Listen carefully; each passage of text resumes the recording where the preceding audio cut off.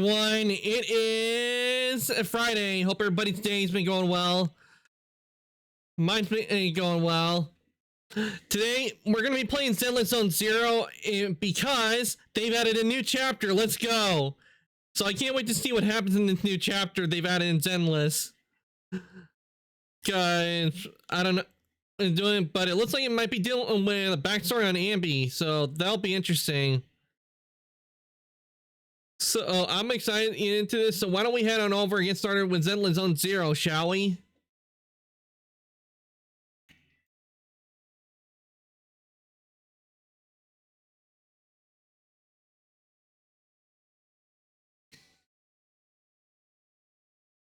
There we go.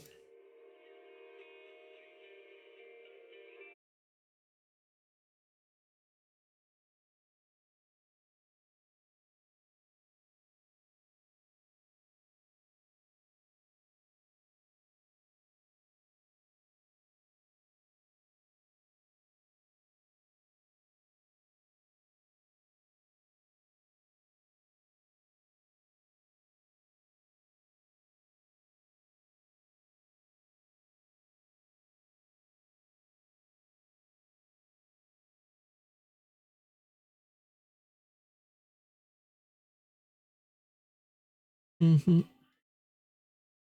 waiting for this new. Been waiting for when they release the new chapter. Can't wait to see what it is, because from the scenes I've seen of the when it show, it's definitely going to be interesting.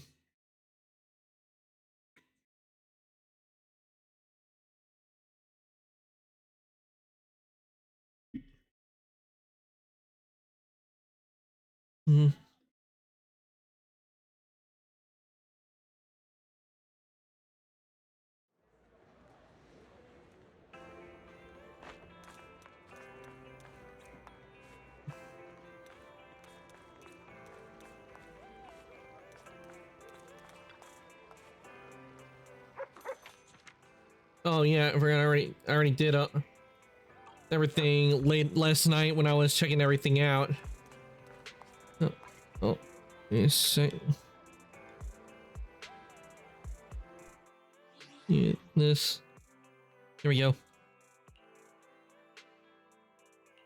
Oh, almost forgot to do icons. If you notice, it's a new icon here. With me, if you're wondering, yes, I did get her. And one of the new characters that was released. Also, due to it, I now have like a full Ben background if I wanted to put it on. I do like how with the characters, like if you get them up to like their full power, is you unlock like a little background you can put on as well. Reason I have Billy there as my icon is because like I just Billy's personality. Because I think if I was a Zenless Zone Zero, I think me and Billy would get along. We'd be hanging out at the arcade a lot.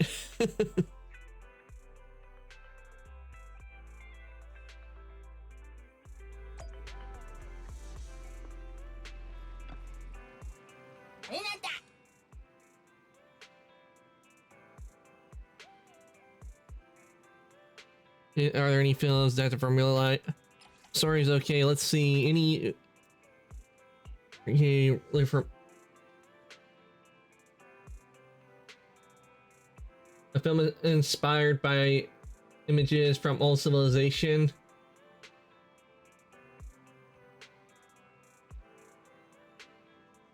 Oh, that could be one right there. This is another one. I know that's another romantic video we have.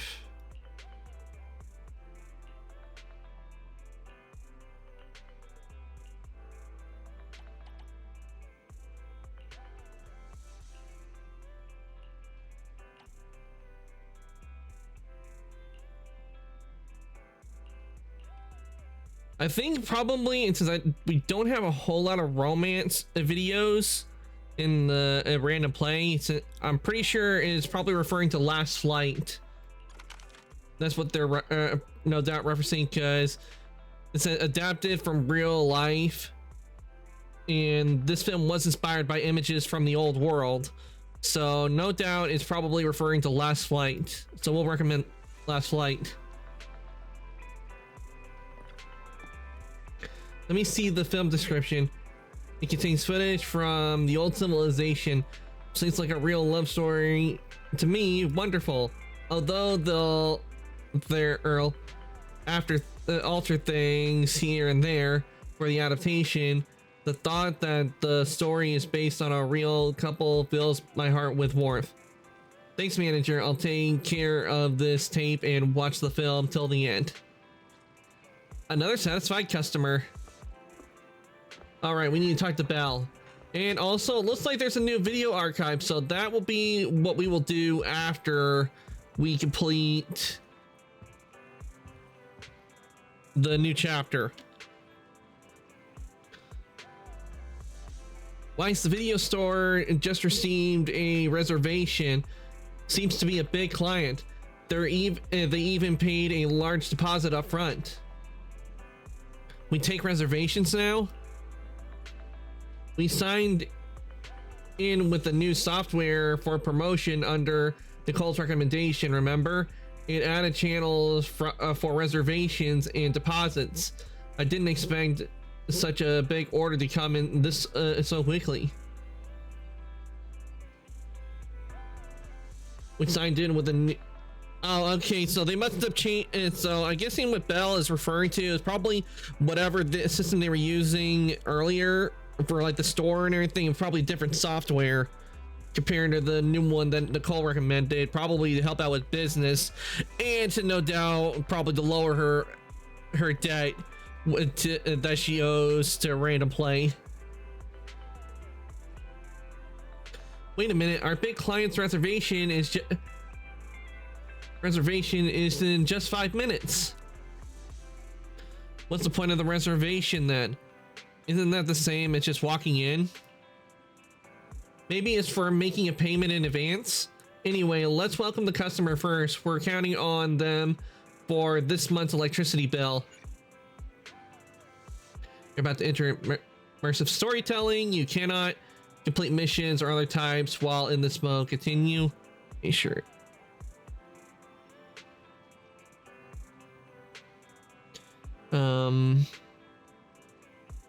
Yeah, we're gonna go ahead and accept it. Go ahead and start.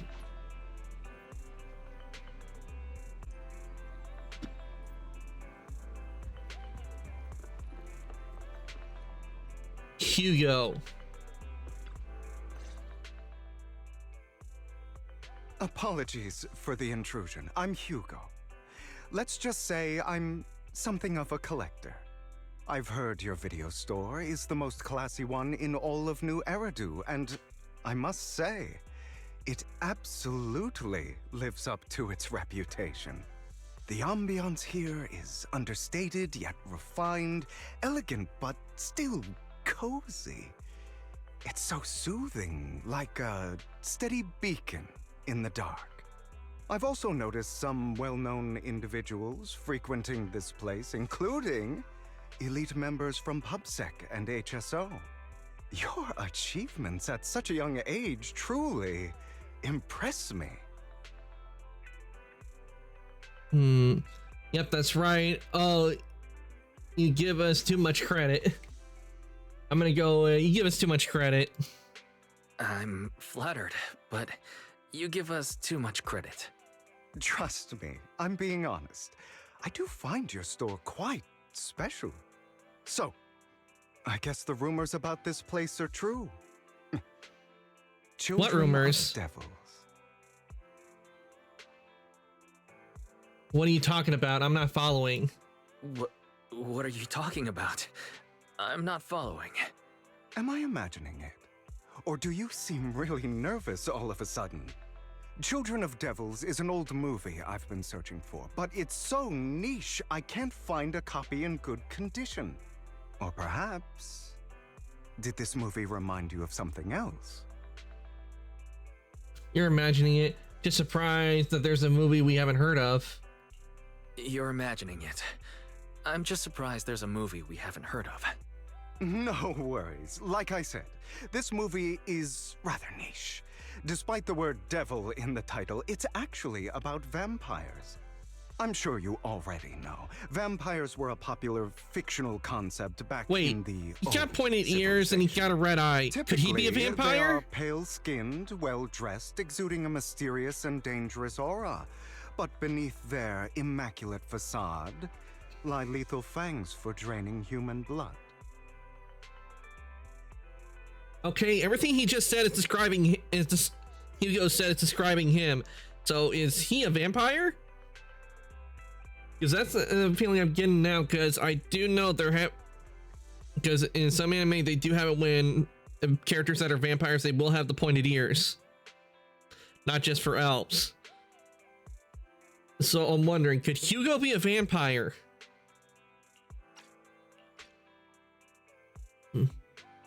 You kind of look like one. You kind of look like one. I'll take that as a compliment. Too bad vampires don't actually exist in New Eridu. Oh, and I don't feast on human blood. In fact, if anything, I'm hypoglycemic. Anyway, back to the movie. It's about a man who unwillingly turned into a vampire and after years of plotting, finally kills his evil father and ultimately dies in the process. So it's a tragic story. I get it. He probably, when he said he killed his father and he had it in quotes, so it was probably referring to the one who turned him into a vampire and he passed away. Because when he killed him, he killed himself. So, it's a tragic story. I actually think the ending is pretty good.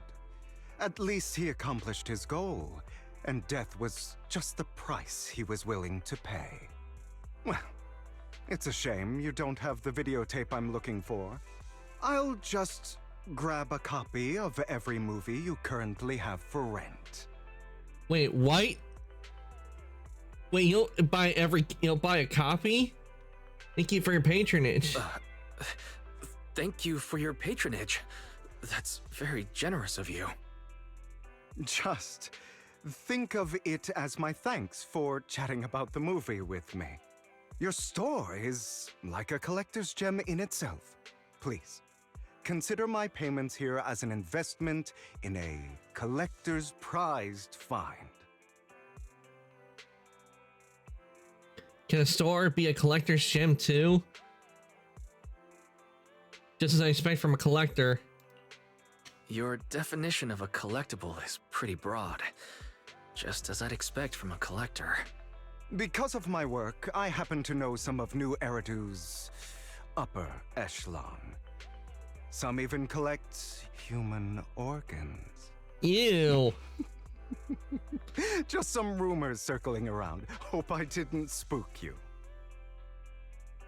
I'm not the one getting spooked easily.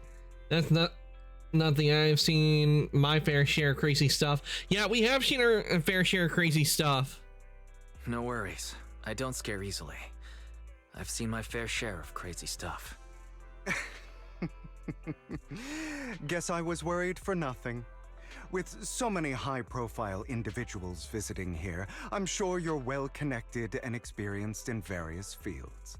Speaking of which, there's a big industry auction coming up. They'll probably have lots of collectibles, maybe even rare videotapes not on the market. If you'd like to attend, just let me know. Oh, Okay, I'm by the way, interested. I saw a marketing event at Lumina Square. Looks like there's a raffle going on. Go check it out if you're interested. Maybe you'll stumble upon something exciting, especially at a place so close to the upper class. After all, there are always secrets hiding behind the light. Well, he thanks is for being very today. generous. I'll I'm take my a leave little for hesitant now. because he's Until next time, my precious friends.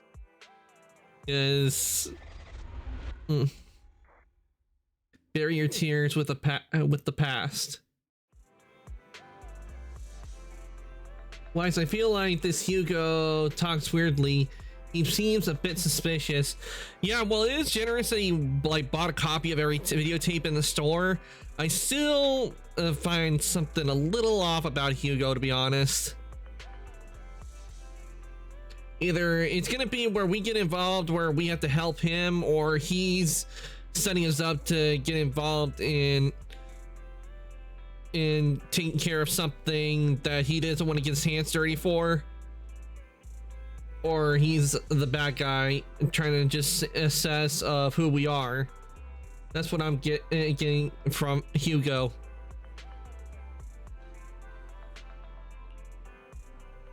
Have we met him before? This must be how people with delusions of grandeur talk. Have we met him before? So it wasn't my imagination. I knew I saw him from somewhere. They even withdrew halfway through the competition before. But if that's the case, why did he act like it's our first encounter? Did he completely forget about us, or was he faking it on purpose? Anyway, still gotta thank him for his generosity. This money is enough to cover our electricity bills for several months. Looks like luck's smiling on us today. Speaking of luck, oh yeah, he mentioned there's a promotional raffle event for the auction at Lumina Square. Wise, don't tell me you're... I'll try my luck today. Fine, since we made so much today, you can go if you like. Just try not to lose too badly. It's not the experience that matters, not the result. It's the it's the experience that matters, not the result. Got it, Wise. You definitely win the grand prize. I'll watch the store today, so don't stay out too late.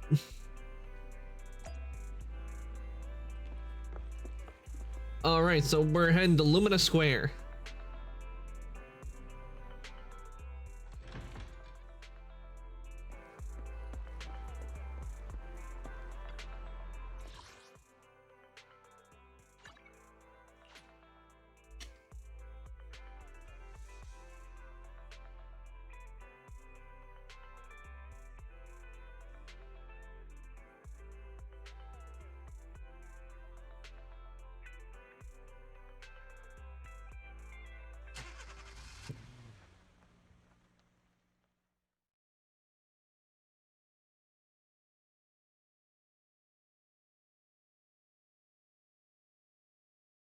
Wait, have we seen Hugo before? Because I don't remember Hugo.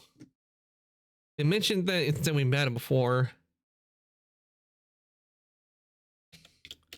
Let's see.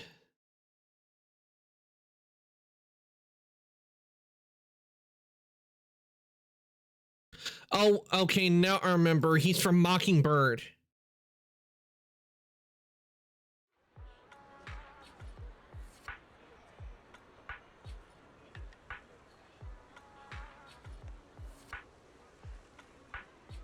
Okay, now I remember Hugo. I did not recognize Hugo from the beginning, but now I recognize him. He is from Hugo's from Mockingbird, which is from Lycone's Lycone story we did, where we had to help the girl out and everything. These guys were taking advantage of her. That'd be it. You there? Why not come try your luck? All sorts of prizes are waiting to be won. And there's Hugo again.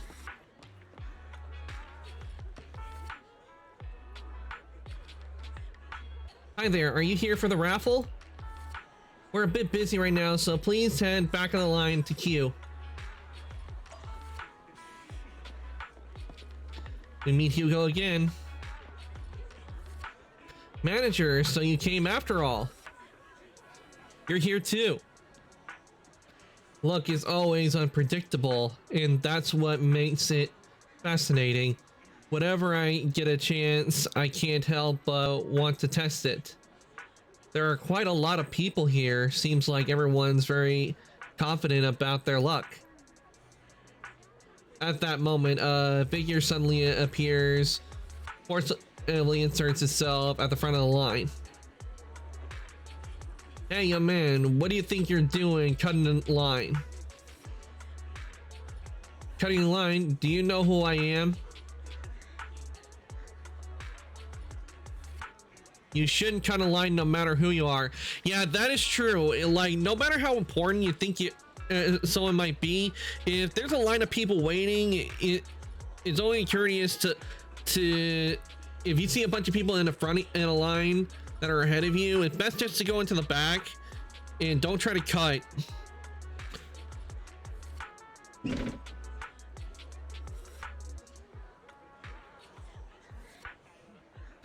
And that's exactly what this guy's trying to do. He's trying what he's trying to do, he's trying to cut a line because he thinks he's more important than everybody else that's in the line. You clearly don't understand anything at all. See that poster right there? That's Master Hartman, the current head of our family. The very raffle event you're participating in is sponsored by Master Hartman. Apart from this, our family is also involved in many charity events. Okay, and what this got to do with you cutting in line?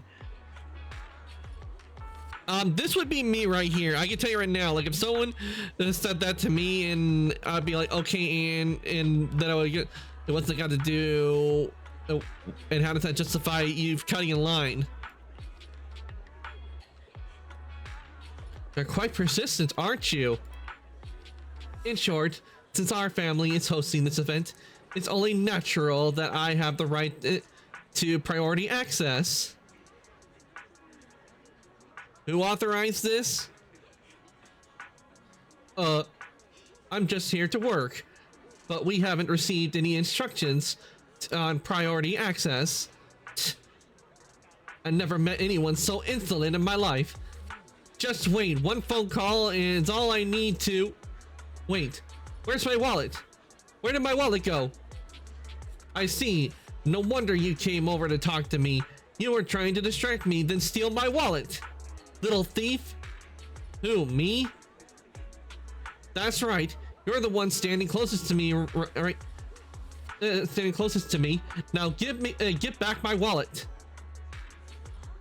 It's not a good habit to falsely accuse others. My intuition is spot on. I knew you were fishy from the moment I saw you, and now you've finally shown your true colors.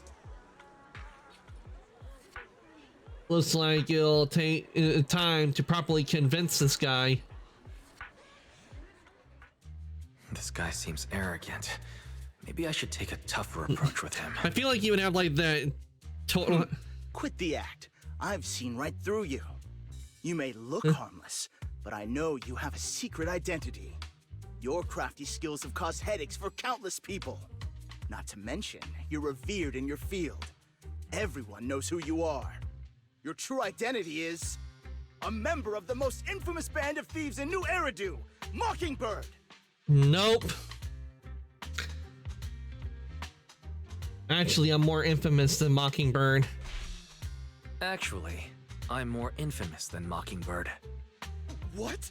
You're even more evil than Mockingbird? No wonder you snatched my wallet. I know. Now might not be the best time to say this, but I'm genuinely curious about your true identity. Forget it. Clearly, you have no idea who I am. No, we don't. I'm Curtis Ravenlock. That's right. Of the esteemed Ravenlock family from Tops. Who? You'll face consequences for crossing me.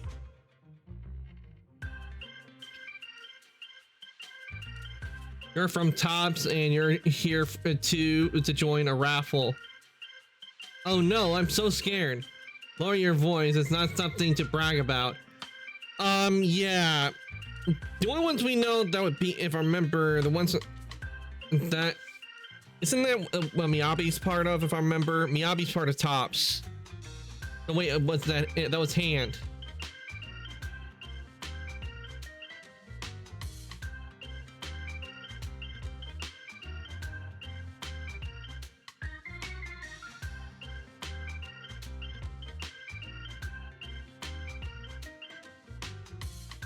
see. Yeah. Okay, I was thinking of a different. I was thinking of a different organization. You're from Tops and you're here to join a raffle. You're an esteemed member of Tops.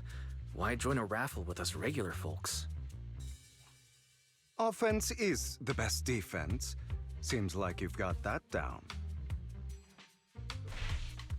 I'm only here because my family sponsored this event. I just joined the raffle for fun. It's not like I actually need the bunny. Anyway, you were the only one next to me when I lost my wallet. It has to be you. Just admit it. Prove your innocence, make a scene, reason with him in an intimidating tone. You've got it wrong. I didn't steal your wallet. I just happened to be standing next to you. Coincidence? Do you really expect me to buy that? You've been suspicious from the start. You're being too soft. You need a firmer stance with someone like him. In any case, my wallet is missing. It had a ton of Denny's, so someone's got to answer for that. It could still be in your pocket for all we know. Sounds like you're just shifting the blame. It could be in your pocket for all we know. I bet you staged all this, and your wallet's been on you the whole time. What do you mean by staged? Why would I do that? Someone stole my wallet. It's theft! With all due respect, I doubt he's clever enough to stage anything. Clearly, your accusation is baseless, Mr. Ravenlock. Your outfit, while elegant, shows unironed creases and noticeable signs of wear. You've likely worn it for a long time. Plus, the wet ink on your cuffs suggests that you rushed straight here from your workplace. Likely so you wouldn't miss today's raffle. All in all, it's clear you're not well off and quite careless. Chances are you lost your wallet yourself, and it probably didn't hold much cash. Is that why you jumped to accuse others? Hoping to leverage your family name to make a quick Denny? Ooh, he got him there. That's utter nonsense! Regardless, you owe this person an apology. Damn it! You'll regret this. Just you wait! I really hate it when innocent people are wrongfully accused. But it's all over now. I hope it didn't ruin your mood. And I still have some doubts. Thank goodness I still have some doubts. I still have some doubts. Did he really just drop his wallet? Regardless of what really happened, he got what he deserved. He should have known what would happen the moment he falsely accused you. People like that should have a taste of their own medicine. That sounds fair to me. Unfortunately, we don't usually see such fairness. Oh wait, in now our I world. recognize him. I think I think That's now I why remember sometimes Hugo showed up in I that, don't mind like kind of like at resorting the to end unconventional of methods to Lycon scene. That was right what it the was. wrongs. That's what it was. That's where he was from. He was in one of the cut scenes we saw like at the end of Lycon's story. You seem to be implying something. You seem to be implying something. Don't tell me. A good movie never spoils its ending. But feel free to speculate. Anyway, it was nice running into you. Please, accept this raffle ticket to mark the occasion. May it keep you away from shady people and situations and bring you good fortune. All right, I'm sure you are familiar with the Ravenlock family affiliated with Tops. They were once incredibly powerful, a true behemoth among even Tops. Unfortunately, that's all in the past. Now, they're not doing so well, but be it their funding or reputation, they're far from their former glory.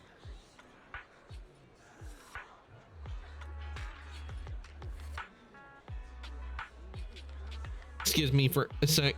Ugh. Okay. Okay. So they're not they're far from their former glory. So of course, this is what the Ravenlock family deserves. Do you have a grudge against them?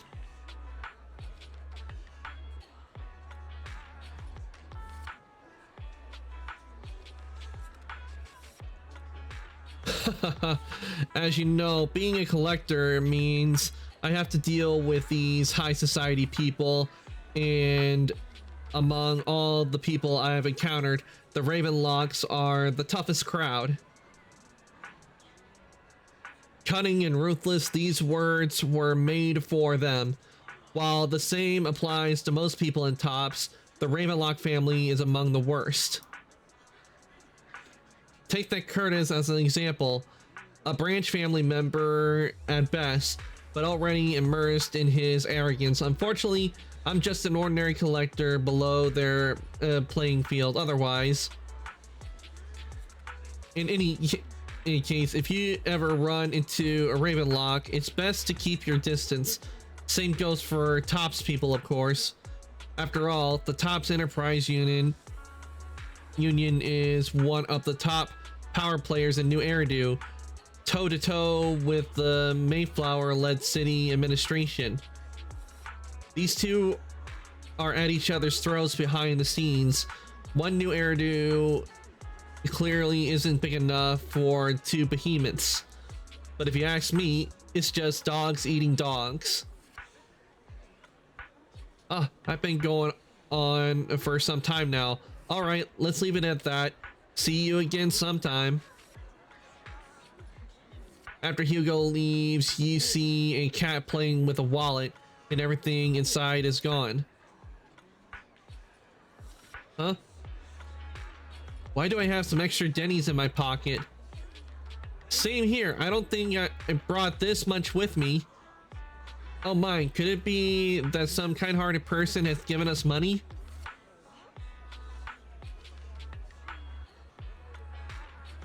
You also tentatively reach into your pocket and feel the raffle ticket that Hugo gave you earlier. In any case, there's a prize to claim.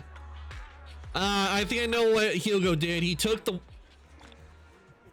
I know what Hugo did. He took that guy Curtis's wallet when he wasn't looking. Somehow maybe he pickpocketed. Pickpocketed him because with sleight of hand to where he wouldn't notice it. And then is secretly somehow put all the money that he took out of the wallet, put it in split it amongst everybody so they have a little something. Anyone else want to redeem prizes? So let's see. So that's no doubt how he did it, and he gave the wallet for the cat to play with.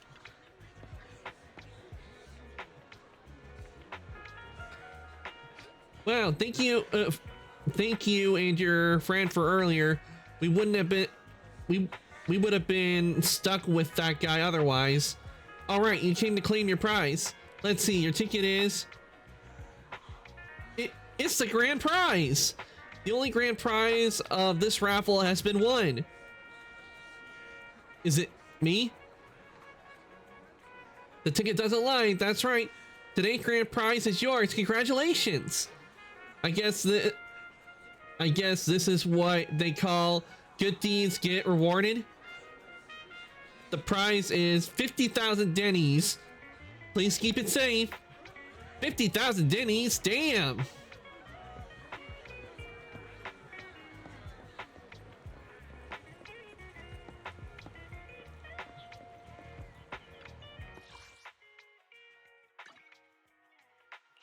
Damn, with that amount of Denny's, even with it, I'm pretty sure they'll be able to pay off for the whole year, probably, or more, or for a few years at least. What? You really won, and it's the grand prize? Although it's a ticket from Hugo, but the grand prize is only 50,000 Denny's. Talk about being stingy. Though, from a moral standpoint, shouldn't we share some with Hugo? You he probably doesn't need the pocket change. But then again, we don't have Hugo's personal contact. I guess we'll have to wait till we run into him next time. Why is the news mentioned the Bringer investigation outcome? It seems like the commissioner regards everything as Bringer's personal actions. I was hoping PubSec internal investigation would drag out more big names. Seems a bit suspicious. It might have gotten the hush treatment. You make a good point. After all, this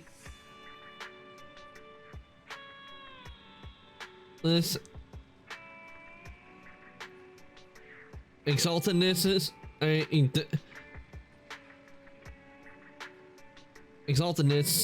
are involved in,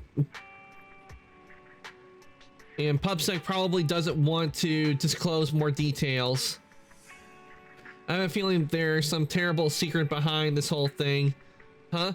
Wise? I think your phone just rang. Maybe you should check to see who sent the message.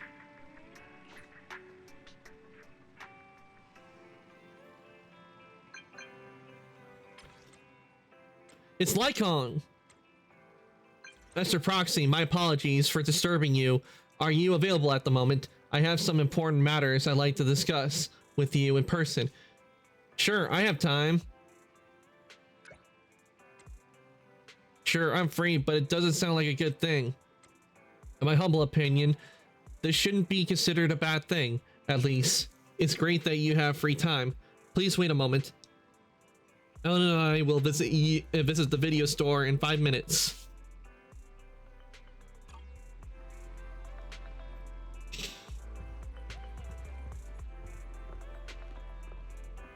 I hope they got Lycon's voice for this, because otherwise this scene's gonna be real awkward. Master Proxy, we have come to discuss an important matter with you. Before that, we need to be honest with you about the Master of Victoria housekeeping. You probably don't know about that yet. We actually don't. Is it your mysterious master? Correct. Victoria Housekeeping is loyal to the current head of the Mayflower family, who is also the mayor of New Eridu.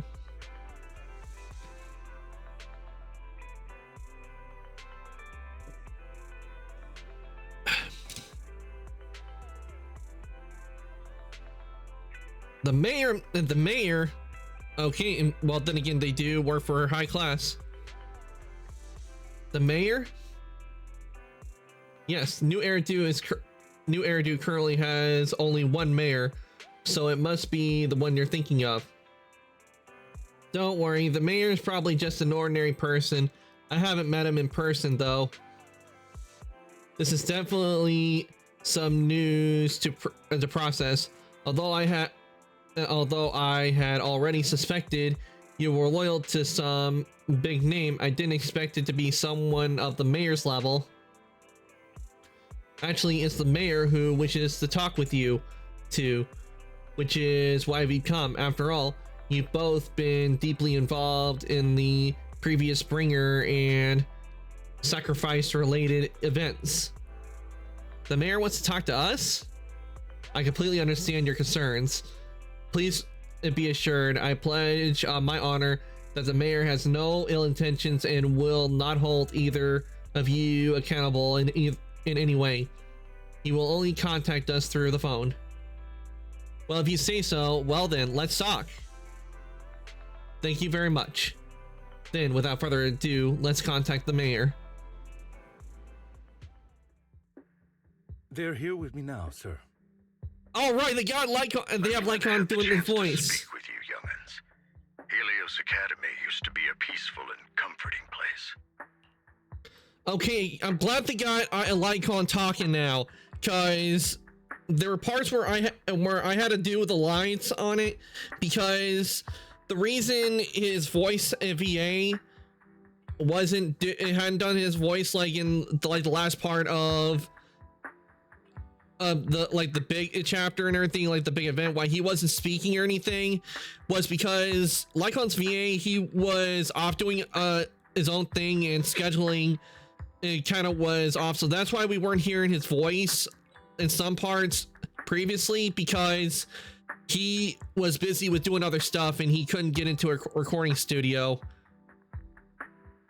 you know. And so I'm glad they got Lycon and do a VA doing this voice. You know about Helios Academy? Yes, I do. And I knew your teacher, Carol. She was a kind person. So the mayor I was knew truly and know sorry who to they learn are. that she was the one held responsible for the fall of the old capital. She was innocent. There's more to the story. She was innocent. There must be something else behind it. I hope so too. It's just that the fall of the old capital still weighs heavily on us all. But I believe you just got caught up in all of this. I'm sorry for what you've been through over the years. It must be tough.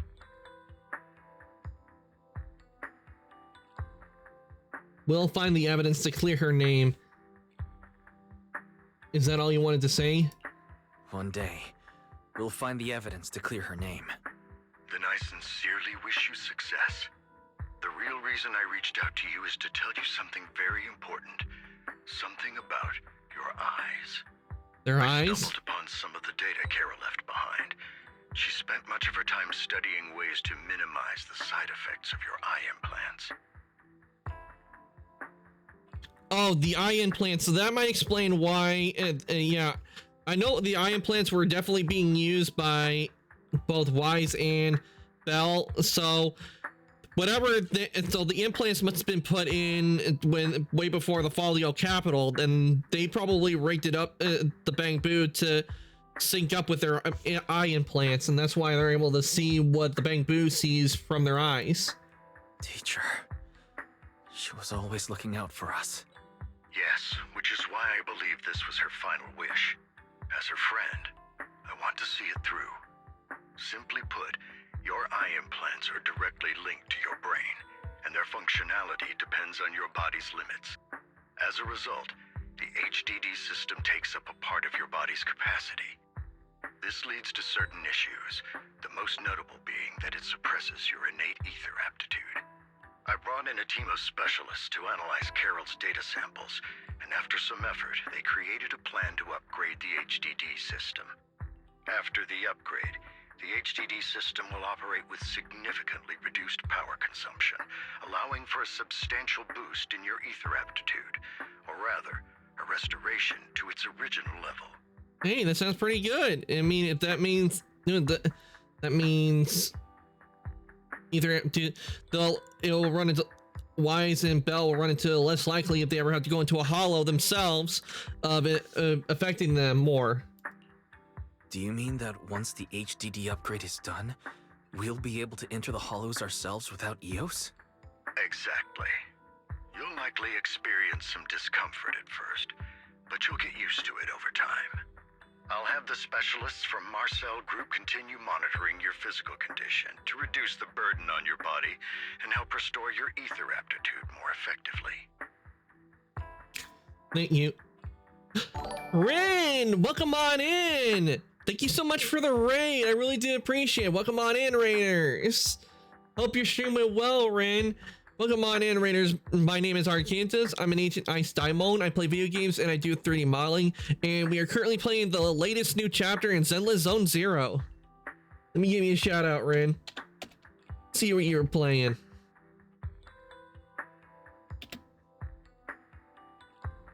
Fallout 76. I hope you're enjoying Fallout 76.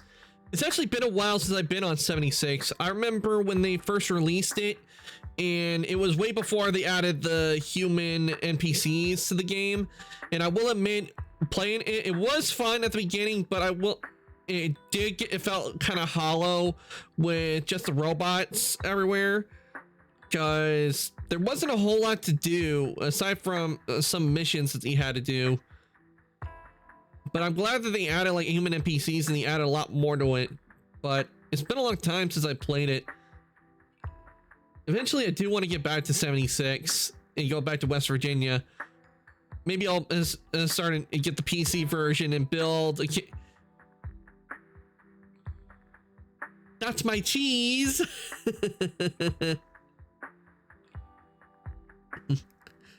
Welcome on in, Ren, and welcome on in, pup. I hope your mornings are going well.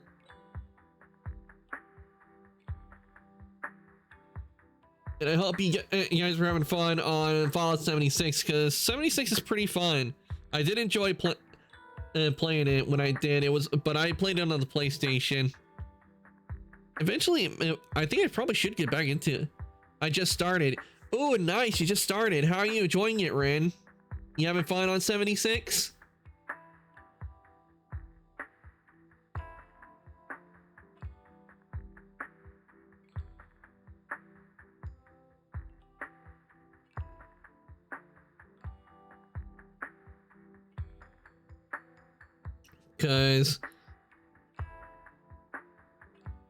But I had a lot of scuff. Yeah, I can imagine you having a lot of scuff, Ran, when it comes to 76, because 76, well, it was done by Bethesda, and you should expect there to be a lot of scuff with bugs when it's Bethesda. But I hope you had fun on it. I hope you're able to get it working and have fun, because it is a fun game, though you're playing it during a time where they have human NPCs. When I played a lot of it, there were no human NPCs. It was all desolate, and any people you did come across were other players. That was it. All you had were robots. Internet scuff.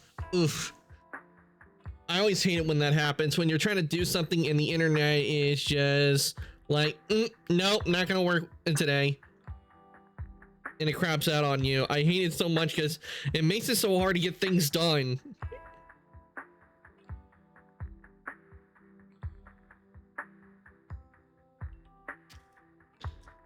I hope it gets got it sorted out, and if not, I hope it gets back to normal soon, because when the internet like craps out on you, it's not fun at all.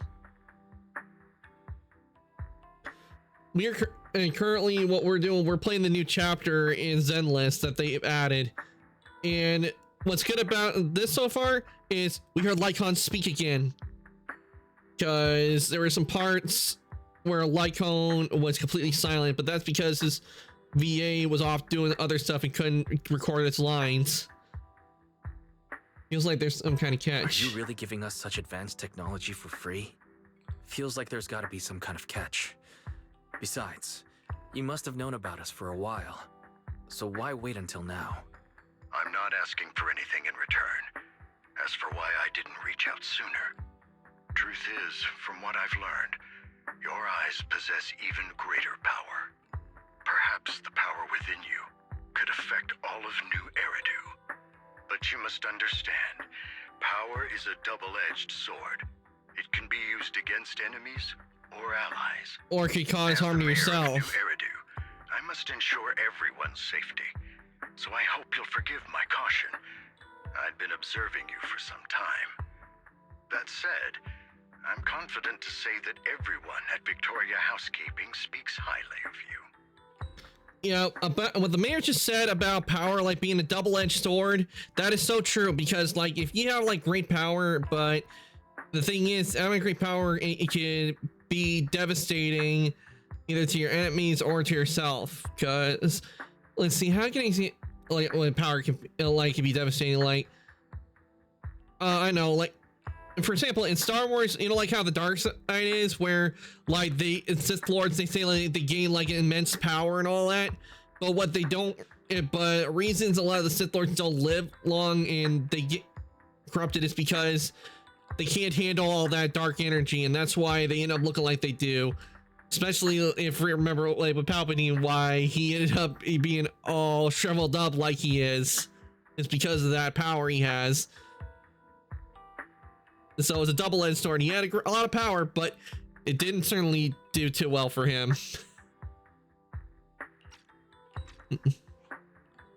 Miss Bell and Mr. Wise are both kind and honorable individuals. I believe they'll use their power for the right cause. Yeah, they're both good people. Thank you for your kind words. Even though we have no idea what this power is. You're not just making it up to get our hopes up, are you? Of course not. It's just that I don't have much information right now. I'll let you know as soon as I do. Well then, I'll let Lycon assist you with upgrading the HDD system. Rest assured he'll guide you through everything. You should be able to follow him with your knowledge. If you would follow me.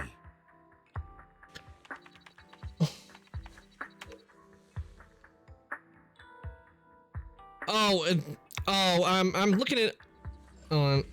Wait. Oh, I just looked it up. Apparently, and I was wondering why Lycon was sounding odd. I thought that it got the VA back, but apparently they didn't. Looks like they replaced Lycon's VA. And it looks like it's due to due to a strike going on, apparently. I thought Lycon did sound off a bit, even though we heard him speak. I thought his VA came back, but apparently it looks like he was replaced and Soldier 11, and I'm wondering if we're gonna encounter Soldier 11. After a while, you feel almost as if an invisible binding within you has been undone. Your eyes and brain feel almost bloated, but it passes quickly, replaced by a sense of lightness and clearly you've never felt lightness and clarity you've never felt before. It's almost like a blurry layer shrouding reality has vanished and a mysterious power swirls within you. How are you feeling now? All good, I think. Really? I'm feeling a bit off. Your body is adjusting. Give it time to adapt to the changes. As a precaution, hold off on entering the hollows until you feel better. I see. In that case, I'll sit back and help Wise for now. It's quite impressive one of you adapted so quickly. Your ether aptitude is now on par with most hollow investigators, meaning you're ready to explore regular hollows. But you must be careful at first. Lycon, Ellen, why don't you two go along? One of the data piles in the hollow near the metro is malfunctioning, and we need a skilled proxy to address it. I'll assign this task to you. Of course, you'll receive fair compensation upon completion. Take your time in the journeys ahead. You've got plenty of time to uncover your full potential. Wait, I'm wondering, so if they're making it to where like Wise and Belle can go into the hollow, will it be like, kind of like a situation where we can have Wise or Belle with us while we're in the hollow, and like plans that like control them while in the hollow, and then not being just like the characters we usually have, like Ellen and Lycon or some of the others. Master Proxy, if you are ready, let's enter the hollow together. Please be assured, Ellen and I will protect you and will not let you get hurt.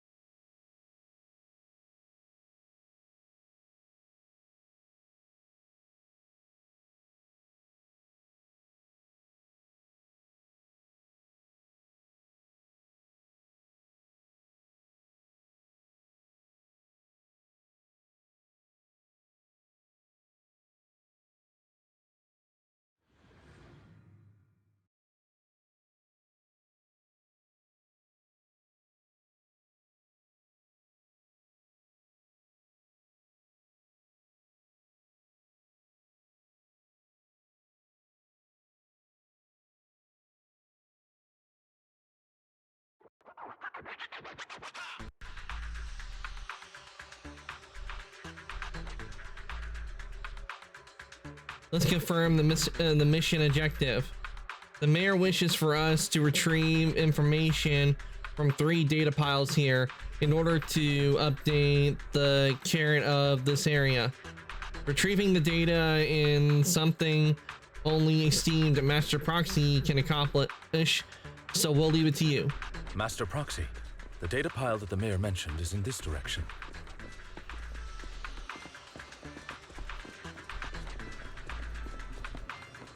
Let's keep moving.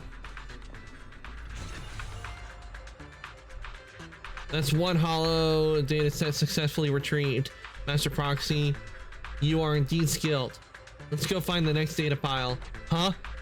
If only all work were this easy. The data pile that the mayor mentioned is near that garage ahead.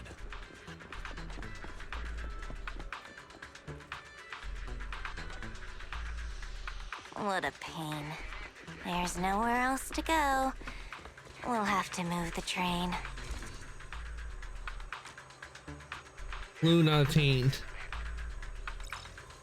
Master Proxy, it seems that the laser console requires a passcode to unlock, but based on currently available information, it's difficult to determine the origin of the passcode. Perhaps we've missed something? Clue might be inside the console. After manipulating the console, you successfully hack into its system.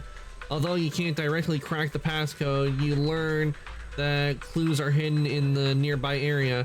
You relay this information to Lycon and Ellen. So the information was hidden in the console. Thank you. Good thing we have the proxy here, or we would have been stuck right now. Time is of the essence. Let's start searching for clues related to the passcode in the surrounding area. We should search for the passcode nearby to disable the laser, and then move the train. Master, this is a string of numbers that should be the passcode we need. Does this visual effect seem a bit sloppy? Master Proxy, let's input this string of numbers into the console right now. Ah, I get it now. We should be able to enter the passcode now.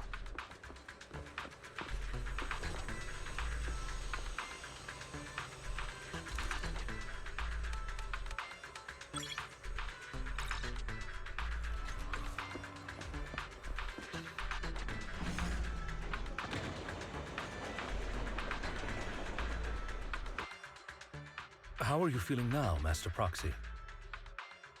Fantastic. I feel like I'm gonna pass out. Fantastic. Never been better. I'm relieved to hear it. If you feel any discomfort, please let us know at once. Yeah, I'll carry you on my back if needed. I want you to hear me right now. That won't be necessary. Let's do this as a joke. Really? Can you carry me right now? Let's finish the task first. I did Master that just to Proxy. mess with You've always had Lycon. a sharp mind, and now you've got the muscles to match. Thanks for the compliment. I just did it just to mess with Lycon. Thanks for the compliment. No, I was just thinking. When will you pick up some fighting skills? If you can fight, you could handle things in the hollow all on your own. That'd be pretty neat. Because look at what it because when I chose that, could you carry me right now, and you saw Lycon, he was just like, ahem.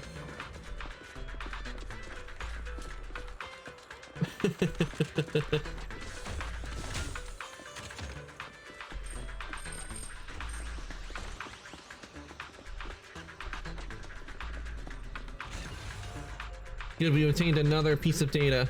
Master Proxy, the data pile is right up ahead.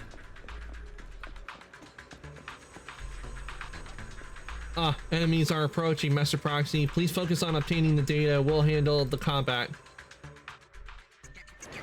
Worry not, Master Proxy. We'll ensure your safety. Flustered wolf boy. Sorry. I still need you guys to protect me. Seems like I'll need to work harder.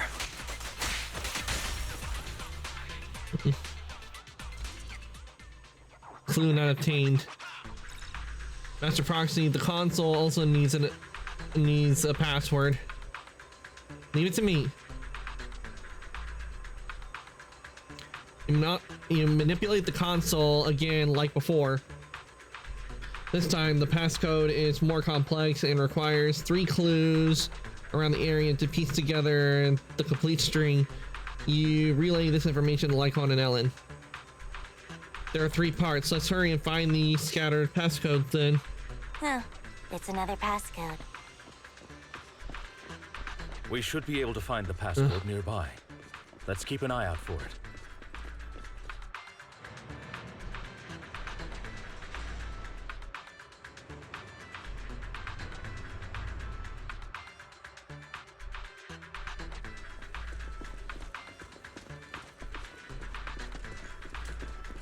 Maintaining the data piles in the hollows requires a proxy with the utmost professionalism.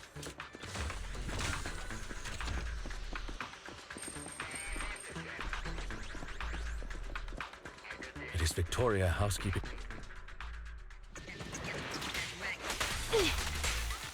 I have to hold that thought, Lycon.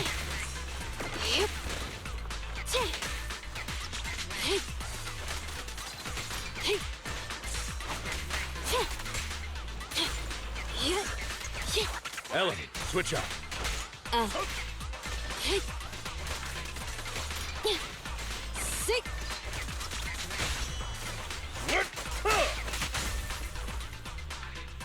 Master Proxy, let's take a look around this area. We might be able to find clues regarding the passcode. Found it. This should be the first digit of the passcode 0. Let's keep searching for the remaining parts.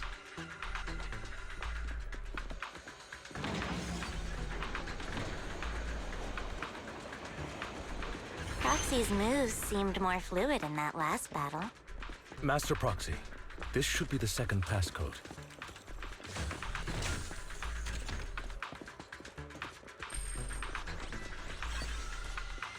Good. This is the second digit of the passcode 4. Based on the information, only one part of the passcode remains. Master Proxy, we've been in the Hollow for quite some time. How are you feeling?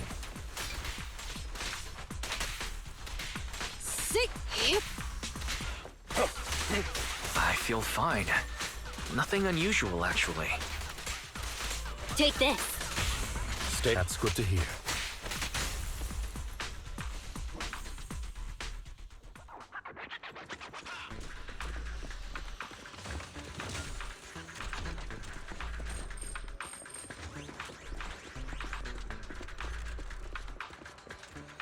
The last passcode is here.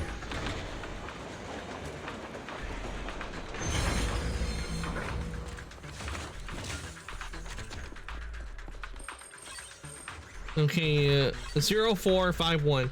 And here's the final part of the passcode 51. Let's go back to start the console. Do you still remember the numbers from before I forget? Don't worry, Master Proxy. I have memorized everything. All right, that's all of them. Let us return and... Wait, what the? Oh.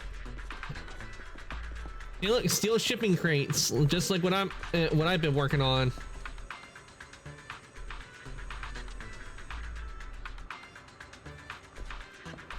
Looks about like the same one I've been working on, but it's missing pieces in detail.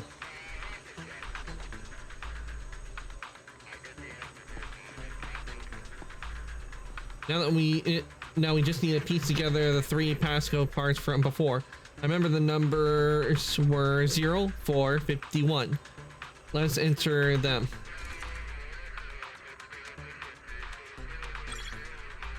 There we go.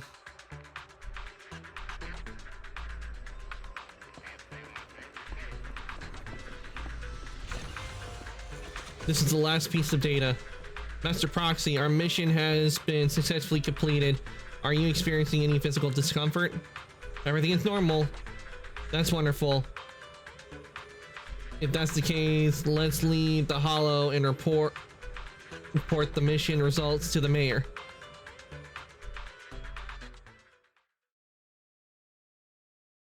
Looks like things went well. The mission was a success, sir. Master Phaethon's performance was outstanding. Excellent. You truly are exceptional. I'll be frank. I contacted you because I need your expertise for an important task. I'd like you to participate in an auction and help me secure an item up for bid.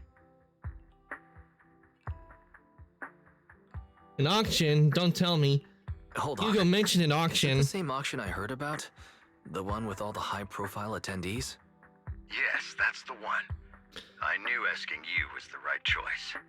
Since you're aware of it, I'll get straight to the point.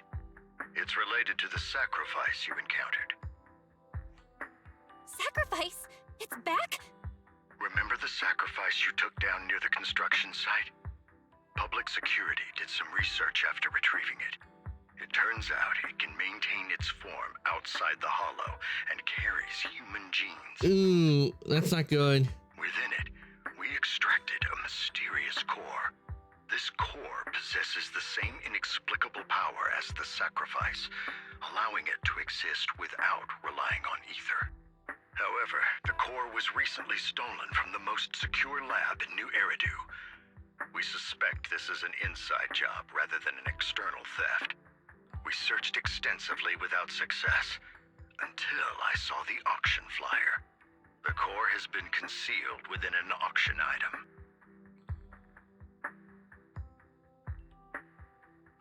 So you want us to bid on it at the auction? So you want us to bid on it at the auction. But why us? The power of the sacrifice is highly volatile and destructive. We must keep it confidential, at least for now. And I, as mayor, am not suited to participate in the auction myself. Plus, I'm running checks on my inner circle due to the theft. Frankly, there aren't many people I can trust. Don't worry, the funds are covered, and Victoria Housekeeping will be assisting you. Of course, this hinges on one condition: your willingness to aid me. We'll give it a shot. All right, we'll give it a shot. Thank you very much. I knew that I could rely on you. The only hurdle now is the invitation. It's exclusive to Tops, so obtaining one might take some time. I'll handle that promptly. I'll leave the rest in your capable hands. The mayor ends the call. You seem a bit puzzled, Master Proxy. The relationship between the mayor and Tops. The relationship between the mayor and Tops seems rather delicate. You're quite perceptive. As you know, the roots of New Eridu's governance lie with the Mayflowers, while Tops is a conglomerate of companies. Power and profit often lay the foundation for conflicts, which is why securing invitations could be tricky for us. Things would be much easier if Tops weren't so involved. But worry not, Master Proxy. It may take some time, but we will overcome these obstacles. Now, if you've no further need of me, I'll take my leave. Have a good day.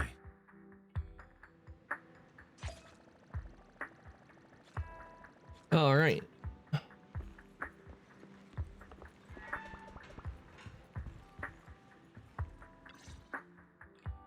Didn't that collector Hugo mention if we wanted to attend the auction, we could give him a call? But he didn't leave us his contact information. Odd, right? If he wanted us to contact him, why not leave a number? Did he just forget? Maybe we overlooked something. Maybe he left a puzzle for us to solve. Maybe he left a puzzle for us to solve, like in the movies. You've been watching too many movies, Wise. We need to separate fiction from reality. Come to think of it, Hugo did leave us a raffle ticket and said something weird. He said something cringy like, "There are always secrets hiding behind the light." Wait, don't tell me.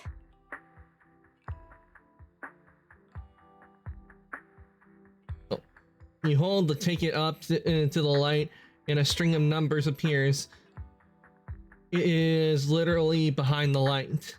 I get it now. This guy watches way too... Anyway, let's try contacting him. Oh, that one skipped when I put on auto. Didn't mean to do that. The manager of my favorite video store. Glad you've cracked my little puzzle. I've been waiting for you to contact me. I was worried I might have left a bad impression.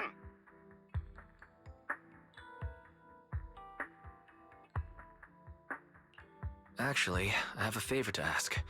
About the auction you mentioned. Could you secure 2 invitations for us? Ah, so you'd like to attend the auction? I'd love to assist, but unfortunately, I have some tasks at hand. But if you two can help me with my current task, I should be able to find time to get the invitations you need. What kind of task? Is it something I can handle? Nothing too dangerous, I hope. Don't worry, I would never put you in danger. Let's discuss the specifics in person. I'll wait for you at Dew Gardening Shop in Lumina Square.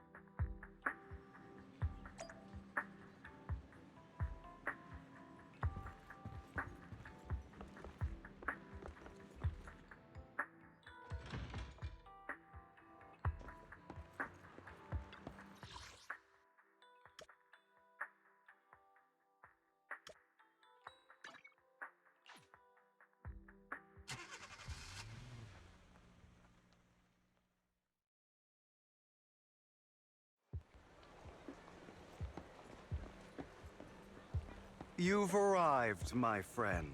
Punctual as always.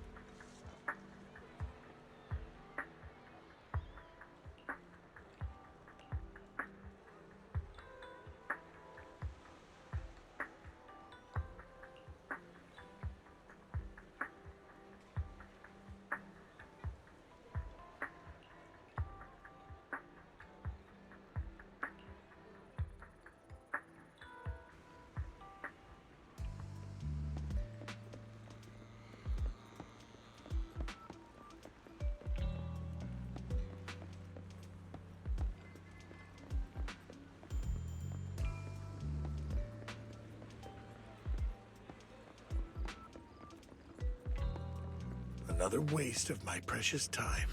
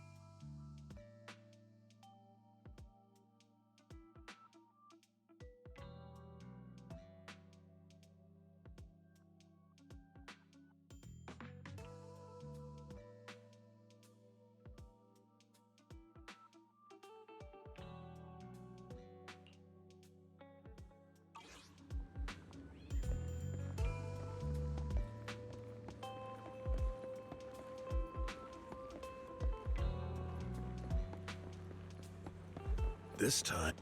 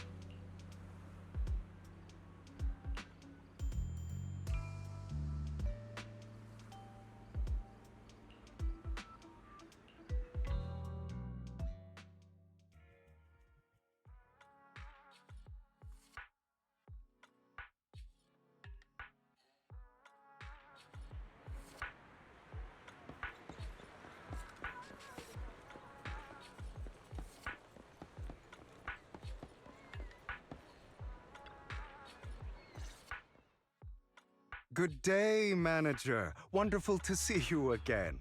You're as sophisticated and charming as always. Oh, Sally, About sorry, our I previous discussion, forgot my mic was assume you've off. Made some progress. Sorry, but I did read everything out that was being said. I do apologize for that. I had a cough earlier, and I forgot to turn my mic back on. But I read out everything that was being said, so I do apologize if only some of my mouth moving and not hearing me read. You share your findings on Hartman with Hugo. His gaze remains lowered as he listened intently, his pale, slender fingers absently flipping to intricate coins with practiced ease. At key moments, he asked thoughtful questions to clarify the details, who knew this guy could be serious. I see. Looks like it's more complicated than I thought. I appreciate your help. Here are the promised invitations for you. One was mine, but I won't be able to attend as I'll be occupied that day. I had to pull a few strings to secure these invitations, so please don't mention where they came from. Otherwise, someone might come hunt me down. Is the auction that dangerous? Wait, seriously? Is the auction really that dangerous? Well, when you dance with sharks, you can't avoid risk. But I have faith in you, dear manager. I'm entrusting you with my life. My lips are sealed. Don't worry, my lips are sealed. And so are my sisters. I've been meaning to say, you're so close with your sibling. I'm kind of jealous. What's your view on family ties, manager? It's a bond you can count on. It's a bond you must maintain with care and understanding. It's a bond you have to maintain carefully. Even as family, we might not fully know each other. For example, our someone who was like a mother to us, loved us deeply, but also kept many things from us. Mother. Huh. For me, that word only brings fear, pain, and hatred. I once had a half-sister. Different mothers.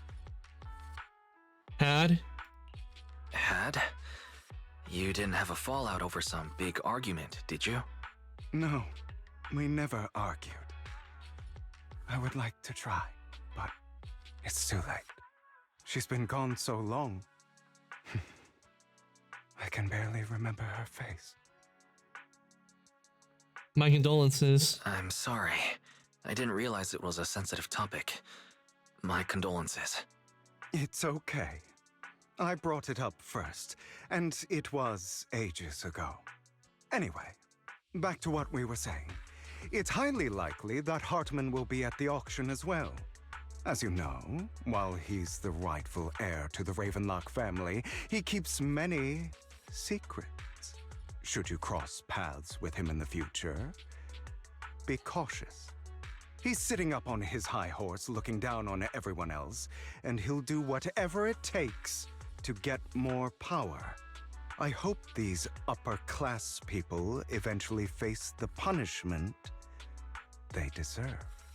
Too bad the scales of fate lean one way or another, unless someone steps in to tip them back. I digress. That's all for today. I have some errands to attend to, so I'll take my leave. Have fun at the auction. Okay. Lycon, we got the invitation. As expected of you, I, on the other hand, am a bit behind on my progress. Now I'll head over to confirm some follow-up matters with you. Please wait a moment. Okay, we got the auction invitation. Nice.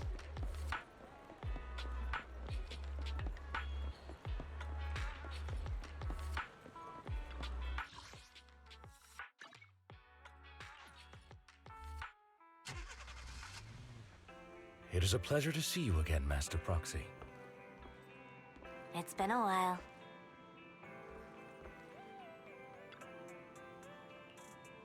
What's wrong, Lycon? I seem to have caught a whiff of... No, it's something, probably just my imagination. Master Proxy, may I have a look at the invitation you received? Of course.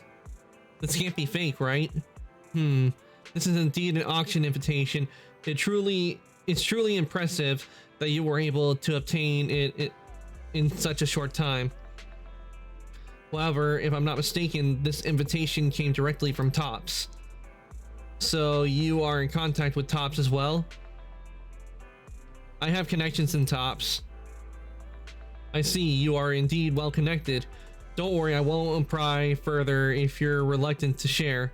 Well then, I'll take my leave. See you at the auction later. Have a pleasant day. Wise, now that we've sorted out the invitation, let's get some good rest and get ready for that auction. Rest to prepare for the auction. Okay, up to the room. Oh wait, never mind. We'll just head back to Lumina Square. The noodle shop.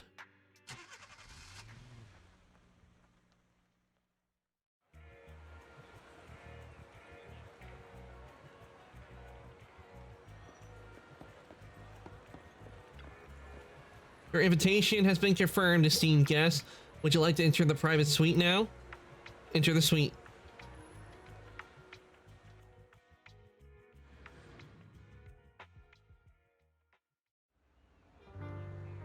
Wow, this private suite is truly impressive. It's quite fancy here. No wonder the invitation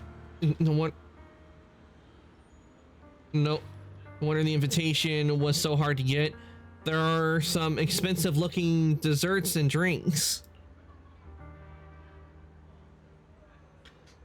Looks like we're a bit early. Lycon and the others haven't arrived yet.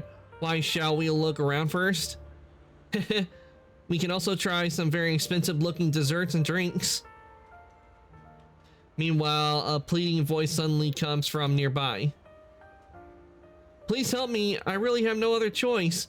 Weiss, it looks like something's happening over there. Let's check it out. Lies. Deception. Betrayal. I see swirling mist, shrouding the truth in a deep, enigmatic haze. Found you. Chosen one. Who's this? Hey, wait. Vivian. She has pointed ears and one of her eyes is red. Could she have maybe a connection to Hugo? It looks like she could, because she has the pointed ears and has like the same kind of coloration in her eyes.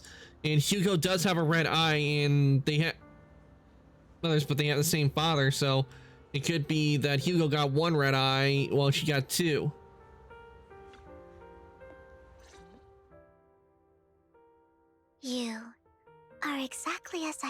you'd be. What are you talking about? What did you mean by the chosen one? Chosen one? What's that? Sounds like something from a tacky novel that was popular a decade ago. Words can only convey so much, so it's understandable if what I say doesn't make sense to you now. But you'll know what I mean soon enough. Young lady, I know you might think I'm lying, but I'm telling the truth. That item was my late husband's keepsake, and I had to pawn it due to financial difficulties. But I can't bear to see it auctioned away to who knows where. I'd never be able to get it back. Please help me bid for it. There's a hidden flaw in that item. If you point it out during inspection, it will be withdrawn from the auction and returned to the pawn shop. That way you won't have to pay for it. In return, I'll offer you some compensation. It may not be much, but it's all I can manage. Please. Mom, please don't cry. Your story might be genuine, but your intention is not.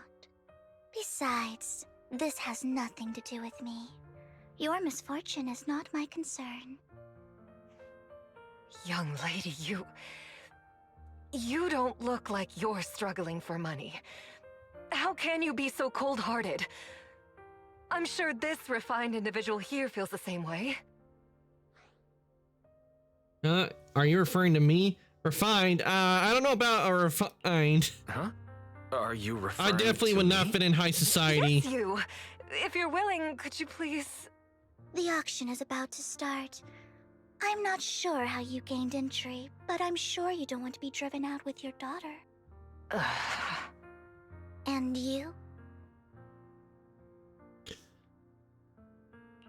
This young lady's indifferent gaze turns toward you. Here's a little piece of advice. Don't let your sympathy easily sway you in an auction like this. Otherwise, you might get swindled. I'm Vivian, by the way. Pleasure to meet you. Dear guests, the auction will begin shortly. Please make your way to the venue.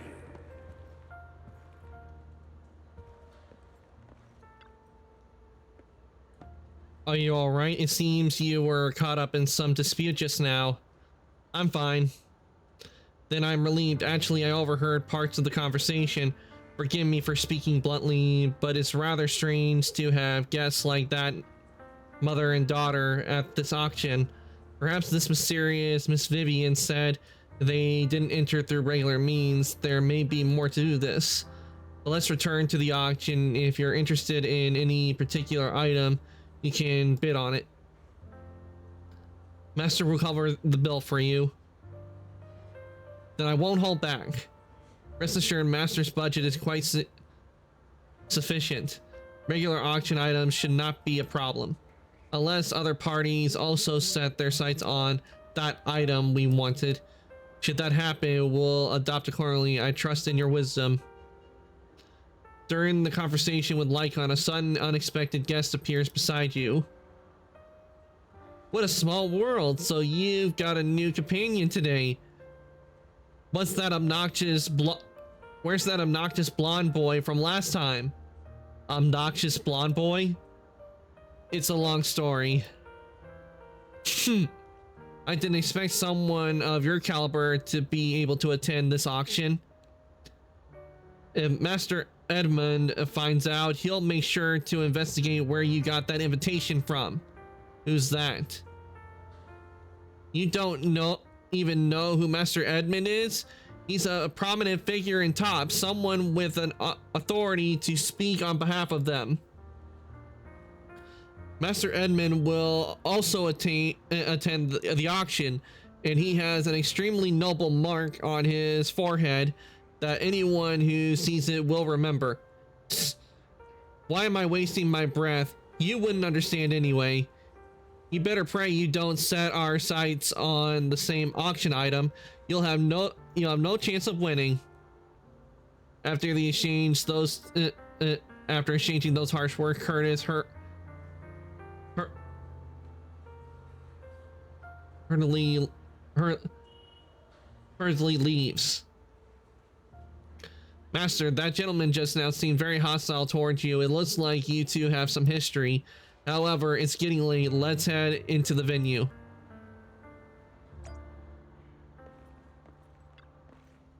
Esteemed guests, please present your invitation. Hand over the invitation. Your invitation has been confirmed. Welcome to the auction. Please follow me.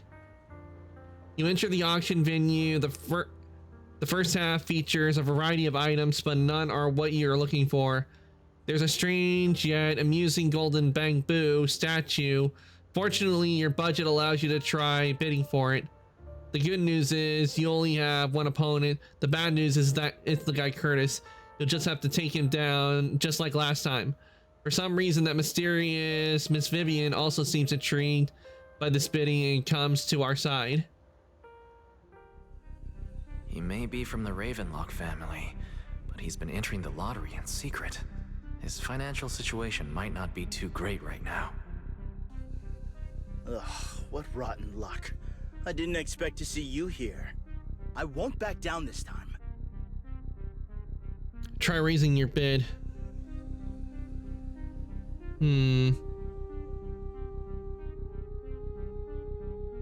Try messing with them. Yeah, let's do that. Aren't you that bigwig from the Ravenlock clan? Surprised to see you at the same auction as us commoners. This is the top auction in the industry. I really don't know how you got an invitation, but I doubt it was through legitimate means. You seem a bit hesitant. His accusation isn't true, is it? You should just give up already. I'm dead set on getting this item.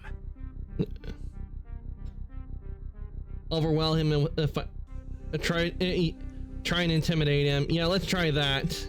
Truth is, we've got a solid sponsor. Give up, because we're going to secure this no matter what.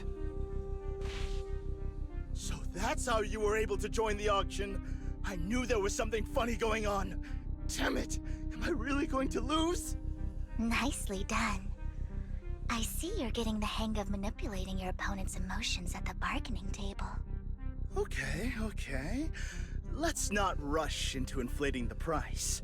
Seems like it's just the two of us interested in the item. Why don't we discuss this in private first? I won't back down. No matter what, I won't back down. Ugh, I didn't expect you to be so determined. This is the perfect moment to shake your opponent. You're really stubborn, huh? Is it really worth arguing over such a small collectible? Keep raising your bid without flinching. That's right. The Denny's in our pocket is our biggest advantage. Host, I'm raising the bid. Ooh. Price is way more than it's worth. Forget it, I'm out. It's a bit overpriced, but it's still acceptable. You beat Curtis in winning the bid. Yay! Regardless, congratulations on your winning bid.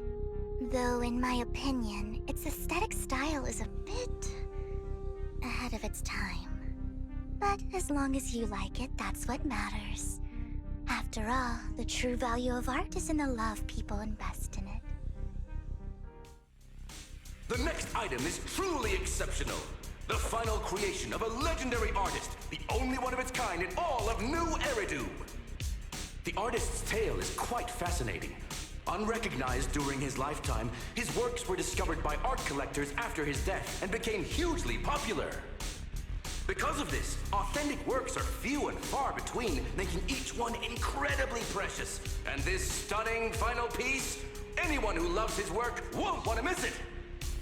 Without further ado, let's get started! Starting bid, 200 million Denny's! If I can get it for under 500 million, I can still turn a profit. 300 million! If I'm not mistaken, Wise, isn't that the item the woman asked Vivian to bid on? Yeah, that's the one. If our budget allows, perhaps we should. 1 billion. Damn! Even if his final piece is a collectible of this quality, starting at $1 million right off the bat. Since she doesn't have to earn her own money, any bid is just a number to her. Was that Vivian? Wow, she just said Don't let your sympathy sway you. Then went ahead and bid anyways. Yeah, but she can literally afford not to take her own advice. Ooh, this elegantly dressed lady certainly has refined taste and deep pockets. So, is anyone ready to challenge this young lady? Invest in the legacy of a talented artist who left us too soon. Its value could double in the future. I'd advise against it.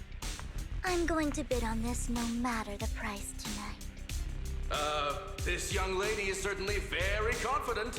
Our time is almost up at $1 billion. Going once, going twice, going 3 times. Sold for $1 billion. All right, ladies and gentlemen, that concludes the first half of the auction. Please feel free to unwind in the lounge for a bit, as more treasures await in the second half.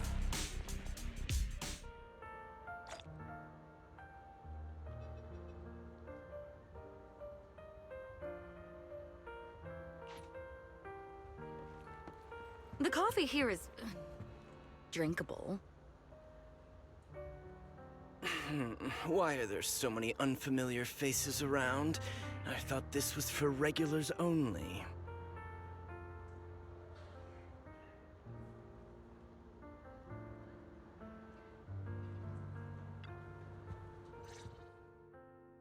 You have a strange look on your face. Despite her ruthless exterior, she's actually quite kind-hearted. Though you wouldn't dare think that, would you? How did you know? How did you know? Looks like I hit the mark. Just to clarify, I didn't assist that woman out of kindness, nor do I plan on giving up the item I just purchased, because it's nothing more than a common scam. A scam? A scam? So you're saying that woman is a fraudster? They'll tell you a tragic story, begging you to help bid on a collectible at a high price. They promise a reward and guarantee the item will be withdrawn from the auction, so you think you won't have to pay anything. But the reality is, once you bid, the deal is done. No going back, and you end up shelling out a hefty sum for something worthless. So why did you still bid on the item? So why did you still bid on the item? I really enjoyed the story of that legendary artist. Art, at its essence, sells stories, doesn't it? I'm willing to pay the price for the stories I choose. That's another lie. Looks like you believed me. I didn't believe you. I didn't really believe you. Let me give you another piece of advice. Appearances can be deceiving. People often mask their true intentions. Sometimes, what you can't see is the real truth. Vivian suddenly approaches Blinks and silently mouths 2 words. Master Proxy.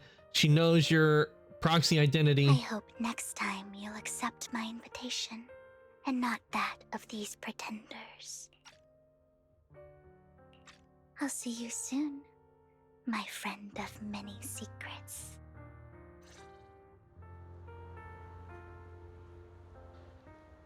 I'm wondering if they plan on having Vivian. Please make your way to the venue.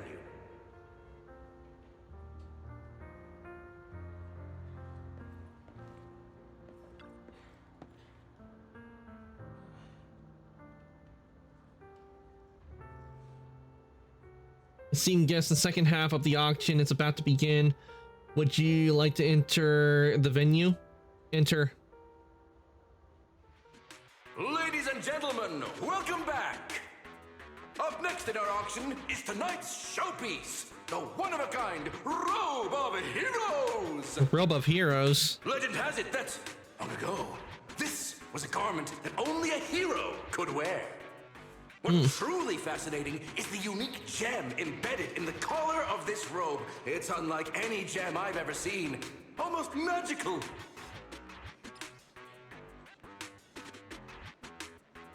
Oh, we can. It's a 3D look at it. Ooh, I like how the modeling was done on it.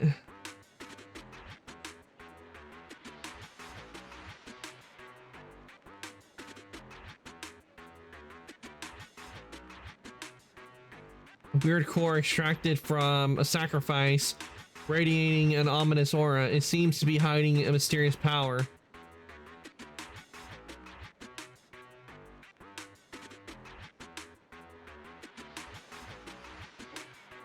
Wise, that gem's probably what we're looking for. Such an important item, yet it's just there on a piece of clothing, completely unprotected. How gaudy. This auction sure is busy. There's people of all sorts, whether they belong or not. Robe of Heroes. What a tacky name. Nonetheless, I'll secure it. In the name of the Ravenlock family. Yes, I see it. Seems authentic. Of course, I'll keep an eye on it. After some intense bidding, only 2 contenders remain: Ewan Hartman, the current head of the Ravenlock family. I didn't expect this to drag on so long. Drag on. I believe there is no meaning in continuing this senseless bidding war. Frankly, wasting time irks me more than squandering money. So, my friend, let's cut to the chase. What did you have in mind? This man is pretty shrewd. Maybe I should match his energy.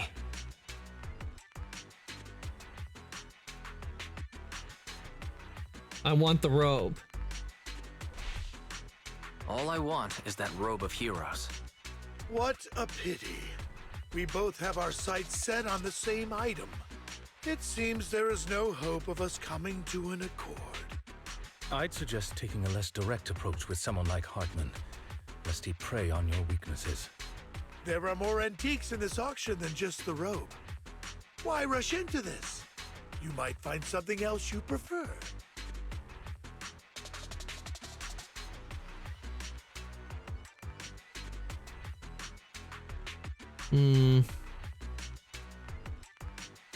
I'm not here for antiques and collectibles. I'm gonna go with this one. I'm not a collector, so I'm not into antiques. That robe just caught my eye. In that case, how about we strike a deal? All I want is that gem. So, if you cease bidding now, I'll take the gem and you can have the rest of the robe. How does that sound? He called our bluff. The Ravenlock family always gets what they desire. If you have any doubts, feel free to ask around.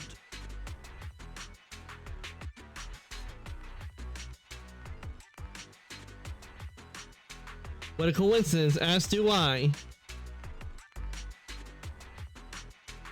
What a coincidence. I, too, always get what I want. Ooh, got him there. Quite confident. You know when to stand your ground. Well done.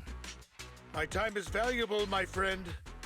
I've already lost a significant amount of Denny's talking to you. If I offer you a token of appreciation, let's say a hefty sum of Denny's, would you consider backing out of this bid? Don't try to bribe me.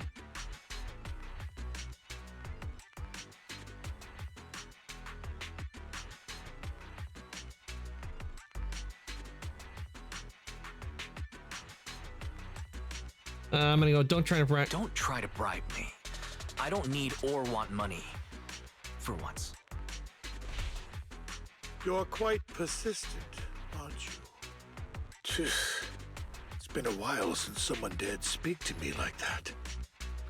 All right, since I can't sway you, we'll have to settle this with our financial power. But let me be clear.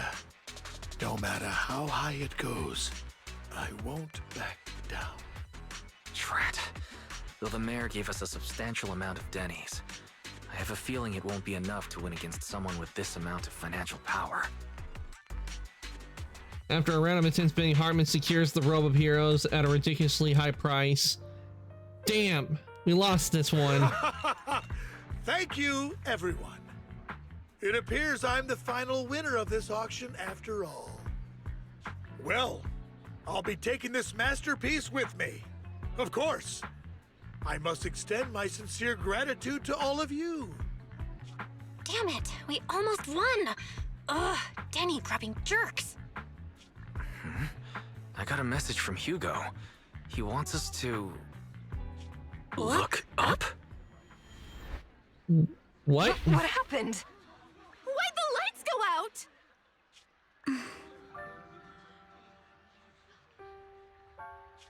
What's going on? The power went out? Mommy! I'm scared! Ladies and gentlemen, welcome to tonight's auction. My apologies for the long and dreary opening. Losers always have a lot to say. That guy looks familiar. It's Hugo. Is that... What are you all standing around for? Someone deal with this intruder! How uncouth. I'm simply here to reclaim what's rightfully mine. You! When did you? Well then, tonight's show is coming to an end. I wish you all a lovely evening. Yours truly, Mockingbird. After him! Catch that thief or forget about getting paid tonight! Ease. Forgive me, Master Proxy, but that... Mockingbird and I have... history. You might find it surprising. You might find it surprising, but I know him too. You do? You brief Lycon about your encounters with Hugo, and you emphasize that you had no intention of keeping him in the dark. I see. So that's how you know him. Years ago, we founded Mockingbird, the Phantom Thieves Syndicate. Things started off well. We were young, with naive ideals and lofty goals, and we pursued what we thought was right. But one night, that all changed. There may have been signs of what was to come, but no one noticed them at the time, or perhaps we chose to ignore them. Eventually, I left Mockingbird and accepted the olive branch extended by the mayor. The separation was, shall we say, less than amicable. And my dearest friend became my sworn enemy.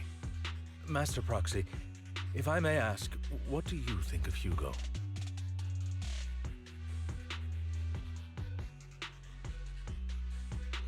Despite how he helped me, something feels off. Though he helped us before, and he seems pretty nice, I can't help but feel something's off.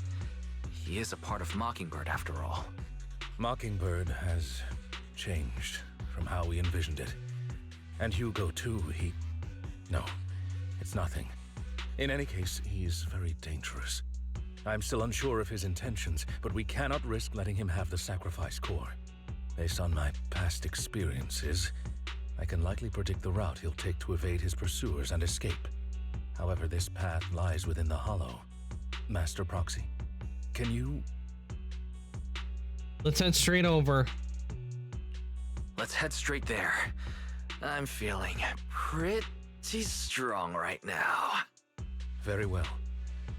Please, follow me then.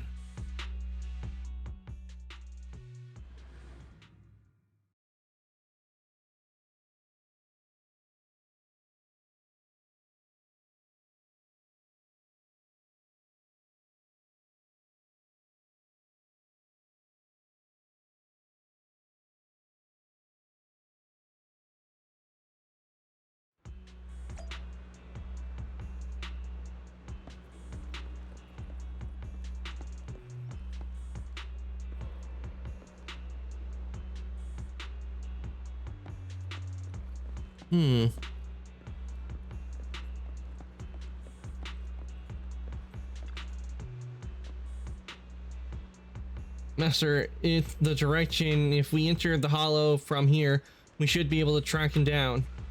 By the way, about your sibling, she's already gone home.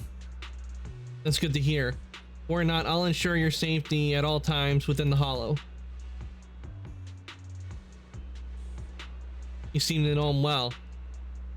We were best partners after all, and that won't change. Master Proxy, if you're ready, let's enter the hollow now.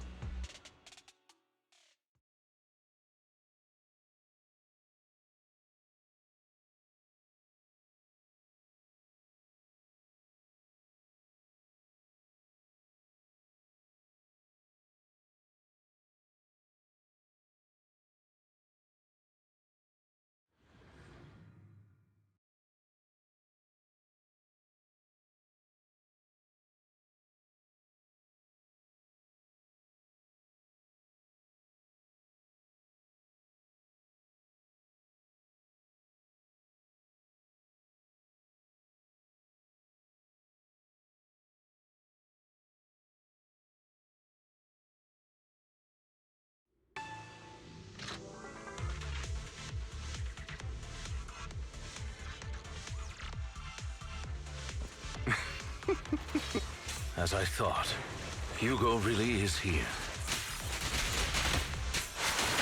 When we were still working together, he would often choose routes that were difficult to attack, yet easy to defend.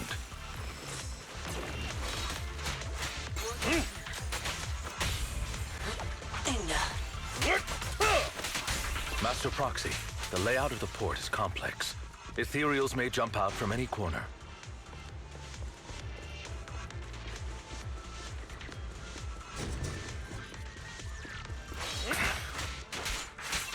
There are so many ethereals, but they don't seem to be phasing him at all.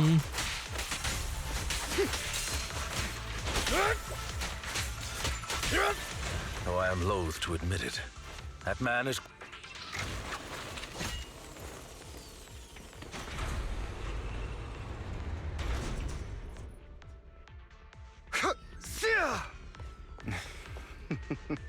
Goodbye, my friends. Pay his provocations no heed.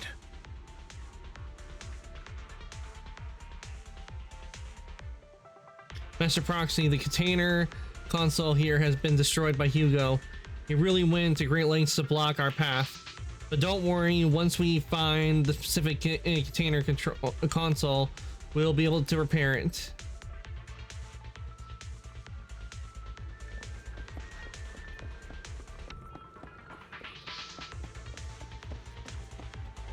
Master Proxy, taking care of this container console will allow us to proceed forward. Let's repair it quickly.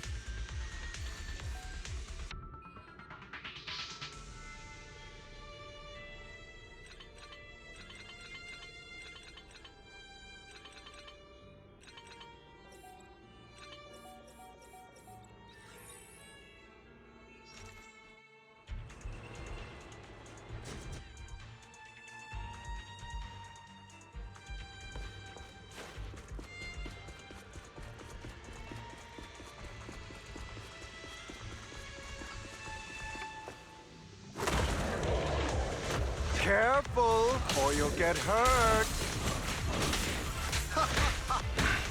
I'm not going to let you have your way. Master Proxy, that's one of Hugo's weapons. Make sure to avoid it. Stand still. He's extremely familiar with this place. No doubt been hiding out, that's why. Master Proxy, dragging this out will only be to our disadvantage. Let's proceed through here post-haste.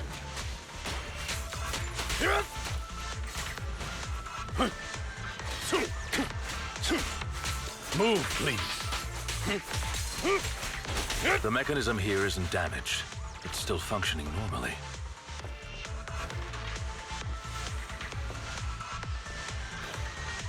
Something's not right. No doubt gotta be a trap. It feels too easy, almost as if he let us through on purpose.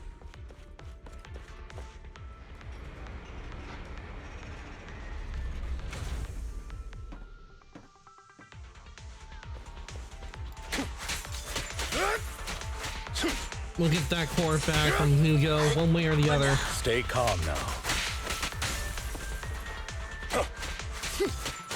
Evade, now! Stand still.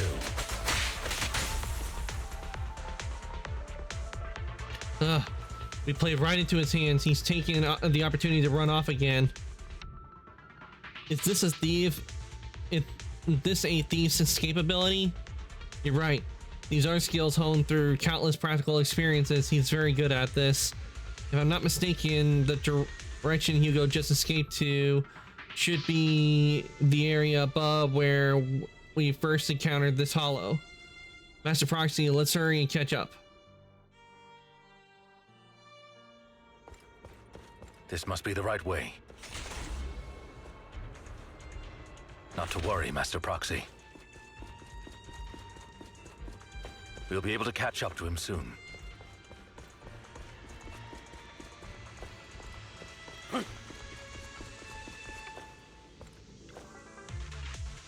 Master Proxy, repair this console as you did before. Hugo hasn't gone far yet. It should be this way. Lycon pauses momentarily. In the distance, a group of heavily armed figures emerge. From the auction? No, they shouldn't be able to track Hugo here. They're likely just hollow raiders. Back then, Hugo would typically retreat into a hollow after securing the goods. And as his partner, I'd be responsible for leading the pursuers astray. I'm unsure if he has a partner now, or who they might be if he does. He seems to be alone. He must have a new partner. Well, phantom thieves usually have partners. I assume he must have recruited a new one by now. True. That could make things trickier, as he may have passed the core to his partner. Regardless, Master Proxy, let's steer clear of those hollow raiders for now. Although I'm confident in my ability to defeat them, a clash here might delay us and jeopardize your safety. Our main focus now is locating Hugo and retrieving the gem. Okay, Ren and Pup, thank you for coming to the stream, and thank you again for the raid. I really do appreciate it. I hope the rest of your day goes well. I'll be here working on taking down Hollow, taking down Ethereals, and trying to catch up to Hugo.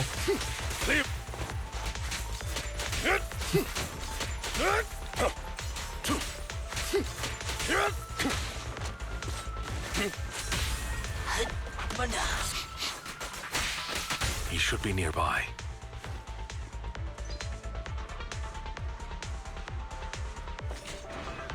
Up we go again.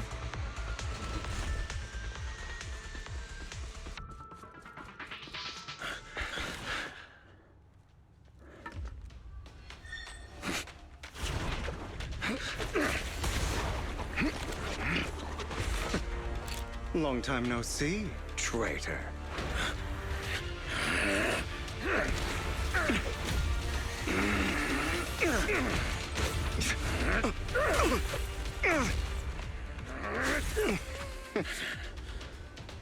It was you who broke the oath, not me. You haven't changed, pompous and self-righteous.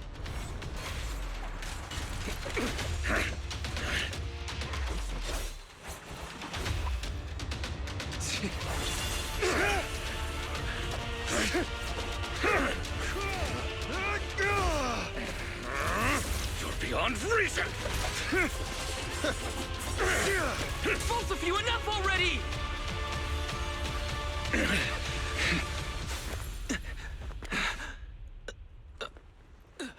Master Proxy.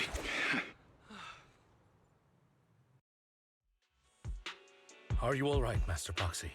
Any injuries? I just forgot how tall I was. I'm fine. I just forgot I wasn't using Eos. I thought your attacks would just go over my head. I'm not used to being this tall, I guess. Rest assured, Manager. My blade has always been steady. I'll never point my weapon at my allies, especially not you. As for that oath, he has no sense of control in the heat of battle, even turning on his own comrades. I'd thank you not to spread lies. What? Are you denying it? I merely spoke the truth, didn't I? At the moment, the Hollow Raiders you encountered earlier close in on you.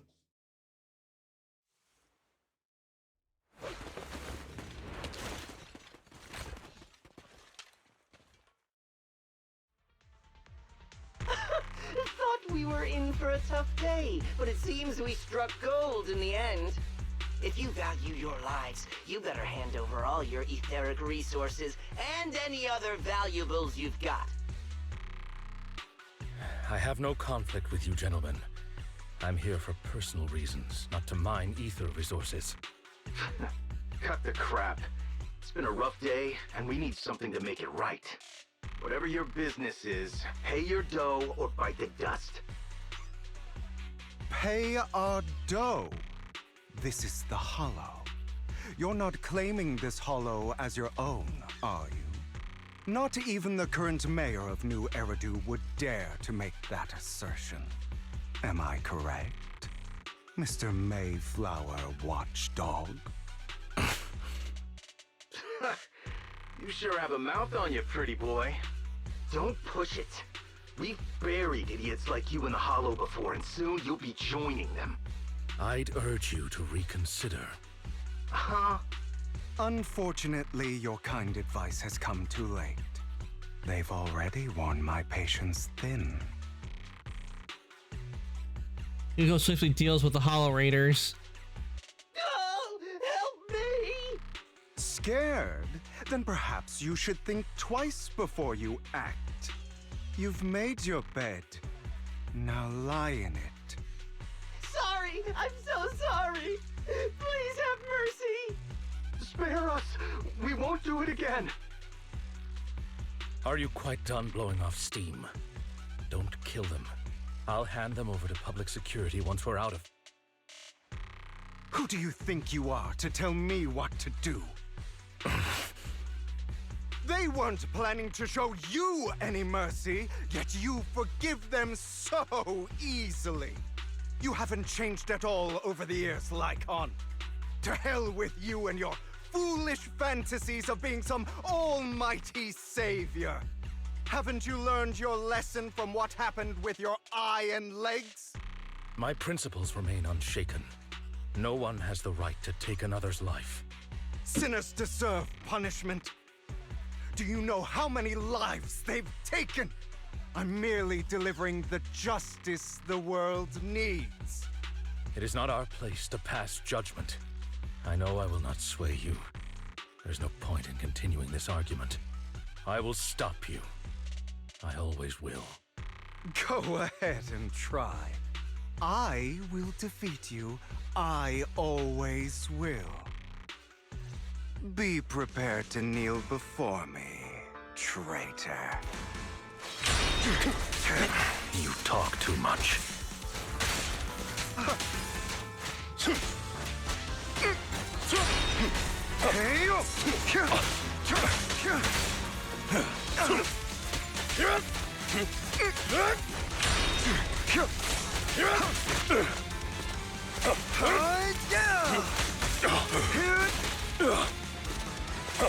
Trying to run, are we? Proxy, I'd advise... Do you two have to fight? My apologies, dear manager, but I'm itching to teach him a lesson. Shut up! I have a feeling that we're gonna see Hugo as a playable character later on.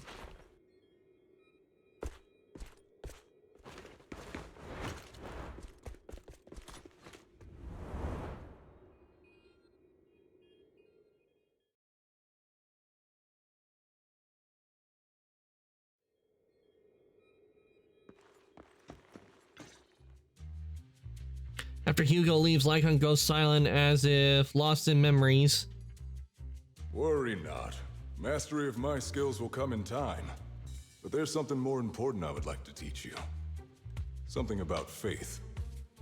Does a phantom thief even need faith? Of course. What else would we fight for? For wealth, fame, and power to stand at the top, so nothing and no one can imprison us. Isn't that what everyone desires? Or perhaps by faith, do you mean something asinine and empty, like justice, dreams, or friendship? Hilarious. Grow up, Lycon. It's time to let go of your naive fantasies of being some almighty savior. You just don't get it. All right, enough squabbling. What I'm trying to teach you is very simple. I may not walk the path of justice, but I do not walk the path of evil. There's too much injustice in this world, and there are times when it becomes necessary to right those wrongs with unconventional methods. Taking lives, however, is out of the question. Life is a precious gift, one that nobody has the right to steal. No one should have the authority to judge whether another lives or dies. Keep that in mind. I will. You don't seem convinced, Hugo. As you mentioned, this world is unjust. That's why we must strive to bring fairness to this world. Those who cause harm should face consequences, just as those who take lives should. But not all lives hold the same value. Sometimes, you may need to eliminate one if it means saving more. You're too proud. Your pride may lead you astray. I have my own path and beliefs, Jack. I'll determine for myself what's fair and unfair. Hey, watch your mouth. If it weren't for Jack, you'd be dead already. You're a smart kid, Hugo. Skilled too. You could easily take the life of a sinner. However, what if one day you found out you were wrong? What if that so-called sinner were innocent? Could you bring them back to life? I wouldn't make that mistake. To err is human. Everyone is bound to make mistakes. It's good you are open with your thoughts. I just don't The want your artwork is just so troubled past to weigh good. you down. Because your hatred doesn't define you.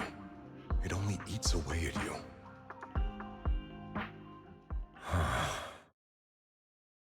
Are you okay? You've been quiet for a while. Are you okay, Lycon? You've been quiet for a while. My apologies, Master Proxy. I was just reminded of some past memories. Before Hugo and I founded Mockingbird, we had a mentor, Jack. He took us under his wing when we were in dire straits, imparting his skills and life lessons. But Hugo didn't agree with his viewpoints. Perhaps our paths were always fated to diverge. Sounds like it was to... It does sound like that to me, considering the values that Hugo has compared to Lycon. Lycon took more to Jack's views than Hugo did, and I think that's probably what caused this whole split, even before they founded Mockingbird. What caused your split with Hugo? I've been curious for a while now. What caused you two to split? Mockingbird faced numerous triumphs, but also setbacks. And one of them was a disastrous one. Hugo. You... Was this you? All this? So what if it was? Have you gone crazy? Have you been planning this all along?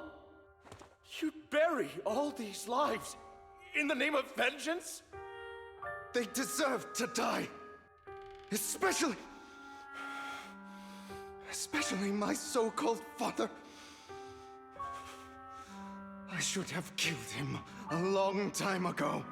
A really long time ago. You know what, Lycon? There's some people whose only purpose in life is to bring more suffering into this world. Sometimes murder is what brings justice back into this world. And for that, I must stain these hands in blood. Enough! I can't trust anything you say anymore. I'm leaving Mockingbird, now! Where are you going? Anywhere. Someone from the Mayflowers got in touch with me before. Are you mad? You know what those hypocrites in city administration are like. They're no different from tops. We fought them together all this time, and now you're leaving to serve as their lapdog. Are you going to turn your back on Mockingbird? Turn your back on me. The mayor is different from the others. But it doesn't matter. I'm not going to even try convincing you. As your friend, I'll give you one last piece of advice. Please, stop here. Otherwise, the day will come where your hatred and ambition will consume you.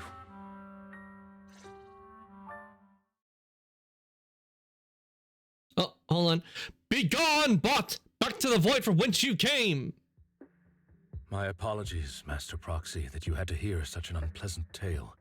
Hugo came from a powerful family, and his relationship with them was always strained, especially with his own father. So much so that Hugo wanted to personally put an end to him. After shouldering a mountain of injustice, Hugo ran away from home. That's when Jack and I met him. And that setback that Mockingbird suffered turned out to be intimately connected to his family. I had thought it was just a normal mission, when in fact he was plotting revenge. He took advantage of me and everyone else there. I do not mean to pass judgment on him and his decision, but I refuse to accept a partner who is willing to trample over other people's lives for their own desires. Perhaps his family left a mark on him that continues to influence him to this day. In any case, Hugo still has the sacrifice core. We should contact the mayor to plan our next moves. The call goes through immediately. A pleasure to speak with you again. Lycon has already filled me in on Mockingbird stealing the sacrifice core. I'll deal with it. Is there anything we can do to help? Anything else we can do to help? I mean, we didn't manage to complete our mission. No. You've done well. It's just not appropriate for you to get involved in what's to come. We've been through worse. We've been through far more dangerous situations. Plus, we've dealt with Mr. Mockingbird before, so maybe we could help you. Really, I appreciate your kindness. It's just... Very well. Seeing as you're all people I know I can trust, I'm going to be frank. Not long ago, I received a letter declaring criminal intent. Sir. Lycon, I know you don't want to place them in danger. I feel the same way. However, I believe they deserve to know the truth. That letter threatened to use a sacrifice to take vengeance against the entire city of New Eridu. Vengeance? What do you mean by vengeance? I believe the person, or the organization, who sent the letter is planning to use the sacrifice to mount a large-scale attack against the city. Everything we've uncovered so far seems to support this hypothesis. As you know, the sacrifice's true power is a mystery and cannot be controlled if anyone attempts to use it as a weapon. This is no small issue.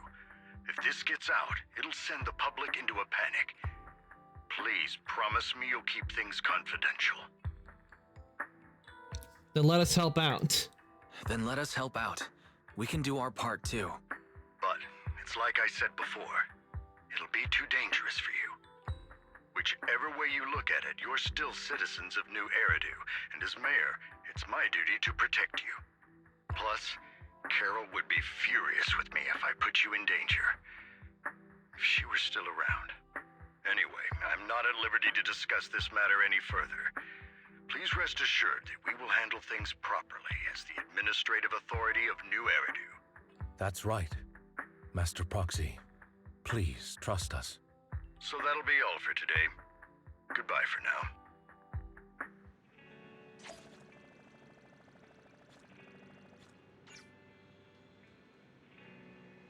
Okay, we'll talk to Belle. Wise, although the mayor and Lycon seem reluctant to let us get involved in this matter, we can investigate on our own. That's right. If the warning letter is true, then this is a major issue concerning the safety of New Eridu. Sacrifice, Exaltus, Springer. There might be a deeper secret behind all this, and it could even be related to our teacher. No matter what, we can't just sit back and do nothing. But before that, let's make time to go over our tactics properly. For now, let's call it a day. Feels like too much has happened. By the way, why did you notice Hugo's Mockingbird disguise seems to be just a mask? I noticed. That sounds like a lot. Sounds like a lot like a certain classic character's glasses. All right, no more jokes. Take some time to rest. After a sweet refresher sleep, you feel here. Wise, let's discuss how we're gonna investigate the Exaltus. Let's start by investigating Bringer. Yeah, that's what I think too. The commissioner's hasty closure of the case seems a bit suspicious. We should definitely find you and get more information first. I'll go investigate PubSec. Alright, I'll leave it to you then. I'll go gather some information on Internet. Take care and come back soon, Wise. Okay, before we do this part, I'm gonna take a short break. I do need to refill my drink, so let me get the BRB up and break, and I will be right back.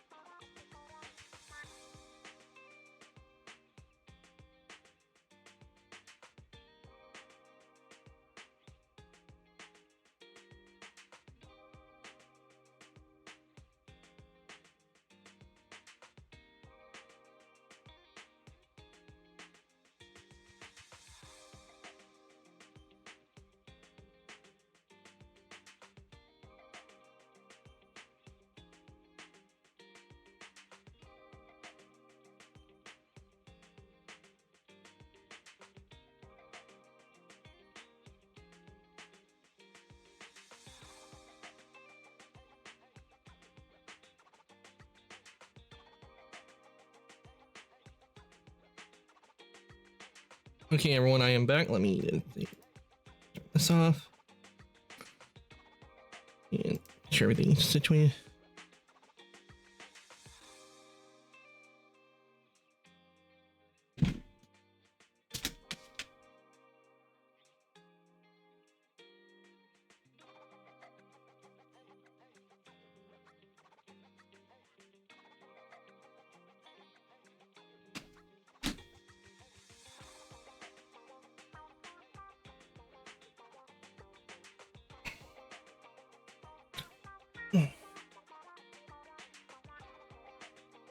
Okay.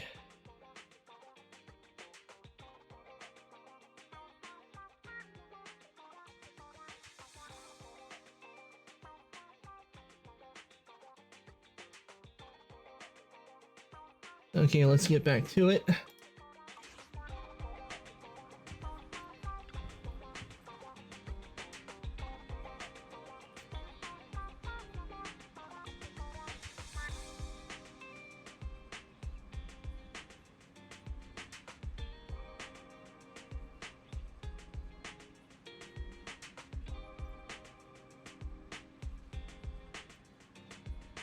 I'll go investigate PubSec.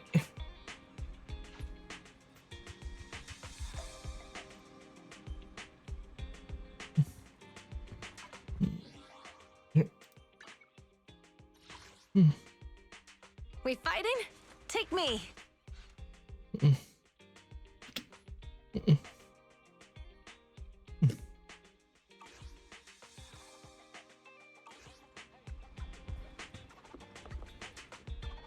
Oh, I almost forgot to show you. Only the brave will win. If you guys haven't noticed, I got the agency. Looking for intel or hiring me for a job?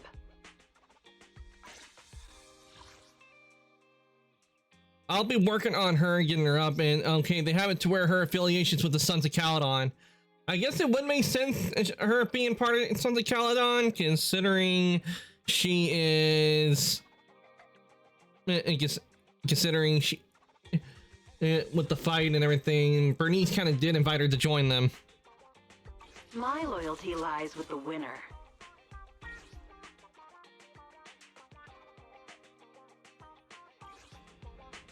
Though, to be honest with Ambi, like them making it like her like zero form, it's like a separate character you have to pull for.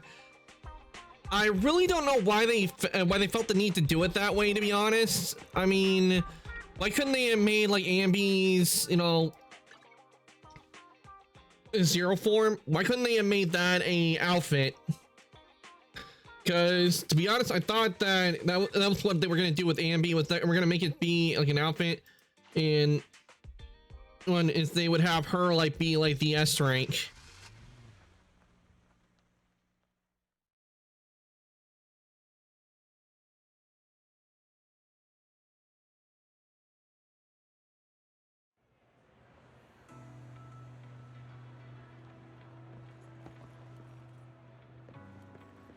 I'll have to work overtime to finish this mission report. Oh, there's Yun. You're here. Oh, it's you. What can I do for you? I wanted to ask you about Bringer. You saw the news. I'm sure the commissioner closed the case citing personal misconduct. I already found it strange and wanted to investigate it further, but there's been a lot of obstacles. It's as if there's a hidden force that doesn't want me to get involved in this matter any further. Sounds suspicious. Yes, but it could also be that be my sensitive position. As far as I know, after the case was closed, the items left behind by Inspector Bringer were all sent to Hollow Special Operations for processing. However, those items have already been screened within the Bureau, and there's nothing suspicious about them. If you're still worried, you can also go there later. You can also go there later and ask. Also, my colleagues in PubSec, most of us have worked with Inspector Bringer to some extent, so they might know something. I would love to investigate with you, but I've been very busy lately. There's an organ trafficking case recently, and some other odd missing persons cases as well.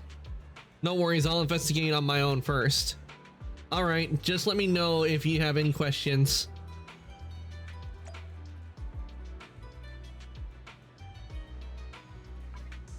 Okay. So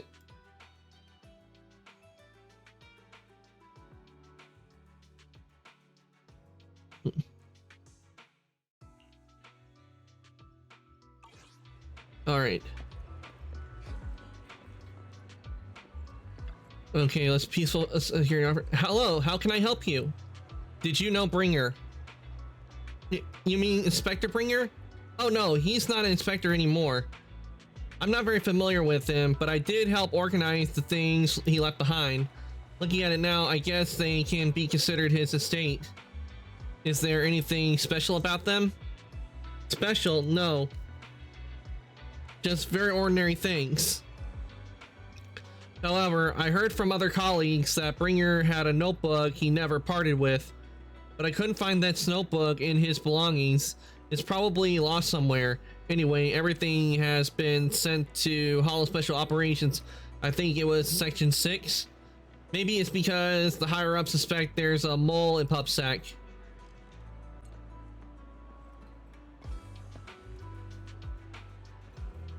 Okay, let's talk to Security Boo.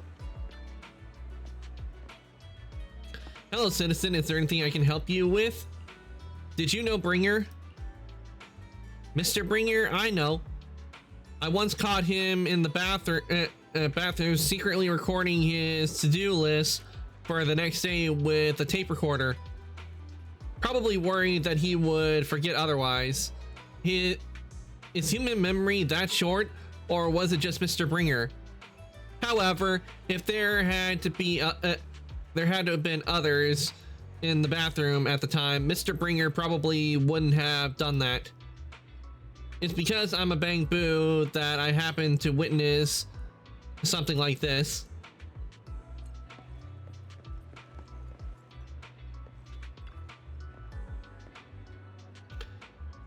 Is there a problem, citizen? Did you know Bringer? About Bringer. Wait, you're not a reporter, are you? Of course not. Oh good, boss has told me not to talk about Bringer, probably worried about reporters being careless with what they write. I really don't know why he turned out this way. He used to be such a good person. Many years ago, after he came out of the Hollow, his entire personality shifted. I thought it was because he was injured in the Hollow or had witnessed something terrible. But that operation was very successful. He rescued many citizens from the Hollow and emerged completely unscathed. How strange. Do you have any other information? I remember how now it seems like Bringer had memory issues for a long time, always forgetting stuff. Back then, we even suggested he keep a diary or something, though I'm not sure if he ever listened to us. I don't know anything more than that.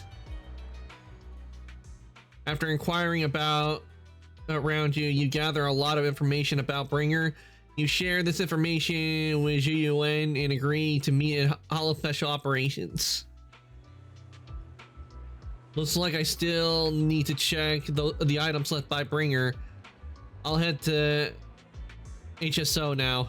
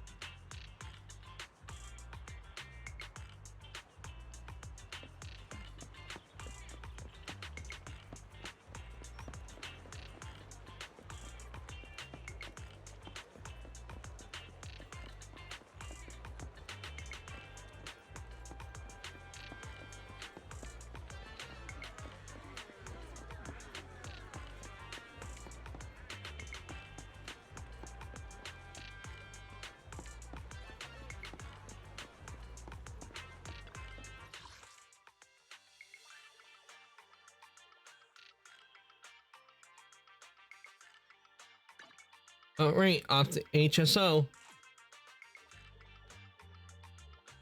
Nice to talk to Miyabi again.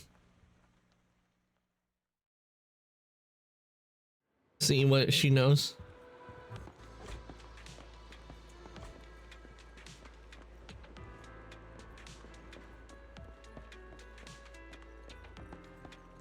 Today's training. You're here. Chiyuan has already told me about the current situation. We have already found all of Bringer's belongings, nothing unusual so far. I heard he had a notebook. A notebook?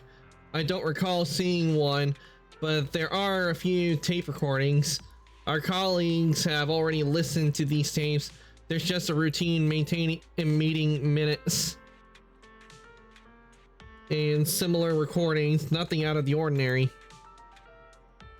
After carefully inspecting the tapes, you find one that feels different from the rest. It seems a bit heavier. Do you need to play these tapes again? There shouldn't be any need for that. These recordings have already been reviewed by both Hollow Special Operations and PubSec, so there shouldn't be any issue. There's one that's heavier than the others.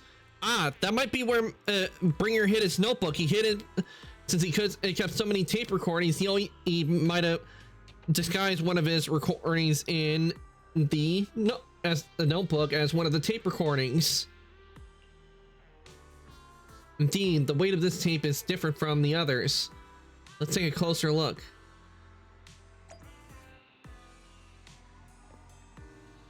Oh, it's Sokaku. After carefully examining the special tape recording, you discover that there seems to be an encrypted message within. I see, this must be the reason for the for its weight. But how can we decrypt it? I could try to crack it.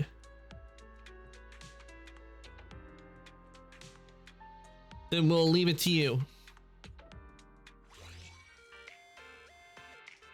Okay.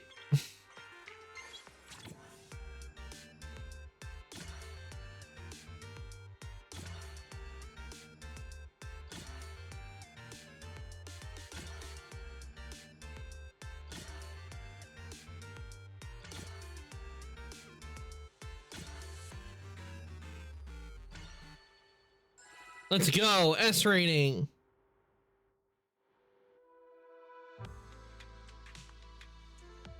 You did it as expected. Looks like there's new content that can be played on this tape the tape now. That's interesting. I didn't know the secret information could be hidden this way. What secret? Sokaku wants to know. Chiyuan, are you nervous? I don't know, but I have a bad feeling about this. After all, he put so much effort into hiding it. There really might be an answer inside. Should we listen to it later? Let's listen to it now. You're right. No matter what, I have to face the truth. All right, let's get started. The cassette that Bringer left behind starts playing. I'm probably not getting out of this hollow, but at least this tape recorder still works. Let's say these are my last words. I gave away my anti-corruption equipment to save those civilians, so I'm not in good shape. Unfortunately, we came up against a horde of ethereals right after that. I rushed over to fight them off and tried to save the civilians, but in the thick of all the fighting, I turned back and realized that I was somehow alone. Nobody was behind me. Luckily, I managed to defeat the ethereals, but the wounds and corruption I sustained in doing so should be fatal. I don't mean to cast the blame at all here, and if any of my colleagues ever pick up this cassette, I hope that nobody is ever held accountable. It's just human nature. It's normal. I just have a few regrets. Oh, what's that over there? You hear a long rest. Oh. I've seen a miracle. Yes, that thing is right. So long as humanity is in constant conflict against the Hollows, we'll never be able to grasp true power. Only by embracing everything. It's the only way. Only by embracing this power can everyone survive. Oh, Creator, please grant me this. Yep, Bringer went nuts a long time ago. The room is left in complete silence as the cassette finishes playing. Zhu Yuan in particular looks crestfallen. Are you okay, Zhu Yuan? Are you okay, Julian? Don't be so down.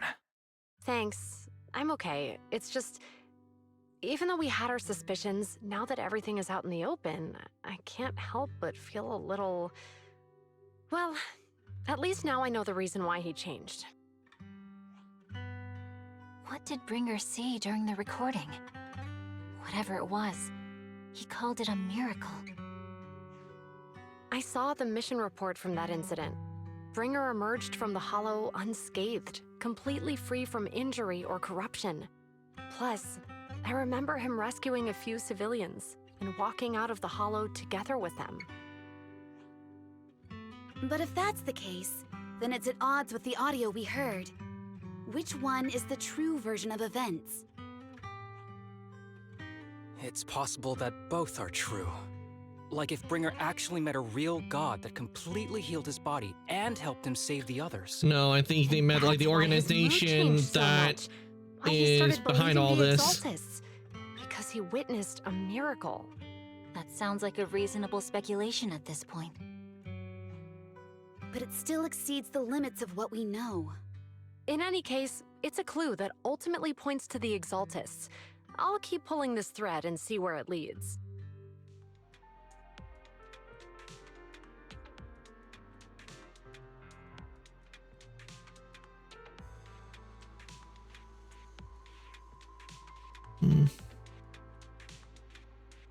I never expected the investigation to lead to this, but what exactly are the Exaltists plotting? Regardless, time to head back to the video store and rest for a bit, then I'll think of the next steps.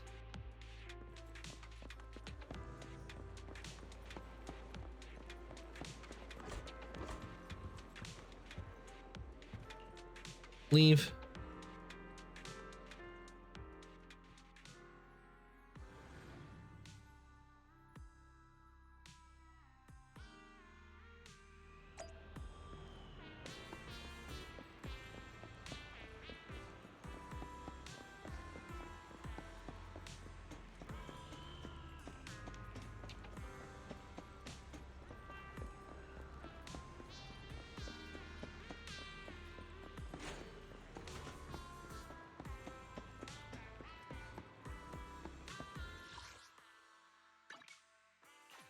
All right, let's go talk to Belle.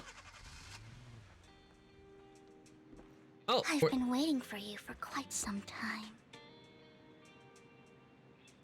It's Vivian. We meet again, Master Proxy. I imagine you've already managed to gain some info from the conspirators. About some people who wish to use sacrifice to launch an attack on New Eridu. You know about that? I only just heard about that. You know about that? So you know about that? I only just found out myself. Because I've been watching you this entire time. I know many things. But unlike those hypocrites, I'm willing to share info with you to show my sincere hopes of working together.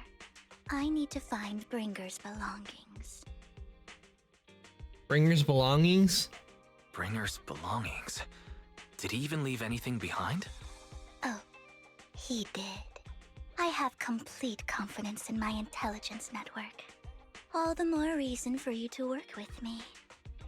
You've probably already guessed, but what Bringer left behind will be crucial for cracking the alleged sacrifice attack. Find it, and we'll finally know what they are after. Who do you mean by they? Who do you mean by they? The Exaltists, of course. They're always lurking whenever something related to sacrifice comes up. Actually, the Exaltists and I, we have a bit of shared history. But no more than that until you officially agree to work with me. Is it just me, or am I getting a bit of sus vibes from Vivian? Cause could she be the leader? Could she be like a high ranking of the Exaltists, and we just don't know it right now in this part of the game? I'm still not sure. I'm still not sure. What's not to be sure about? We both share the same goal, and I won't harm you. By the way, might I ask, you're not proficient at in-hollow combat, are you? No. No, I can't fight. No, I can't fight. As I expected. Not to worry. You're an invaluable proxy. All I require is for you to guide me. I mean, not even my darling Lord Phaethon can fight in the hollows. Hang on, what did you just say? Hang on.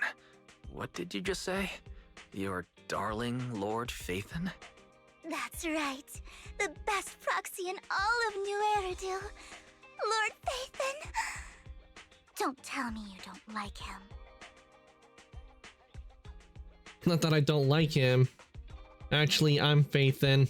You might not believe this, but I'm actually Phaethon. You're an outstanding proxy, that's true. But Lord Phaethon's a cut above. No one could ever replace Lord Phaethon. But I know how you feel. You're actually one of Lord Phaethon's fans too, aren't you? So he's your biggest role model in life, and you hope to become just like him, right? Okay, now it makes sense why. No, I'm not a fan of. Right, I'm a fan of Phaethon. Fine, you're right. I'm actually a fan of Lord Phaethon. Then we're fellow fans! Wonderful. I feel so much closer to you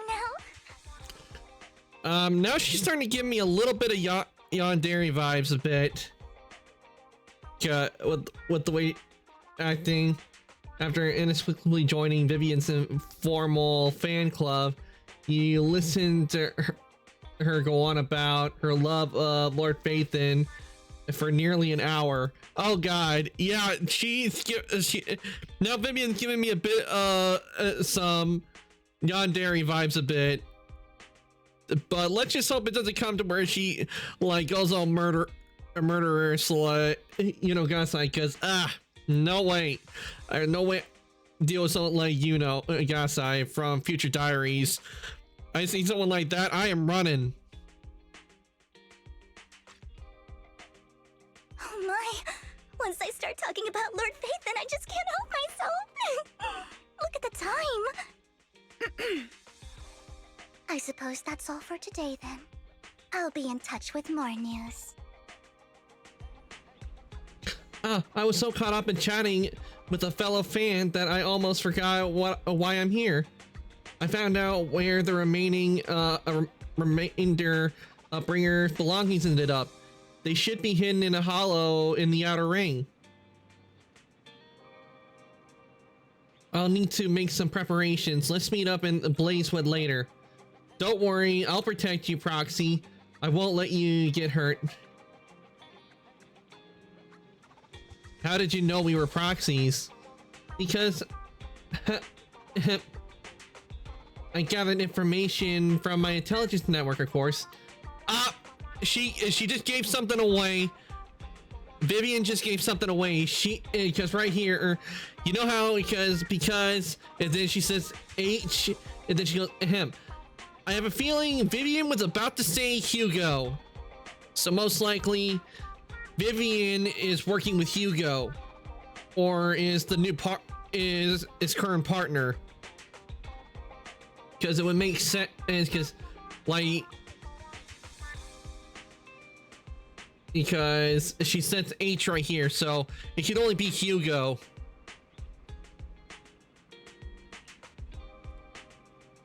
I may look like this. I may look this way, but I've got a pretty impressive job and I know many secrets. What's the deal with you and the Exaltus? I must foil the Exaltus schemes whatever they're planning. I'll stop them. This time I absolutely cannot. Look, just think of it as my personal beef with the Exaltus. Whatever the case, we're on the same side here. It's getting late. I need to go back and make some preparations. See you in Blazewood. Vivian leaves in a hurry. She seems rather reluctant to discuss her relationship with the Exaltus in detail. Wise, are you sure you want to head straight into the Hollow? Or should you use the old trick and connect to Eos instead? That would be a bit safer. But if we connect to Eos, Vivian might recognize us. After all, she is our fan. Don't worry, I have you with me. If you say so, Wise. Alright, but if anything happens, you have to stay safe.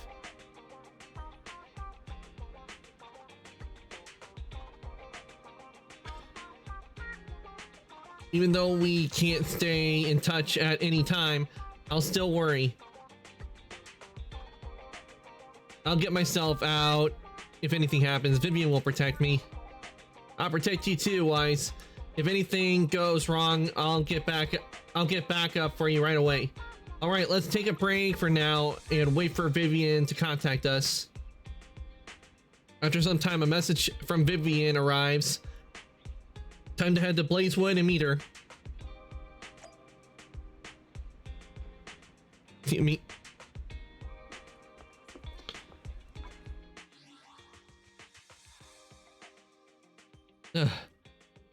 You know, I'm wondering if we're gonna run to the Sons of Caledon like Caesar and the others. I'm wondering if they'll mention and they'll say to her, "Oh, but they are Phaethon," and Vivian has a shock on her face.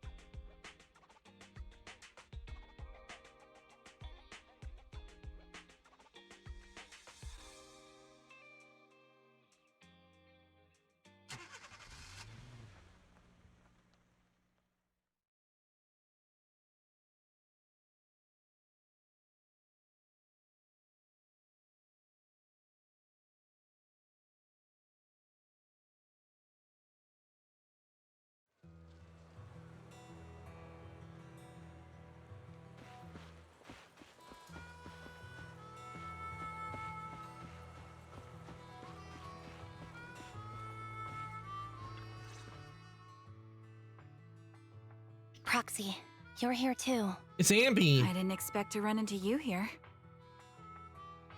What are you two doing here? What are you two doing here?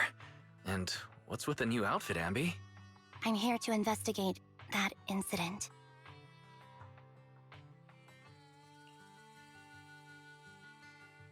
You recall the incident you experienced with Ambi and Trigger. The relative details have been recorded as tapes and logged in the video archive. If you have time, you should go and refresh your memories with them. I've recently dug up some clues about the person behind the operation, but my key contact is ultra cautious and keeps demanding me to prove my identity. So, to gain her trust, I decided to meet her dressed like this. Now that everything is completely finished, this uniform doesn't really represent anything in particular. For me, it's just another outfit now. We all have to move on someday. I'm helping her. I want to make sure whoever's behind all this is caught. And who's this young lady? Her name is Vivian. She's my friend. This is my friend, Vivian. We're here investigating a few things ourselves. Ambi, one of the Cunning Hare's most powerful members. And Trigger, an Opal Squad sniper. It's an honor to make your acquaintance. You know us? Looks like someone's done our homework. Is it because of the proxy? You two are practically celebrities. And because of my work, I've got loads of info when it comes to anyone with a name around New Eridu. I see. Seems you're handling your work well. Let's prepare to enter the Hollow. Unless you have any further questions, we'll be taking our leave now. You're going into a hollow? Proxy, you plan on going in like that? Yep, that's right. Yeah, that's right. I've recovered quite a bit lately, so I don't need any protective equipment in the hollows. You shoot a wink at Ambi and Trigger, who both notice your signal and don't ask any more questions. Right at that moment, a rather familiar-looking lady appears. Huh. Aren't you that lady from before at the auction? Hello. I didn't expect to see you again, young lady.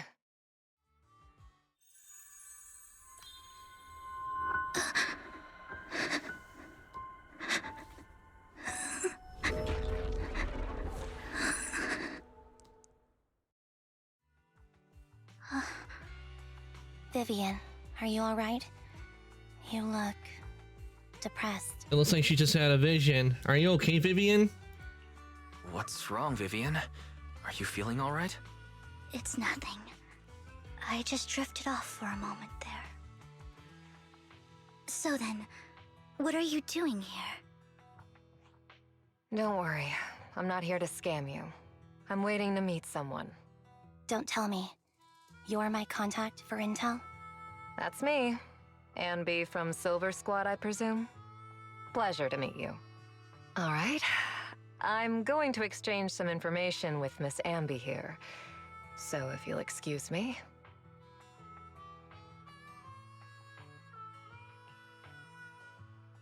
Ina steps to the side with Ambi as they discuss something. Meanwhile, you look at Vivian with some concern. You aren't looking so good. You aren't looking so good. What's the matter? I can tell you later, but not right now. Okay, that's all the information I got for you. In return, I want you to do something for me. Take me into the Hollow. I left something very valuable inside. I have to find it. Seeing as we were just about to go in ourselves, why not join us? It's fine by me. But didn't you say you were investigating something? It's fine. There's no rush. Right, Master Proxy. Yeah, there's no rush. Huh? Yeah, there really is no rush. Sure, let's all go together. It'll be safer with more people, and we'll find your missing item more quickly. Thank you.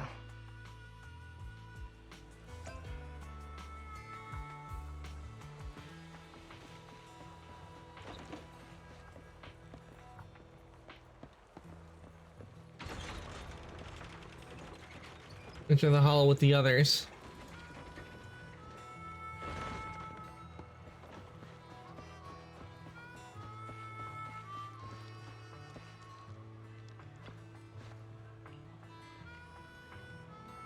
Why did you suddenly decide to help? Proxy, do you believe in fate? I believe what you said before about the Chosen One. You still remember that? That was about something else. Proxy, no, it's nothing. Let's hurry and head into the Hollow.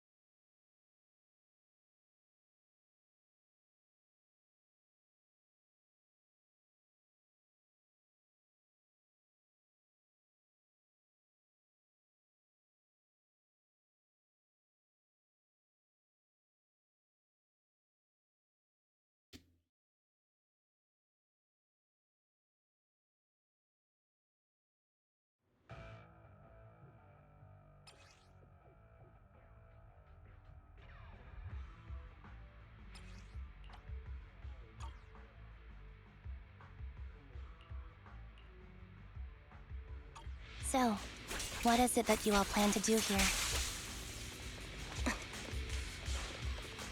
We are here to look for something too. Something extremely important. Yeah, we'll definitely see Vivian as a playable character. Leave it to me, Anne. New Eridu's future may well depend on it.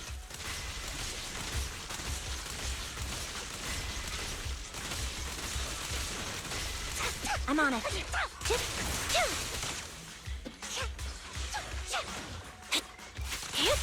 Done. Engaging head on. Ether vision activate.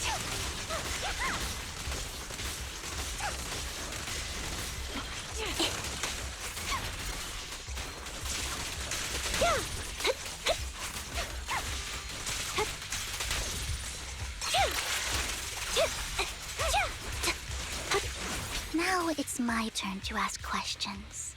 What exactly is it that you're investigating?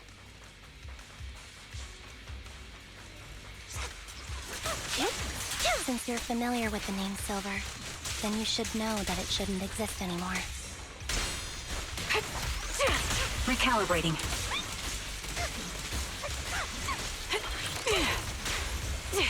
What I'm investigating has something to do with it. Air support ready.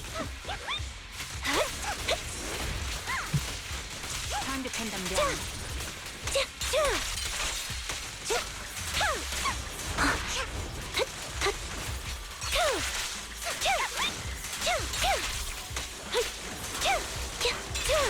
Proxy, let's use that fissure to head to the next location.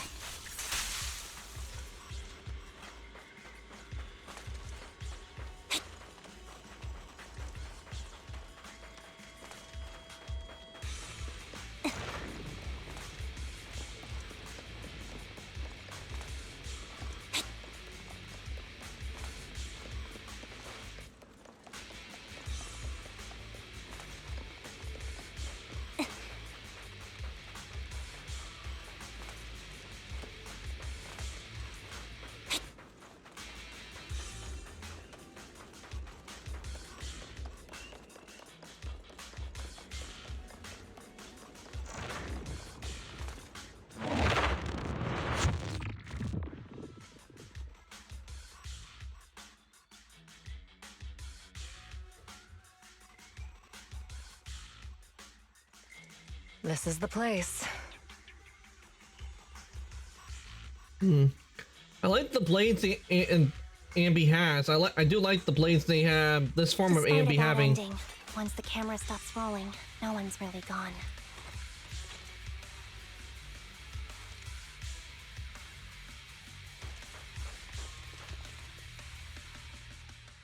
So, what is it that you're looking for? A ring. I was excavating ether here before and accidentally lost it somewhere. Please, could you all help me find it? It has to be somewhere among all this stuff here. Sure, I'll start looking. I'll go with you. I'll stay here with her then. Thanks, but you don't have to worry about me. Go ahead and accompany the others. I'm sure it'll be faster that way. And sorry for wasting your time like this. I know it might sound strange, but I'll be so happy if my daughter grows up to be capable like you. Do you remember the legendary artist mentioned by the host during the previous auction? Unrecognized during his lifetime, his work were discovered by art collectors after his death and became hugely popular. Sounds like quite the nice story, right? In reality, those art collectors are to blame for his death. Those pompous big shots discovered his talent and even wanted him to craft forgeries of famous works. Someone as proud as him would never agree to such a thing. Not only did he refuse, he also wanted to expose their schemes. And some days later, he suddenly took his own life. I knew him. He would never do something like that. Those big shots silenced him. How do I know all of this? Because the legendary artist was my husband. Maria's father. My condolences. Thank you, but I might not need it anymore. So who exactly are those big shots you're talking about? Given the circumstances, it's fine to tell you. It's the Ravenlock family. The matter I just discussed with Miss Anby is also related to them. The collectible you asked me to bid on earlier, I should probably return it to you. Don't worry about it. But isn't it your husband's final work? It's fine. Our bond doesn't need to be anchored to any object, and I don't need these works to remember him.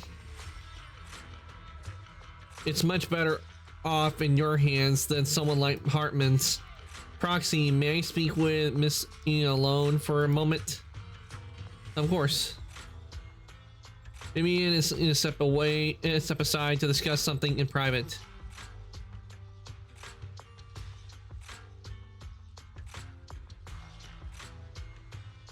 Alright, regarding the matter of finding the ring, I'm entrusting it to you. It's my wedding ring. I would be extremely grateful to you.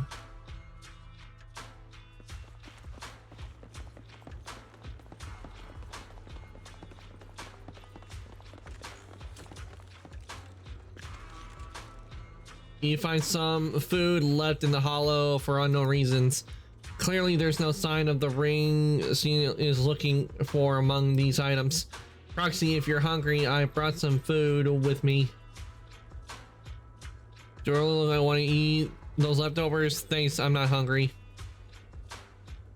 Okay, you can't eat those, even if you're starving.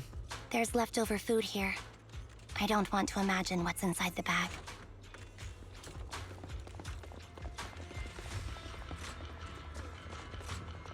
Neither do I. Suspicious item. You find a plush toy after sneezing and needing it thoroughly. You realize it doesn't have what you're looking for. No one would hide a ring inside the stuffing of a plush toy, right? Don't worry, there's nothing inside. I've already gone through it. A toy that seems emotionally stable. There shouldn't be a ring hidden in it.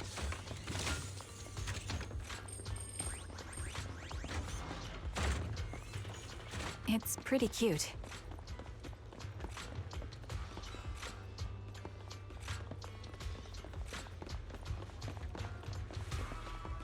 Oh, over here. You find a lunchbox. After bracing yourself, you crack it open and peek inside. Whether lucky or unlucky, the box is empty. No one would put a ring in a lunchbox. It would spoil the taste. Is this the main concern? It's a fancy lunchbox? I wonder if its owner is safe and sound.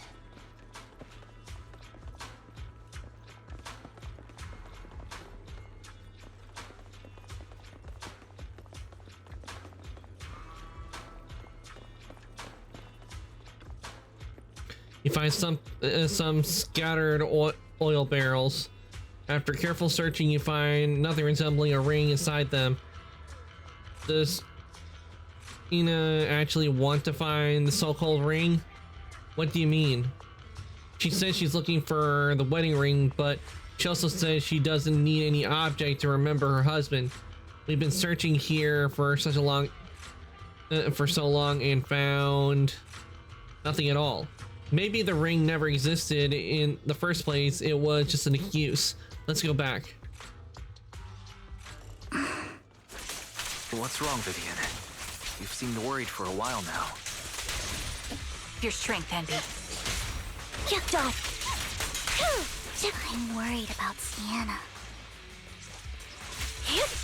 Her location should still be safe.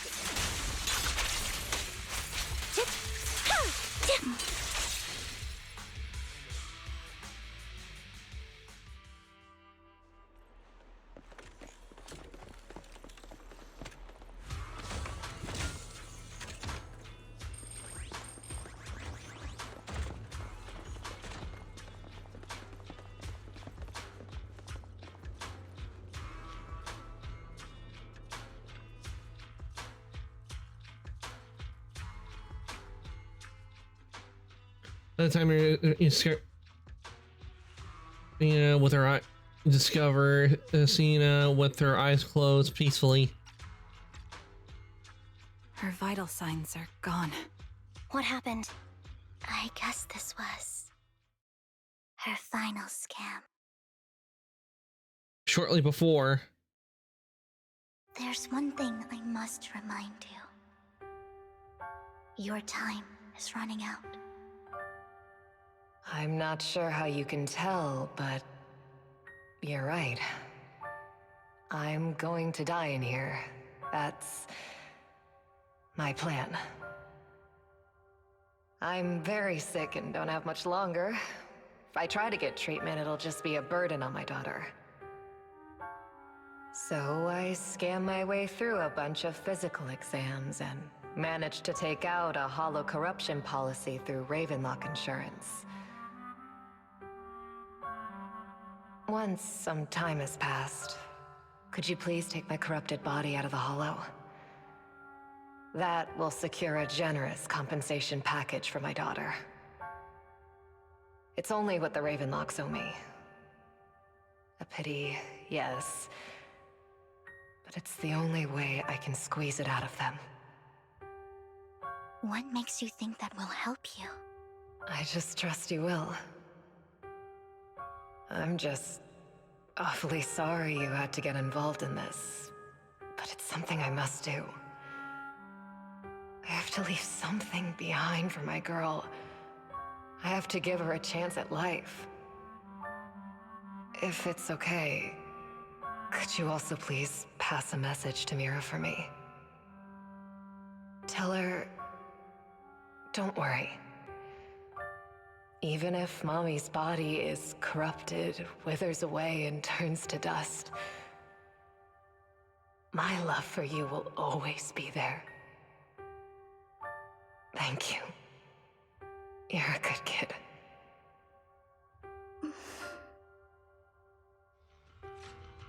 after seeing this video, before I finish reading, that we'd help her. So, you were aware of this the whole time? Yes. Because I saw it. Vivian falls silent for a moment as if recalling the memory of back when she shed tears in front of Cena. Okay, so that's what it is. She has the power of clairvoyance. She can see a certain distance into the future, and that's why she cried. You might not believe me, but I've had this ability to see the future since I was a little girl. But the things I see are always something bad. Plagues, deaths, disasters. That's all I've ever been able to see. It's all that kid's fault! She's seriously jinxed. I always try to avoid her. Otherwise, she'll say something rotten that ends up coming true again. Prophecies, she says. Like she's not the one bringing the bad luck upon us. It wasn't me. I didn't do anything. Sorry. I'm sorry. What good is saying you're sorry? Things like this keep happening every time you open your mouth! How unlucky. She shouldn't be here. Nobody wants her around. If only she would just disappear. I just wanted to warn you all. I'm sorry. After recounting the stories of her past, Vivian stays silent for a long time, as if struggling to break free from the shackles of those dark memories. You have to feel sorry for Vivian, to be honest, after everything she's gone through, especially like sworn her just because of her ability. Every time it's the same. In the end, there's nothing I can change. Sometimes I even wonder whether it's me predicting these things, or if my very existence is manifesting these calamities. It's not your fault. Vivian, it's not your fault. You were just trying to be kind and warn them about impending disasters. I can tell it's never been easy for you. Thank you. No matter what, just hope she finally gets to rest in peace. I hope no misfortune, whether I foresee it or not, ever happens to anyone. So, Miss Vivian, do you always cry when you have a prophecy? Yes, every time a prophecy appears, I can't help but shed tears. I used to wonder if I could just hold back my tears, then maybe these bad things wouldn't happen. But I just can't do it. No matter how hard I try, I just can't. You're being too hard on yourself. Vivian falls silent for a moment, seemingly unwillingly to continue the topic. Trina said that the compensation from the Ravenlock family's hollow corruption insurance is enough to settle her daughter free from for life. Though it's hard to imagine the notoriously stingy Hartman engaging in such money-losing businesses. Maybe Topps demands it. Maybe he wants to improve his reputation.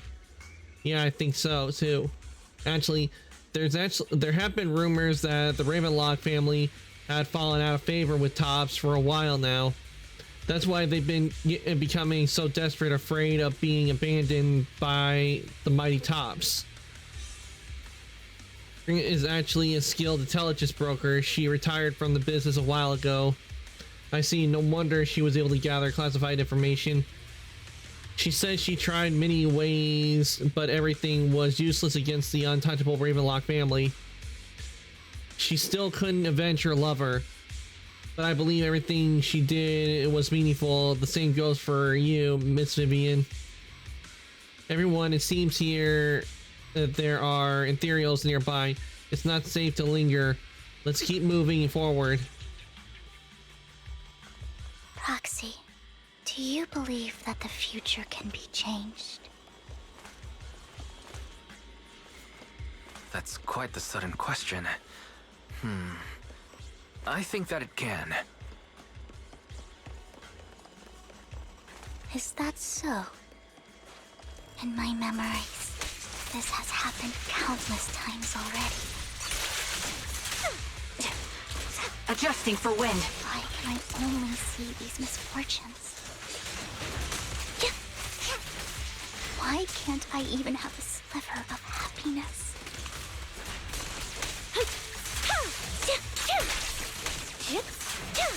Save your strength, Envy. Ether vision activate.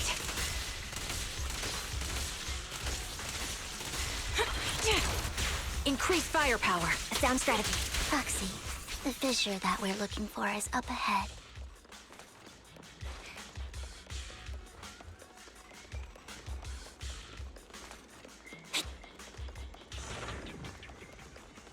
Okay.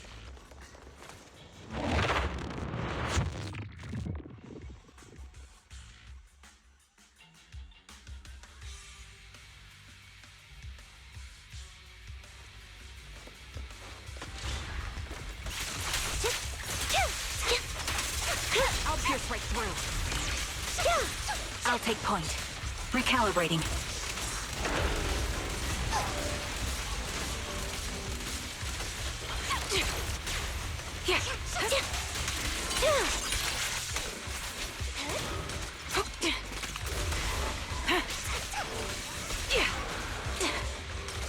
Ether vision activate. A perfect conduit. Off balance. Show no mercy.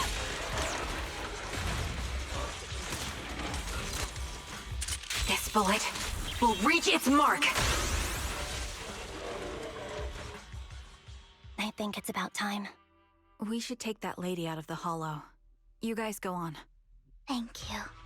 She gave us the intel we needed, so this is the least we could do. I hope everything else goes well for you.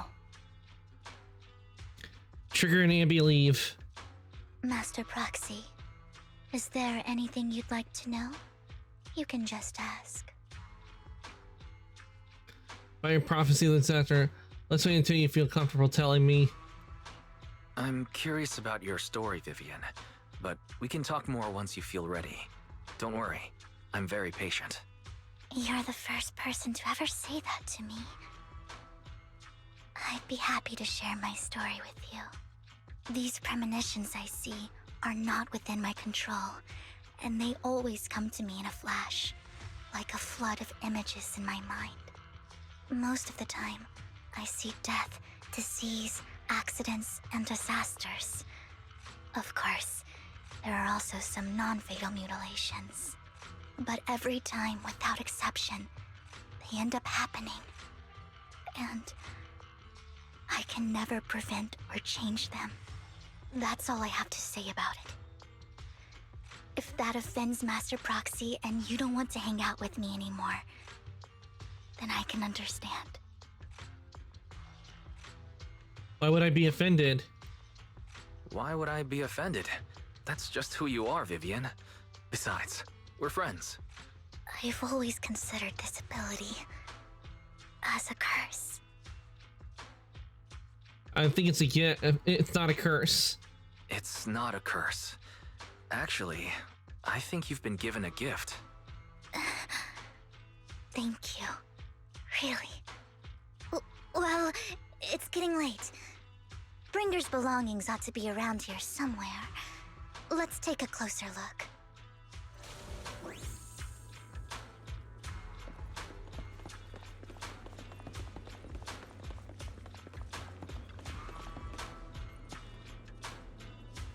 I found it.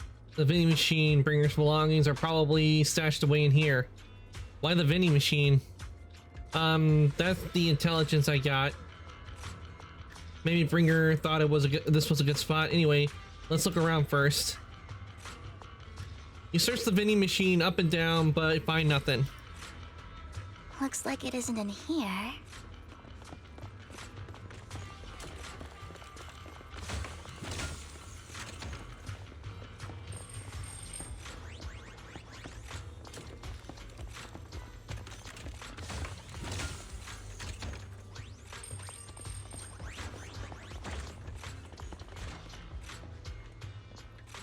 I knew it. There's more. There must be other vending machines nearby.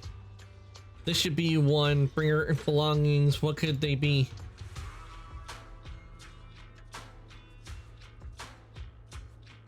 You search the vending machine in front of you thoroughly. Still nothing. Strange. There's nothing in here.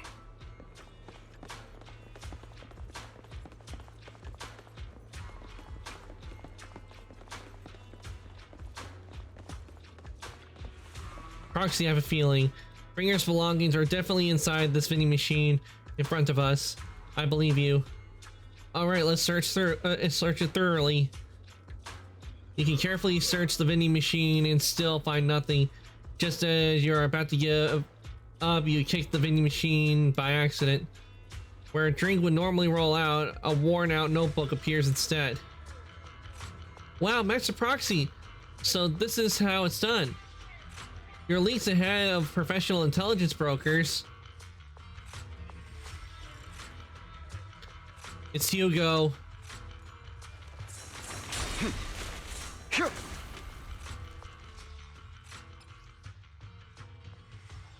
Bringer's notebook, old, worn looking. It seems to have a lot of locations of interest marked down. This is it.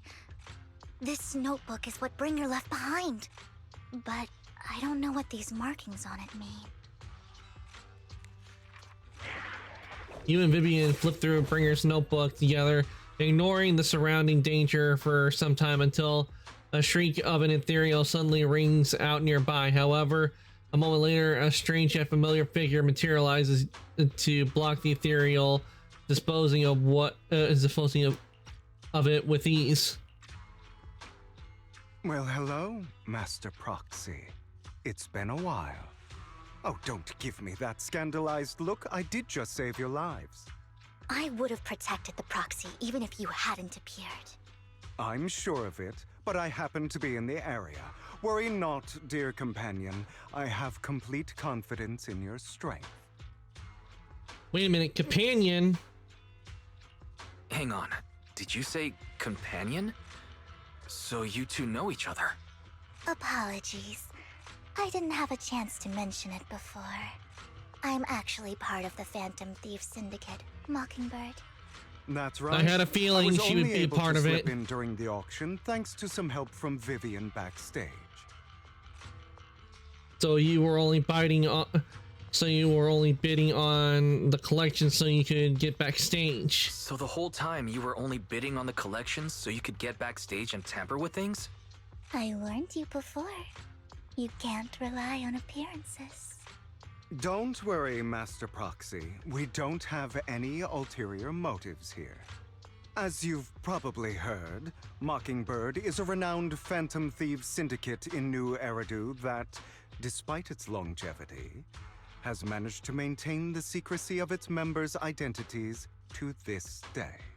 So, disclosing our identities to you is essentially the highest sign of good faith that a Mockingbird Phantom Thief can show. But Lycon said that you're very dangerous, and we should be careful. Then I imagine he's also told you about some of our past. And I'm sure you know that in a complex situation like ours, you shouldn't listen to either side over the other. Mockingbird's purpose is very simple, really. To form long-standing and cooperative relationships with outstanding proxies like yourself. It said that he used people to get revenge on his family. Decisions, please allow me to briefly explain the concept behind the Mockingbird Syndicate. We all know there isn't anything in this world that's fair. A prime example being the uneven distribution of wealth. People from tops splurge on luxurious collectibles, while the poor have to gamble with their own lives just to get by. Of course, besides wealth, there's also an unequal distribution in this world of happiness and suffering, hope and despair, love and hate. It's all just so unfair. Somebody has to do something to tilt the balance of the scales. And thus Mockingbird was born. We take from those who have far more than they deserve and give it to those who deserve to have more. If you ask me, that's enough to be considered a form of justice. I disagree. I don't really agree with this form of justice. No matter. Words inherently come with limitations. I intend to let my actions do all the talking. However, aside from these philosophical considerations, we also have a crisis on our hands to deal with. As you know, the Exaltists are plotting to use the power of sacrifice to launch an attack on all of New Eridu. We can provide you with all the latest intel, just like that notebook you found. Something those pompous housekeepers would never be willing to do. Oh, they would hand it over to us. And the most crucial part of this whole game, the sacrifice core, is currently in my possession. I think that makes this a highly competitive deal. We share the same goal for the moment, stopping the impending disaster from playing out. I need some time to think about it. I need some time to think about it. How about this? If you still have misgivings about our upcoming cooperation, then why don't you bring Lycon along with you? He's got the support of the mayor's office behind him, and his presence alone is enough to keep me in check. That would put you more at ease, right? Of course, you're welcome to bring some other friends along, provided they aren't from Public Security or HSO. If those are your terms. Well, if you're willing to let my friends come along, then you've got a deal. Great. It's a deal. By the way, Proxy, this is for you. A fancy collectible. A collectible gifted by Vivian. It looks like an expensive piece of art, but it seems hollow inside. Might that mess with its value? Could put a tracker in Consider it a it. souvenir commemorating our first time working together. I feel like they For could have put a now, tracker in we'll it. carefully look through and the a mic. contents of that notebook. I'll contact you if anything comes up.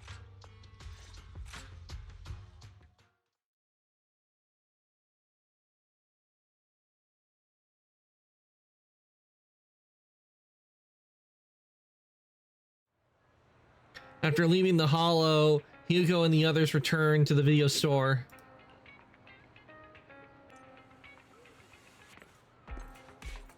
Wait, why are we controlling Hugo?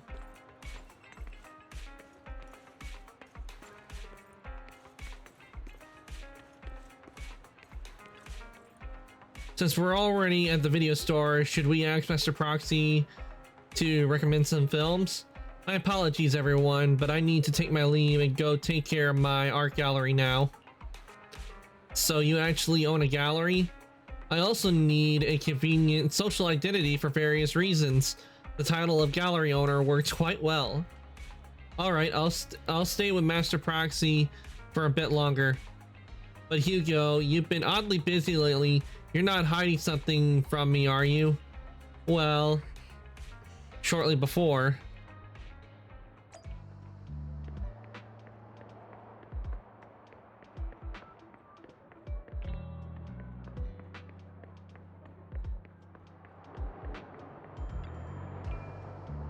Well, if it isn't our dear art collector, Mr. Hugo, long time no see. I assume you finished the task I asked you to do, yes? Done as promised. I've already found buyers for the goods you gave me. No shortage of big names among them. Of course, I've also recommended your gallery to them as instructed and spread the word about it in the circle. But getting rid of all this exquisite stuff so suddenly, you're not in trouble, are you? If you have funding issues, I'm also your guy. I've got a friend who offer loan services. Thank you for your concern, but my cash flow is very healthy and I have more than just as you say, my middleman. In essence, I'm just looking to boost my gallery's reputation in the scene. I see those rare pieces in your collection definitely caught a few eyes. I'm sure that they're all looking forward to collaborating with you. Thank you for your kind words.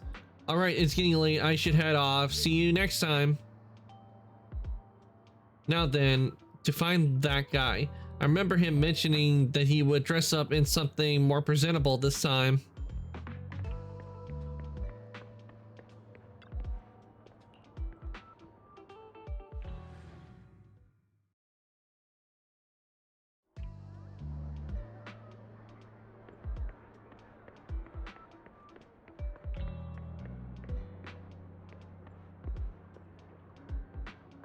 And the well-dressed informant.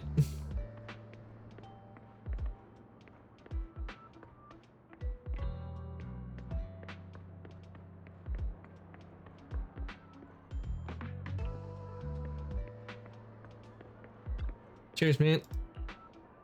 When the musician's third string breaks, the gatekeeper whispers to me in which hand hides the coin for the underworld ferryman. The left hand holds death, the right hand holds deception, but the raven has already flown away with the answer. I can't get over the embarrassment every time I say this. It's quite poetic, isn't it? The meeting with Hartman has been scheduled. He'll be waiting for you in that same private suite. Or should I say, waiting for Hugo, the renowned collector and gallery owner. Thanks, I knew I could count on you. Still, I have to ask, you're not looking to make Ravenlock your enemy, are you? And if I say I am? Not like I can stop you anyway. You've already caused a scene at the auction, that Robe of Heroes stunt. I can't believe you came up with that. Hartman's been on the move lately. That organ trafficking case from before is linked to him too. I also heard that they're dropping big money on some drug research. The Ravenlocks have always been a bunch of cold-blooded bastards doing all kinds of messed up things that make your blood boil, and swept everything under the rug with money and power, leaving the victim with no justice. But Hartman, he's just the worst of the bunch. Rumor says that he personally took out the previous heir and clawed his way to the throne. No, relax, I don't plan on clashing with him head on. You better not. I don't want to witness Mockingbird's folly of trying to crack a stone with an egg.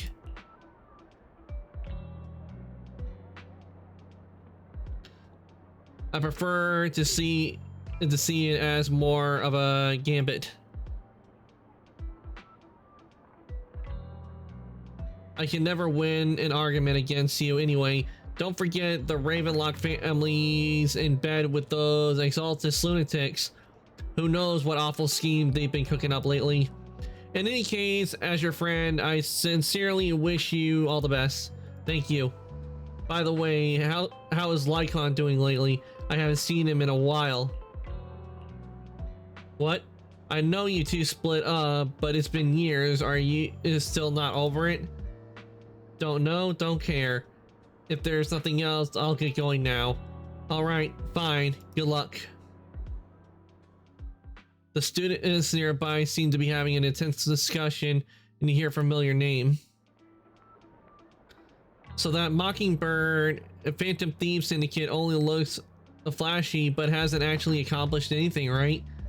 Tops remains unshakable, and those big families are just a step away from getting total control. It's possible that that even the mayor can't keep them in check.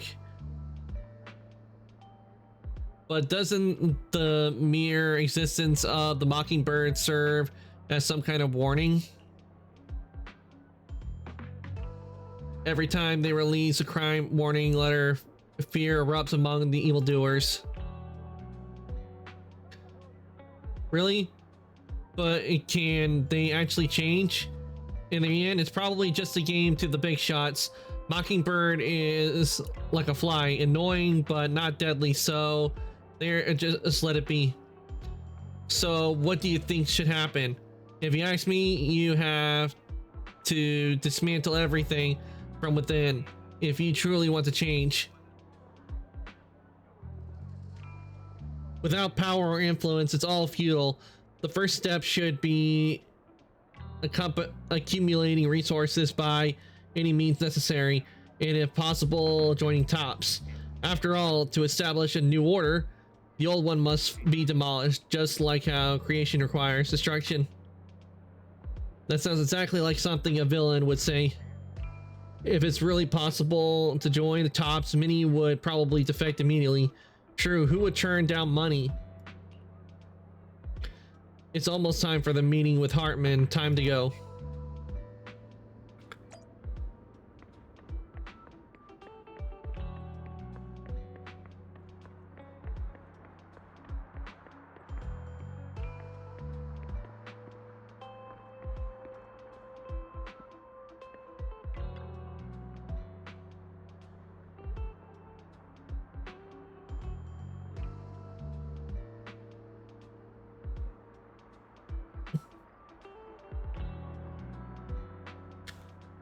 Your invitation has been confirmed. Esteemed guests, would you like to enter the private suite now?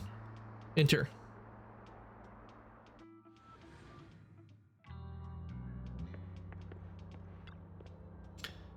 You the one who has business with Master Hartman? Correct. Master Hartman's time is extremely valuable, and he has graced you with the meeting amid his busy schedule. I sincerely hope you bring something substantial to the family. Haha, worry not. I stand here precisely because I have enough leverage. You had better. How about it? Will you work with me? Not bad. Let me be honest with you. I have the sacrifice core that you're after. I am Mockingbird. So it's you. I never thought you'd be so bold as to come see me alone. Relax, my friend. As you know, if I can sneak into such a heavily guarded auction, then naturally, I can just as easily slip away right now. I'm here with the sincere intention to seek cooperation. I can give you that sacrifice core. And what do you want in return? Wealth, glory, power. The things everyone else in the world wants, I want them too. And I'm confident that as the current heir to the Ravenlock family, those are all things you can give me. Then you've certainly come to the right place. My family is working on a big project. If things come to fruition, Ravenlock's status in Tops will significantly improve. At which point, I'll be sure to leave a spot for you. Naturally, as an outsider, you're precluded from handling any of our core business. But profits from the scraps alone will be enough to set you up for life. Mr. Hartman, I think you've misunderstood me. I have no intention of joining the Ravenlock family. In fact, I have an art gallery under my name that does pretty well for itself. I was hoping you could recommend me for Tops. You want to join Tops? That's easier said than done. Even for a family like ours, it would still require significant effort and... Just answer me yes or no. I don't think either of us can afford to waste time. I understand. Yes, you have my word. But in exchange, you'll have to give me the sacrifice core first. I'm sorry, but I'm afraid I can't. I've already hidden it somewhere safe, a place nobody else but me knows. You don't want to put all your chips on the table when dealing with Tops. I know that far too well. Then that means I also need to keep an eye out when working with the infamous Mockingbird, right?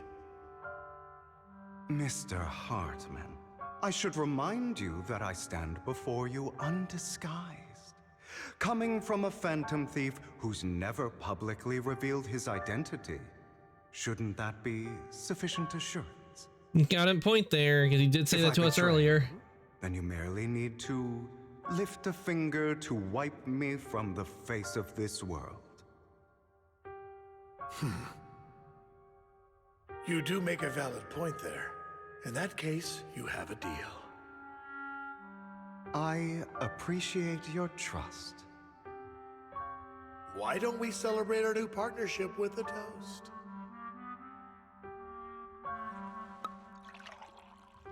Okay, Hartman calls over the waiter and pours out 2 glasses of some expensive looking deep crimson liquid. He lifts his glass and nods to Hugo before draining it in one gulp. Hugo flashes a smug grin as he follows suit and takes a gulp. Having a drink before undertaking anything important is a family tradition. It's good luck. As an outsider, it's a real honor. By the way, you aren't the only member of your organization, are you? Shouldn't all your companions agree to this deal first? You don't have to worry about that. I'll make sure she agrees. Otherwise, I'll get rid of her too.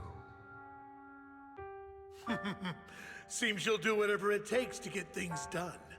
Great things lie ahead for someone like you. All right, let's leave it at that for today. I'll contact you about what to do next.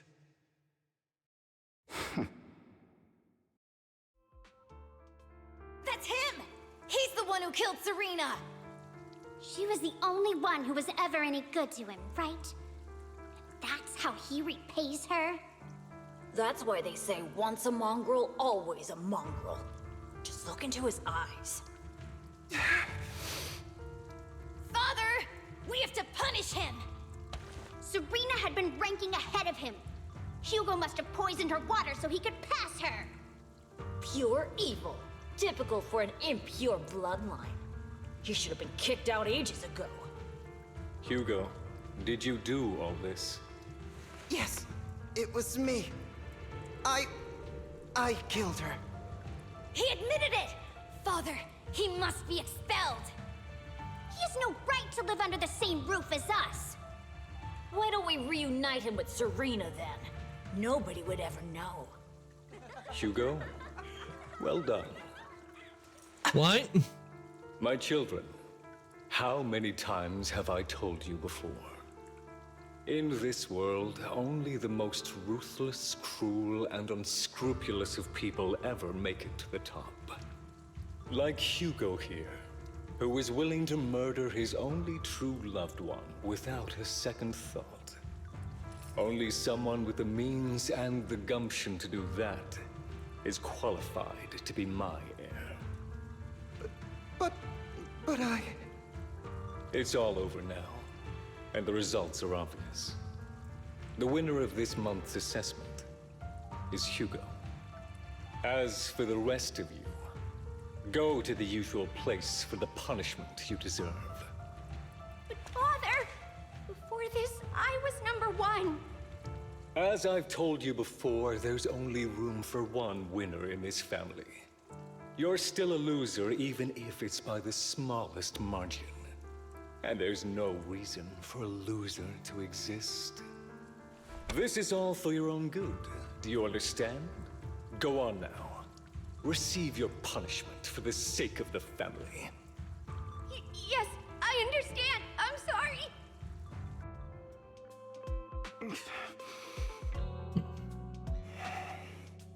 That really brought up some unpleasant memories. It won't be long. Soon, it'll all be over.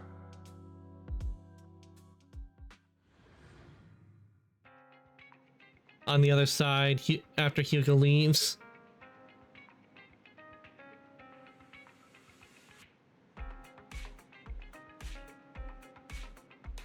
Proxy, you look like you have something to say about that chosen one. Well, the truth is, we've always wanted the chance to work with you. Hugo said you're the best proxy he's ever met. The chosen proxy, in other words, the chosen one. Fine, I believe you. By the way, are you free now? If you're not busy, would you mind taking a walk outside with me? Anywhere is fine. We're at Lumina Square with Vivian.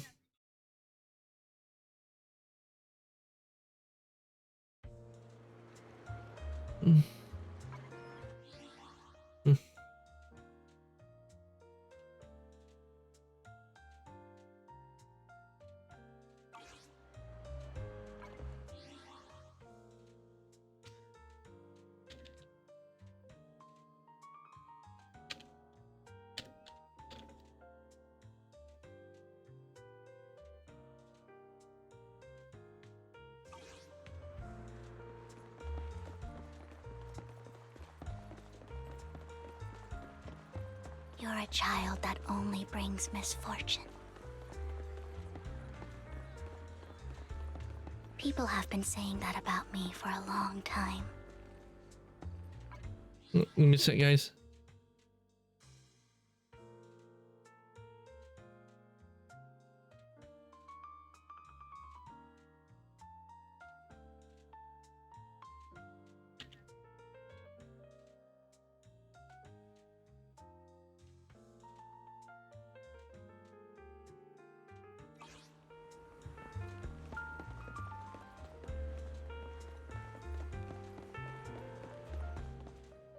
Why do I only predict suffering? If I could predict happy things, joyful things, would people like me a little more?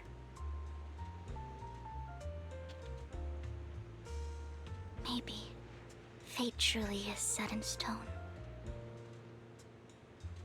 Often, I want to help these people avoid their miserable fates.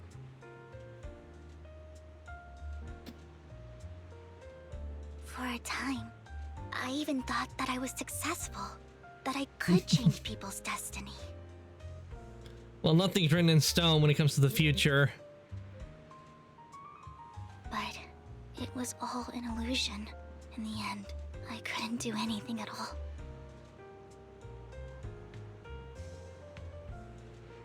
So, I was really happy when you said that my abilities weren't a curse, but a gift.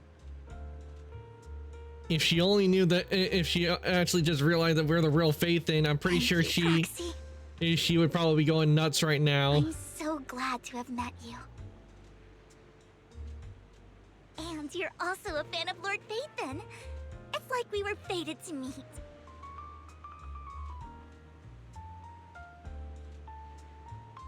I don't know why, but I feel completely at ease when I'm by your side.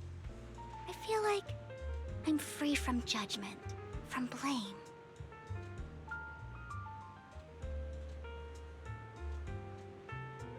Like, I don't need to worry about anything, and can just be my own true self.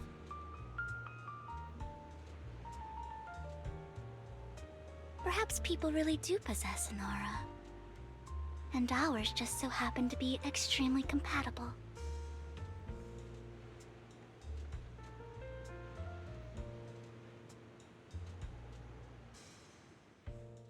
By the way, you asked me before about Hugo. I don't really know much about him. He rarely ever talks about his past. But judging from his eye colors, you can guess he's probably the bastard son of a renowned family. I think his mother was very worried about his different colored eyes, and even wanted to get rid of him at one point. But then his family offered a huge price and bought him off his mother for some reason. And just like that, he moved from a leaky and drafty boarding room to a luxurious mansion. But he's also mentioned that the extravagant home is actually like hell for him. I think it's probably because the family treats him terribly.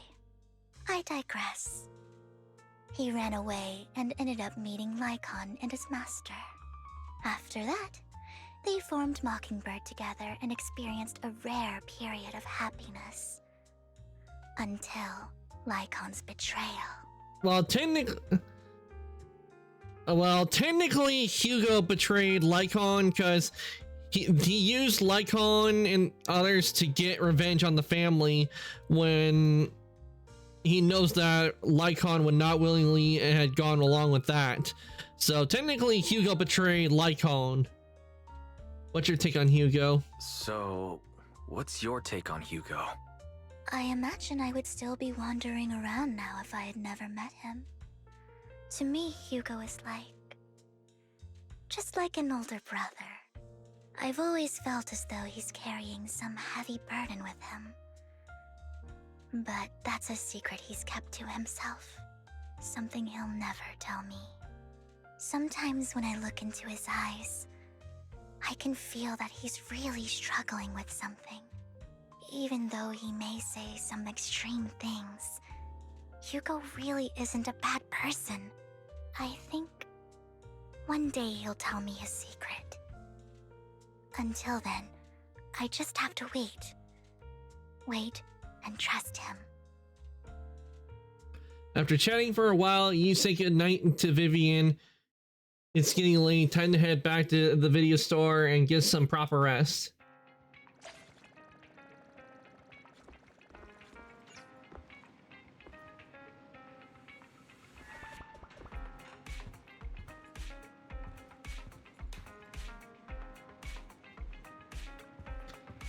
Wise, you're a bit late today. I had a long chat with Vivian. I see. Well, it's getting late. You should call it a day, Wise. Once Vivian and the others get in touch, we'll have a lot to investigate. Why, Vivian contacted us. She said you'll be investigating the Hollow tomorrow. Besides her, Hugo and Lycon, Ambi, whom we recommended before, will also be joining the operation. She'll explain the details when she comes to pick you up at the video store tomorrow. But are you still planning on heading straight into the Hollow like you did the last few times? Vivian and the others will protect me. Alright. With so many friends around this time, you should be in good hands. I'll wait for you at home. Then no matter what happens, remember safety first. Now let's get some rest. I want to check something real quick. I want to see if we were to go into one of the old scenes like before that I know where Lycone.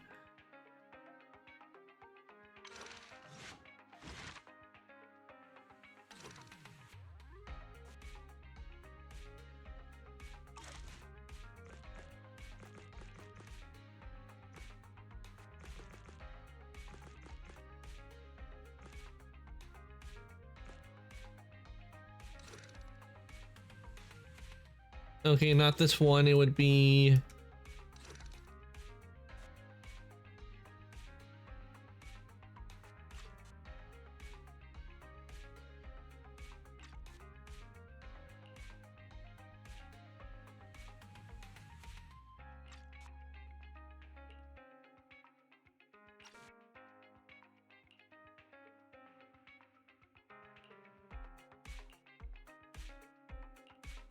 See, would this be the one?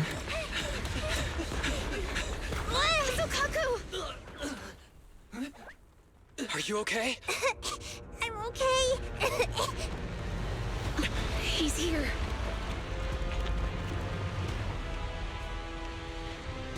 It's over.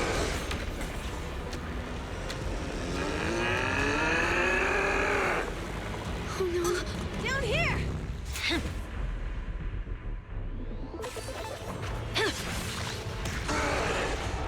I want to know if they put like Lycon's voice in.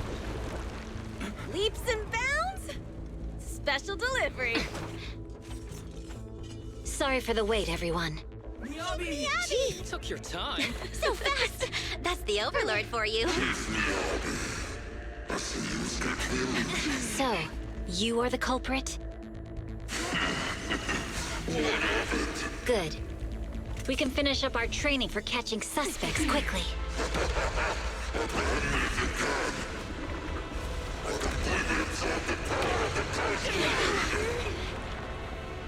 Is this? We've got company. Uninvited guests. You think Caesar will be okay? Our only issue is there's not enough to fight. Nicole, I think the Ethereals have us surrounded. They're just small fries. We'll handle them. Okay. I call dibs on the big one. No. He's my target. Sorry, but thanks for bringing the chief over. One last overtime. Late night snack after work. Section 6. Operation start. Well, they did add Lycon in there, but there's still missing voices on this.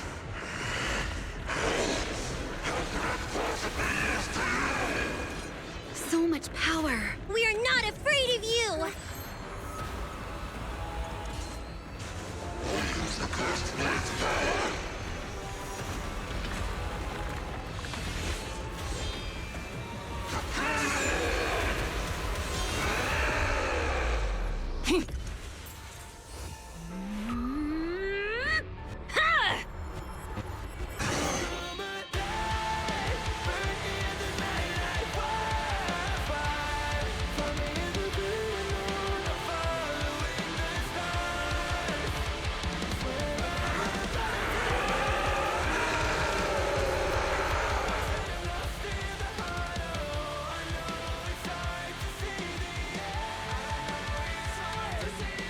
Seriously? Talk about showing up. Oh, they didn't add Lycon's voice right there. So I guess they didn't add...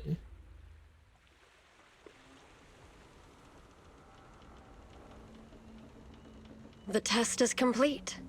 Elixir P07 confirmed effective. Bringer has completed his mission. May the Creator refine him. How long can we stay awake? Okay, apparently they was like, I thought they might have added a Lycon, but they didn't.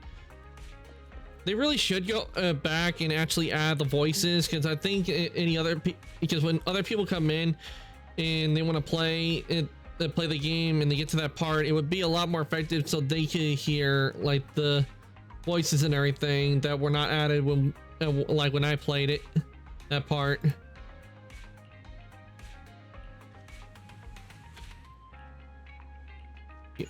And so confirm that.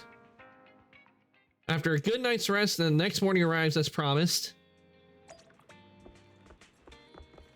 Vivian. Good morning, Proxy. Long story short, we analyzed the location marked in Bringer's notebook and found no pattern between the coordinates, but they all seem well hidden. Hugo suspects that we might find something stashed at the coordinates, but it's unclear whether it will be pleasant or terrifying. In any case, we need to investigate. Our destination today is the Ballet Twins. Let's head there together. The Ballet Twins, okay.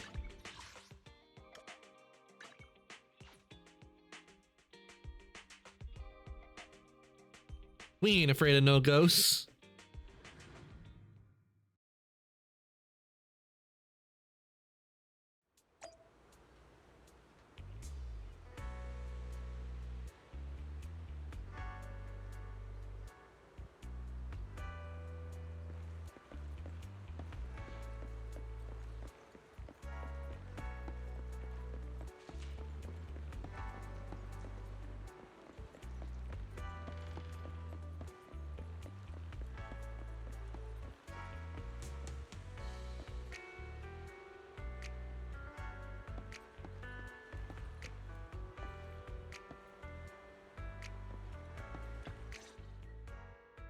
It appears we're the first to arrive.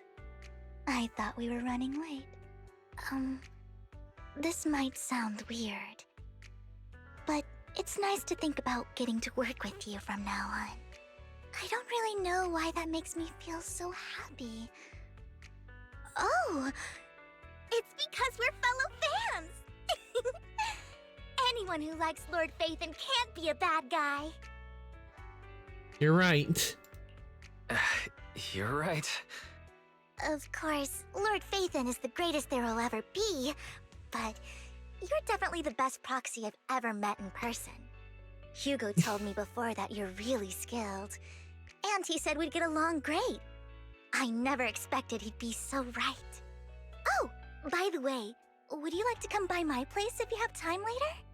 I have a huge collection of Lord Phaethon merch. Wait, they have merch?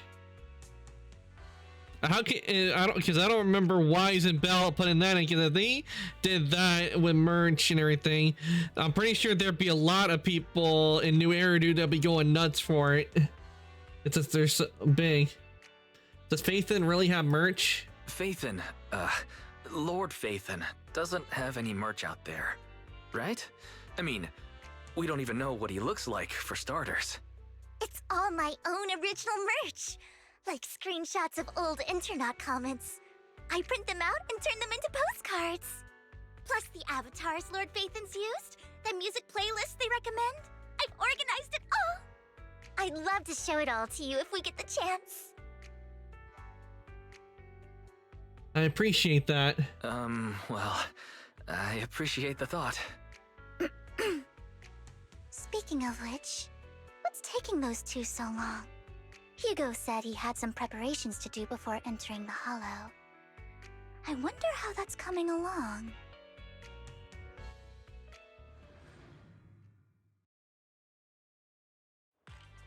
Meanwhile, Hugo is preparing for upcoming operation in another part of Lumina.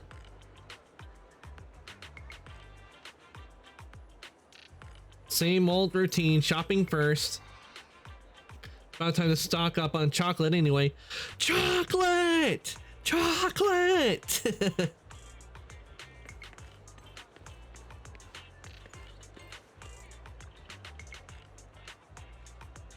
Rations, bottled water, and those chocolate coins. I'll take all of them in a bag, thank you. At this moment, a familiar figure appears. Hugo. Oh, what a coincidence. I didn't expect to see you here. Evidently, I didn't expect it either.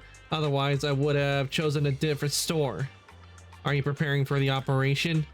Are you blind? Oh, by the way, thank you for joining us this time and lending your combat prowess. If you could also refrain from revealing our secrets to your dear master, that would be perfect. The manager went over this with me. You have my word that as long as your actions do not cause harm, I will keep everything secret. How awfully kind of you. All right, I'm short on time, so I'll be off now and enjoy your shopping.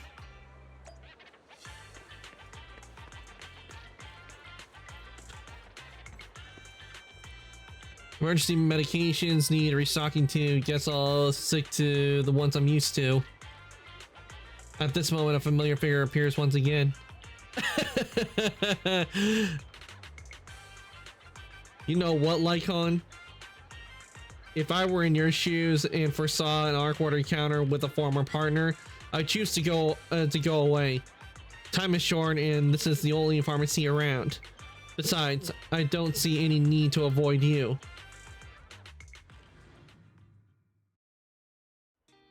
Oh, and here we go again. They're gonna encounter each other again.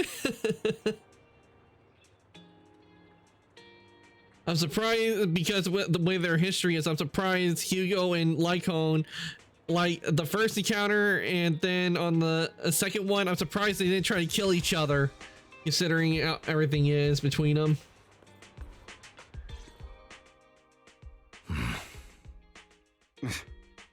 This is getting to be more than just a coincidence, don't you think?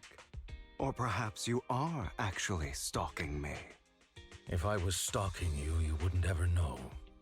Overconfident as always. You haven't changed at all. We just make it a habit to check the state of our weapons prior to combat. Thanks for that little reminder. I almost forgot. I didn't expect you to let me join. What else could I do? Master Proxy would have insisted on having you join us. I never expected for us to have a chance to enjoy some pleasant conversation like this, without our weapons drawn, that is. It really has been too long. I still remember when we first established Mockingbird. Indeed. That was a long time ago. Thankfully, Jack went in peace. He must have known about his condition for some time. He even left us with instructions. Passing peacefully in your sleep is the most natural way to go. I'm happy for him. By the way, Lycon, have you given it any thought yet? You mean about our guild for Phantom Thieves? Yeah. It's time for us to build an organization of our own. Jack always supported the idea, didn't he? I don't have any objections. But what should we call it then? How about Mockingbird? It's a bird known for mimicking the calls of others to blend in. The same way we don high society roles for ourselves when we're out on a mission. Oh, oops. I nearly forgot. You're a terrible actor, and you're always flubbing your lines. I guess we can rule out that name, then. No, call it Mockingbird. We're always just putting on an act, aren't we? I won't slip up on our next mission. Besides, we still ran missions together even when we didn't have a name. Having one now won't really make a difference. No. It does make a difference, Lycon. And I don't just want a name. I want Mockingbird to become a symbol, like the sword of Damocles hanging over everyone's heads, striking fear into the hearts of the rich and cruel whenever they hear the name. Just like Jack used to say, this world isn't fair. So that's why we have to influence it however we can, and change things in our own way. But on the basis of not causing harm to other people's lives. That's also what Jack used to say. You remember, don't you? Of course I remember. All right, I promise. That sounded pretty forced. Don't forget, things don't end well for people who break their oaths. I'm good for my word. You must trust your fellow companions. That's yeah, also but then he breaks the something Jack oath would later say. on.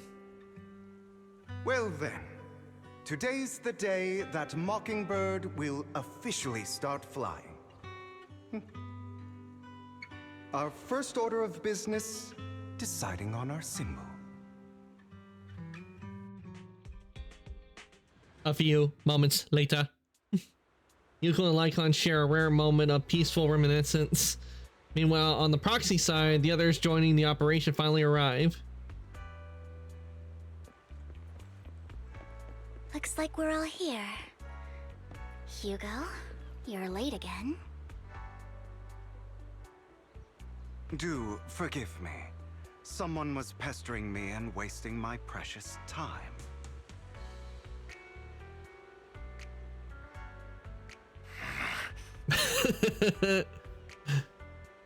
Lycon did not like that. You can tell, right?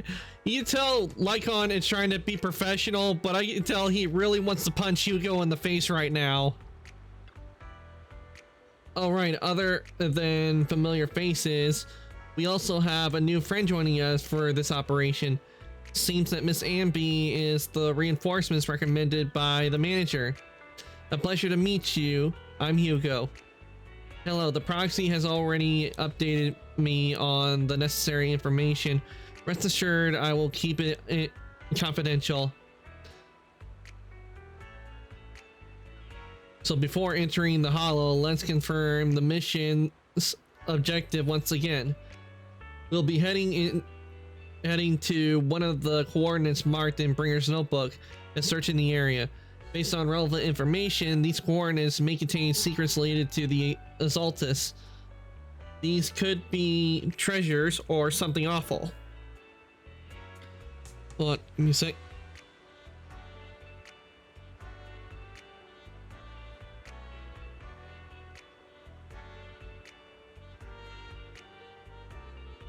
Okay. We'll have to explore and find out. If there are no further questions, let's begin now.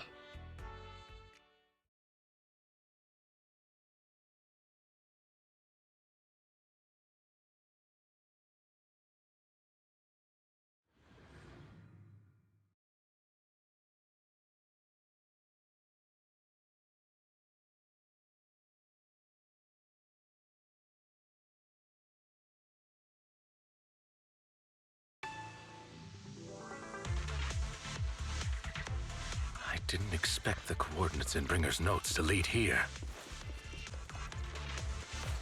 Roger. Oh, are you familiar with this place? I feel, yep, I definitely have a feeling that that familiar than Vivian and Hugo, they'll eventually be added as Proxy. playable If you're being characters, too noisy, considering.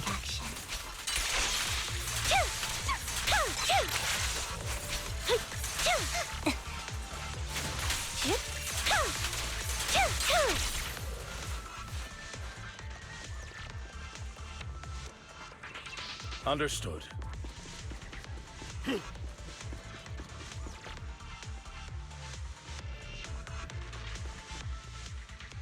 I don't enjoy obstacles in my path. The generator room should be nearby. Over here. Master Proxy, I hate to be the bearer of bad news, but there's something wrong with the circuit. It seems to be blocked. Don't tell me. Victoria Housekeeping's high and mighty attendants can't even fix a simple circuit. I can fix it, but I'll need a circuit diagram before I can do anything. I've seen diagrams for this type of circuit before. It's a pity that we're unable to connect to the outside world from inside the hollow. Just leave that to me. Just leave that problem to me.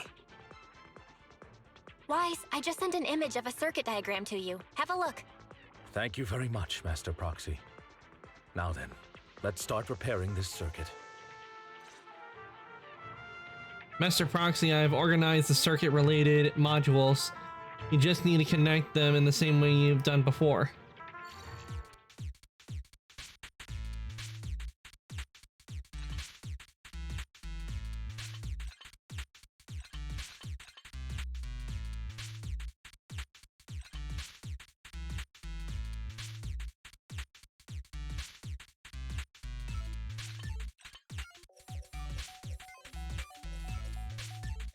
And voila!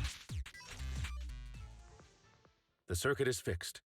We should now be able to open that door. Wait up. Wait a second. Something just doesn't add up. It's all coming together now. Communicating with the outside world from within a hollow. And getting that circuit diagram. In theory, there's only one person who could ever do that. Could it be your Lord Phaethon? Now she gets Impossible. There's no way. But then again, only Phaethon could have done that. I mean, you're an incredible proxy, sure.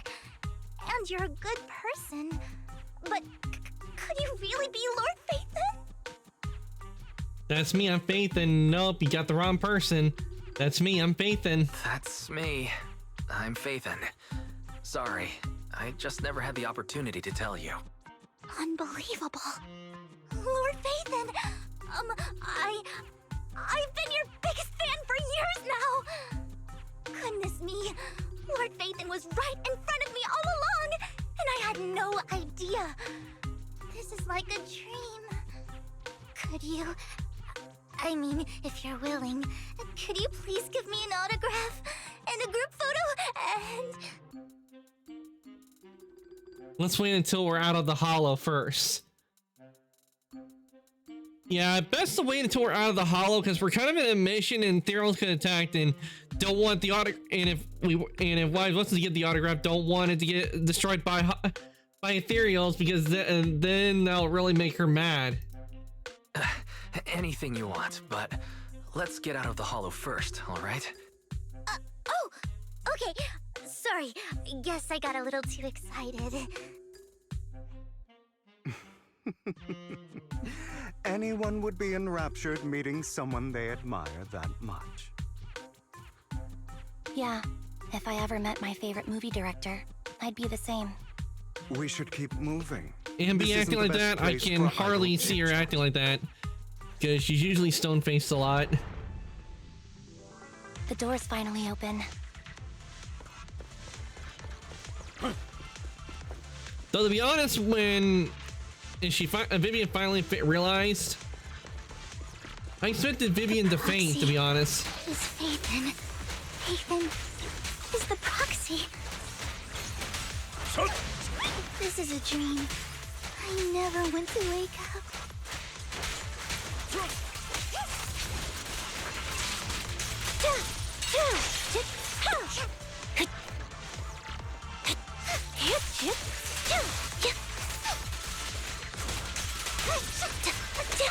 The fissure over there should lead to our destination.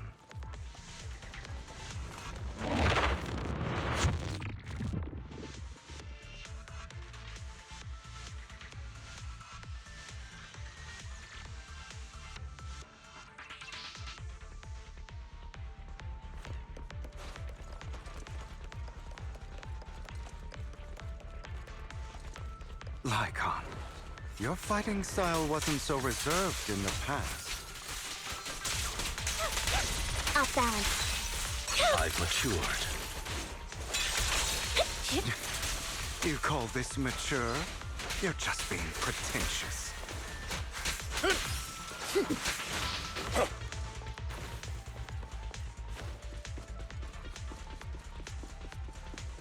In position. A difficult foe, that one.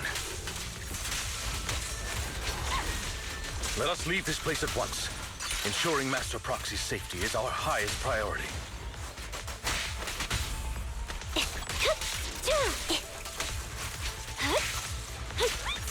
I won't let anything happen to you, Lord Phaethon.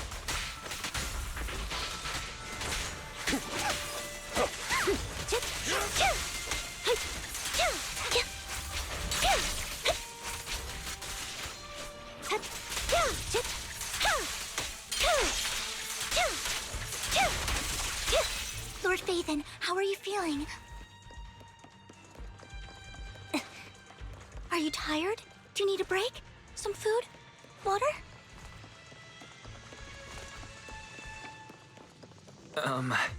Thank you for your concern. I'm fine.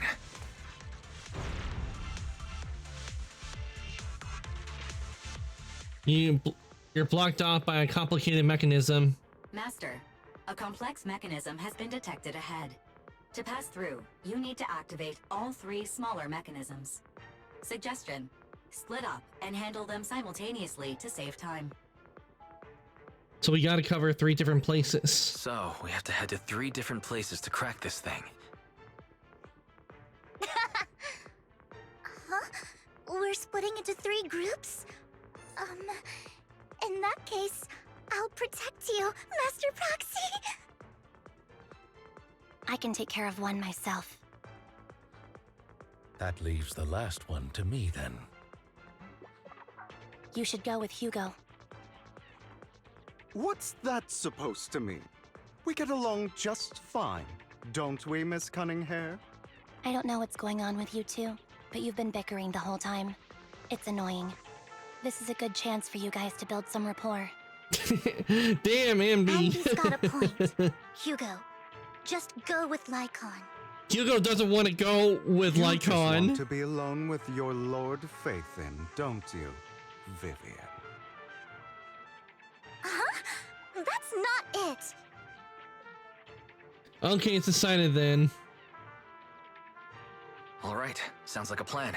It's all decided then. If Master Proxy says so, then sure. But, Lycon, you better not slow me down. I really want to recommend you two some movies for a crash course on teamwork. So if there's no objections, let's proceed with the assigned quads. You really enjoy posing as leader, don't you?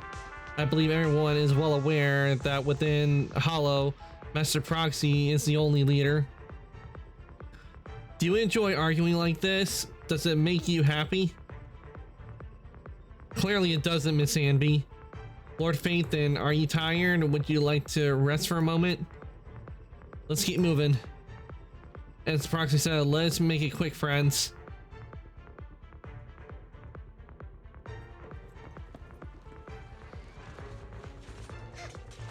Lord Phaethon, there are too many ethereals here.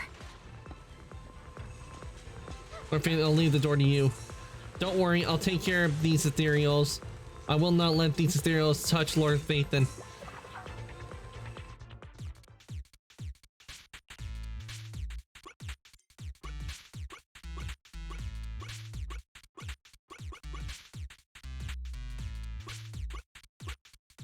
Oh, okay, I see what I have to do here.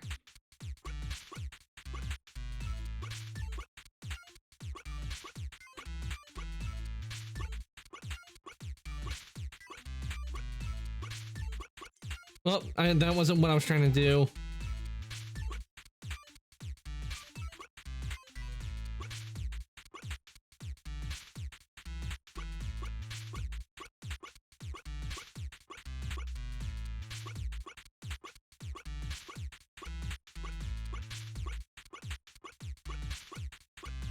There we go. See, that's what I was trying to do, but I accidentally hit the button by mistake.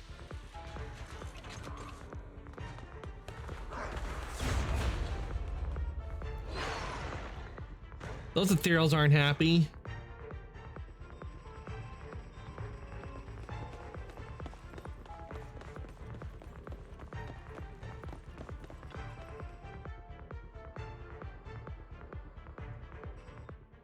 Sure enough, Lord Phaethon and I share a deeper connection. Sorry. I hope I'm not being too forward. Goodness me. Somehow I'm fighting alongside Lord Phaethon. It's like all my dreams are coming true. I'm going to wake up any second now, aren't I? It's real. I'm real. No, this isn't a dream. I'm real. See? You can even hold my hand. Not only is Lord Phaethon incredible, but super kind. That's it. I pledge to be a die-hard Lord Phaethon fan until my very last breath. I'm happy to hear that. I'm happy to hear that. Don't get me wrong, but why do you like Phaethon so much, Vivian? Lord Phaethon is my light. The one who saved me in my darkest and most desperate times. Like a deity who rescued me. You probably don't remember, but you really did save me that day. What day was that? It's so embarrassing to say all this in front of you. Sorry. I hope I'm not bothering you too much. Not a bother at all. Thank you for your support. No, you're not a bother at all. Thank you for your loyal support. I should be the one thanking you. Just being able to see Lord Phaethon makes me the luckiest person in the whole world. Sorry to keep babbling like this. I wonder how the others are doing. I'm sure Anby will be able to manage. She's great at this kind of stuff. But as for Hugo and Lycon, let's just hope they don't get into a fight with each other. Roger.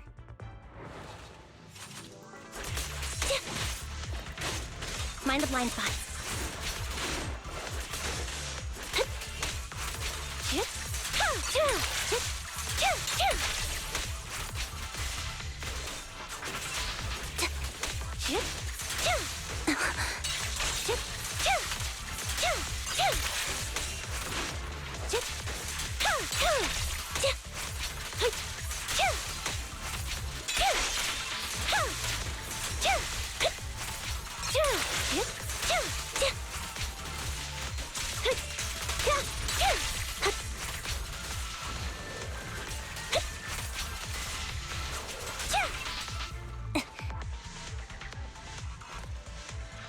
The final step is to operate this console. Just like in the movies, bringing down the lever with a decisive pull. Great, no monsters. Let's go meet up with the others now. Meanwhile, on Lycon and Hugo's side,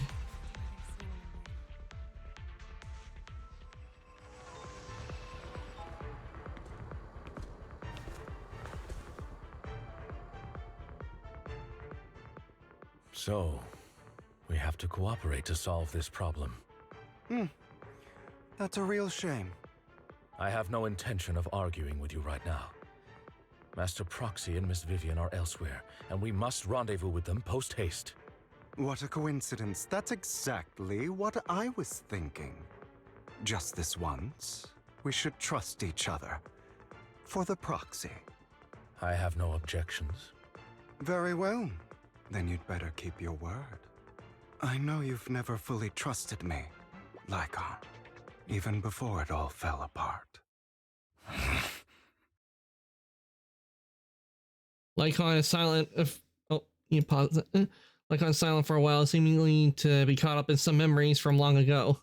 You wanted to speak to me alone? I know you and Hugo are as thick as thieves and don't hide anything from one another. But you can't tell him what I'm about to tell you. Did something happen with him? Hugo is an intelligent and gifted child.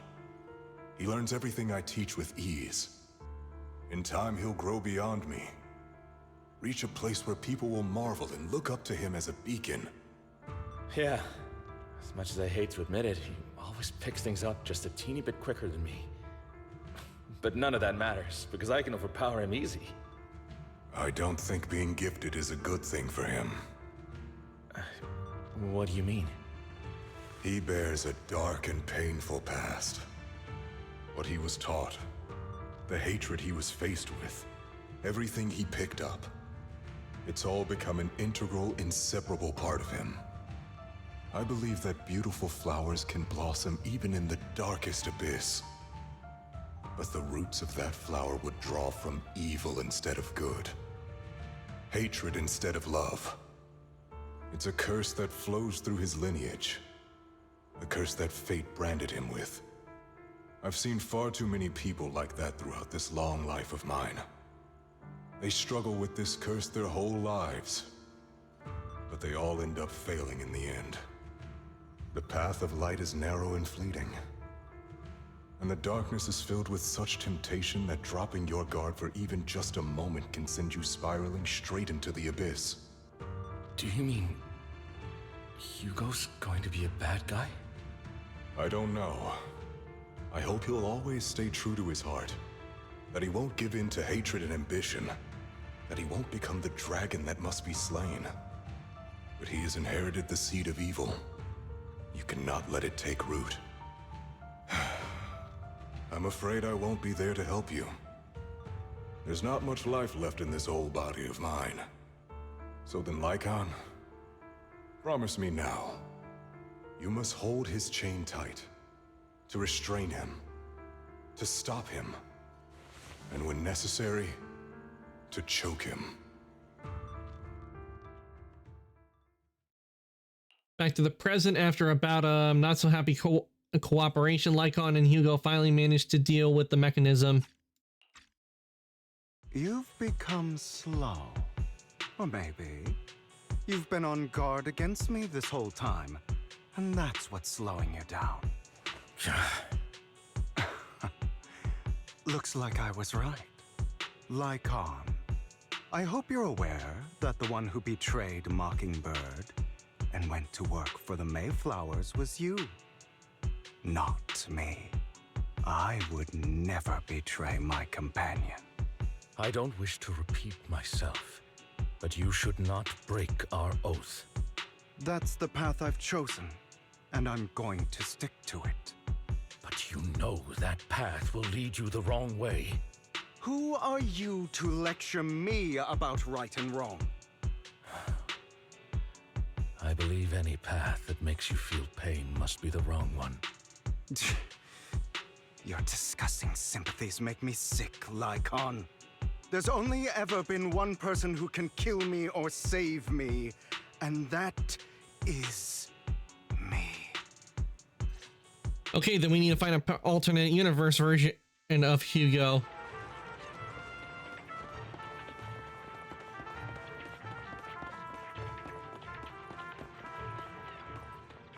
After a while, the teams have completed their respective tasks. Everyone gathers again.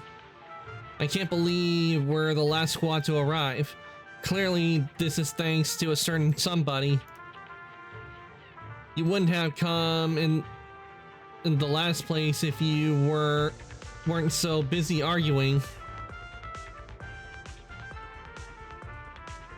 For perfectly coordinating partners such as Lord Phaethon and I, coming in first place is to be expected.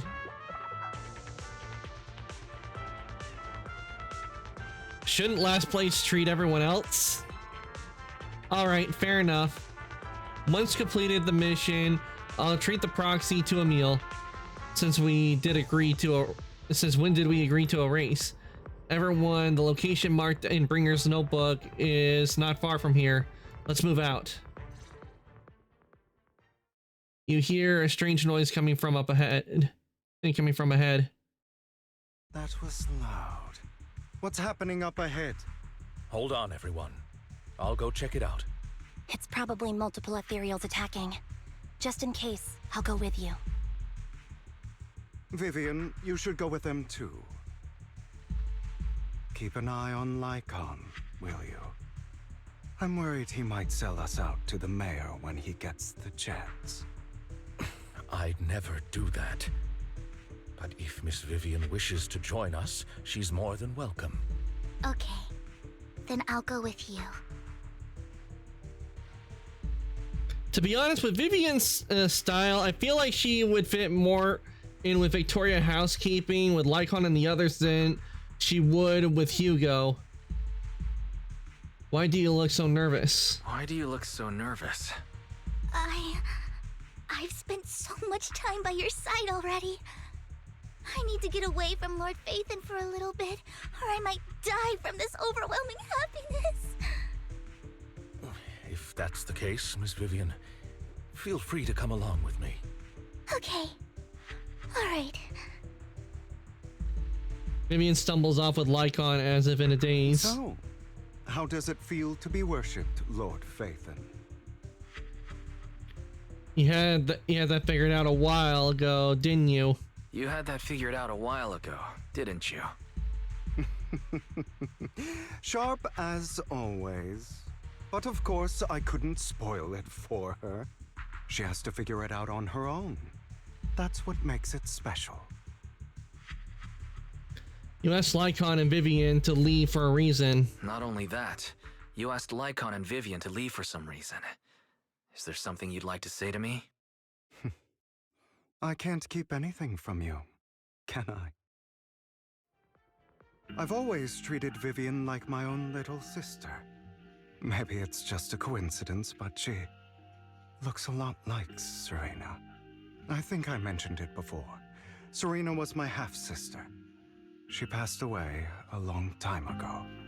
Vivian really likes you, whether you're Phaethon or just wise.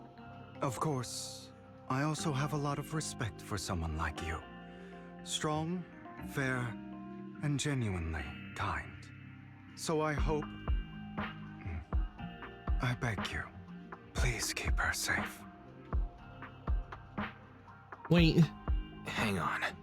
What's that supposed to mean? Think of it as the last bit of conscience I have left. A kid as pure as her. She should stay alongside someone who walks in the light. Like you. Not even Vivian can agree with all my beliefs. One day we'll go our separate ways.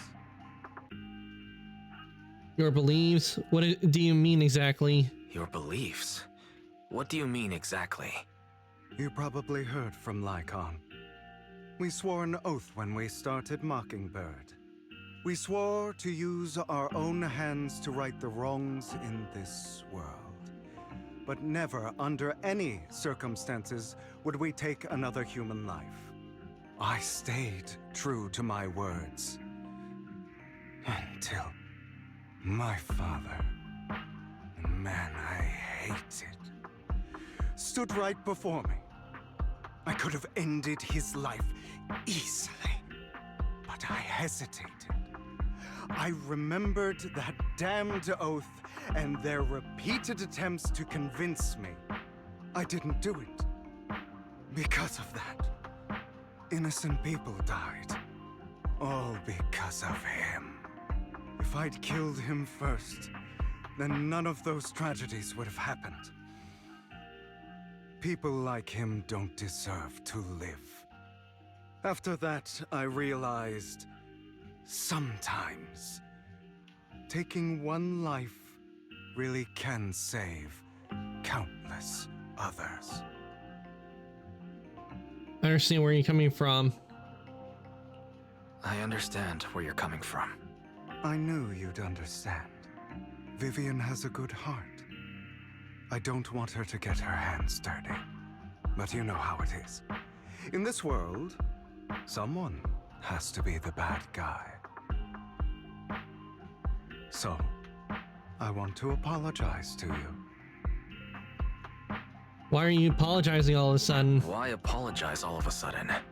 You're incredibly strong, kind, capable, and really, really lucky.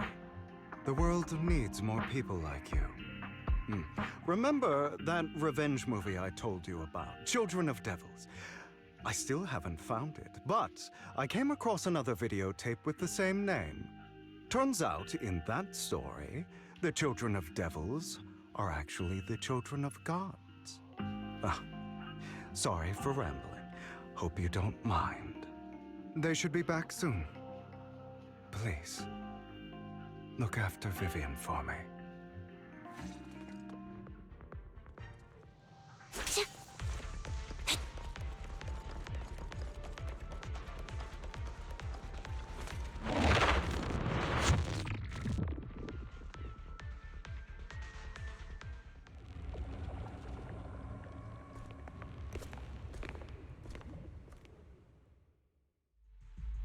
What is this?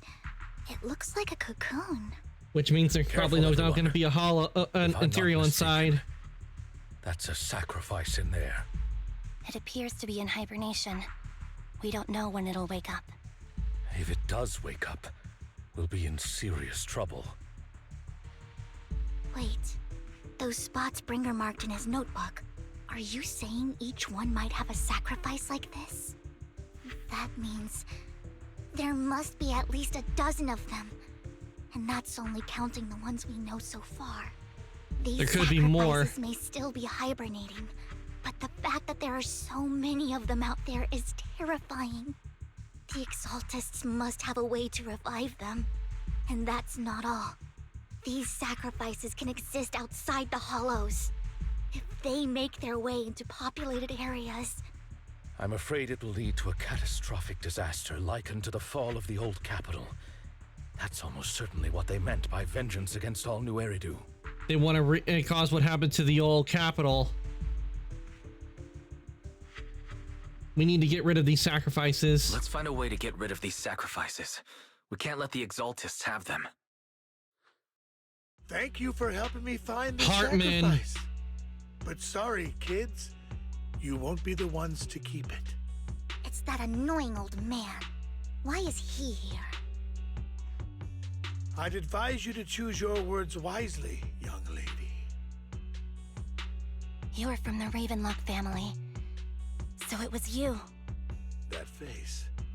Oh, I know you. I heard about what happened to your friend. Truly unfortunate. If only she'd been smarter. It seems your goal was this sacrifice all along. You've been tailing us, haven't you? Keeping your distance so that I wouldn't notice. As expected of a Wolf-Thyran, you are very perceptive. That's right. All thanks to your ex-partner, we were able to carry out our plan smoothly. My ex-partner? Hugo. I'm not exactly happy being called that, but what he said is true. Hugo takes a step forward, then walks over to Hartman's side. Wait, Hugo, what do you mean? I made a deal with Mr. Hartman in advance. So, would you kindly step aside and let us have this sacrifice? Of course, you can choose to refuse, but if you do, then I'll have to take coercive measures. What did this guy promise you? What did you offer him? Everything we know about the sacrifices plus the core itself. But why? It's simple. I want to climb higher. Mr. Hartman offered me a chance to join Tops. Who could say no to that?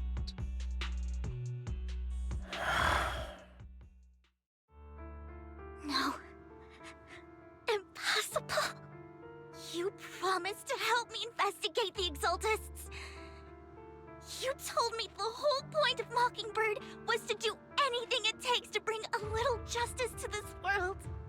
Was all of that just a lie? You're just too gullible, Vivian. I also told you, everybody lies. To hide their true intentions, people lie so smoothly. they don't even bat an eye. You... Yeah, I can't do that. I'm not a liar. I can't lie. What a wonderful show of betrayal and backstabbing. Bravo! I've got no interest in your little feud. But would you all be so kind as to step aside? My men still have some delicate handiwork to do.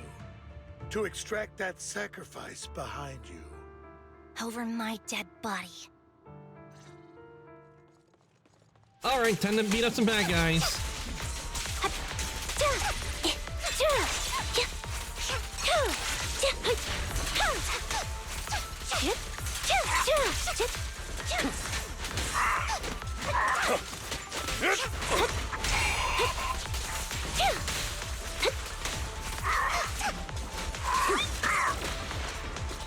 Evade, now!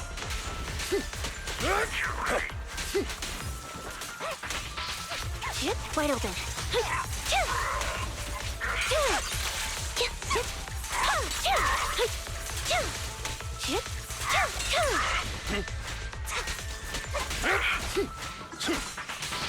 Take this.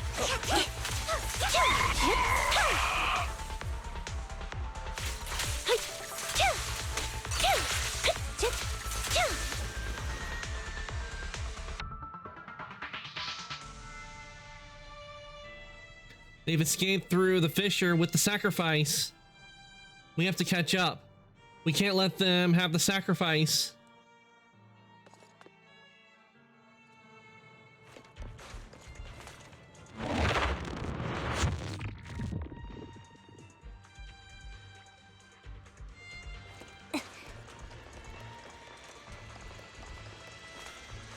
Oh, there are the stairs.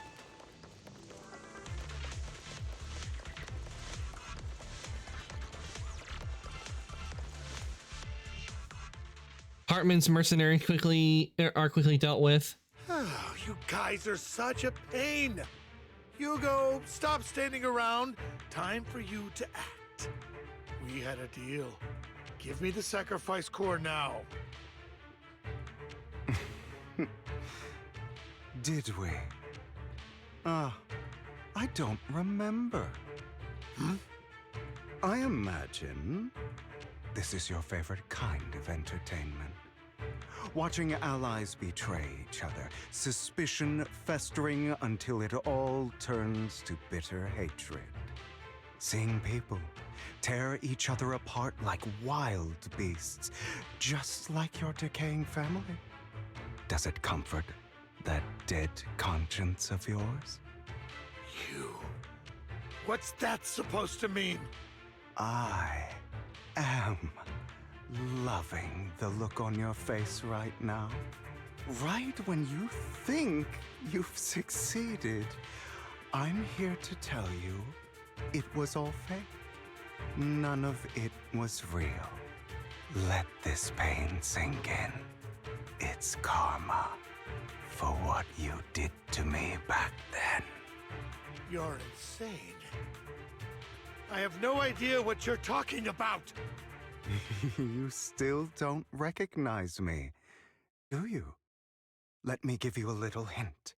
My full name is Hugo Vlad Ravenlock. That's impossible. You're part of our family? Wait, so does that mean Hartman is the father? Child.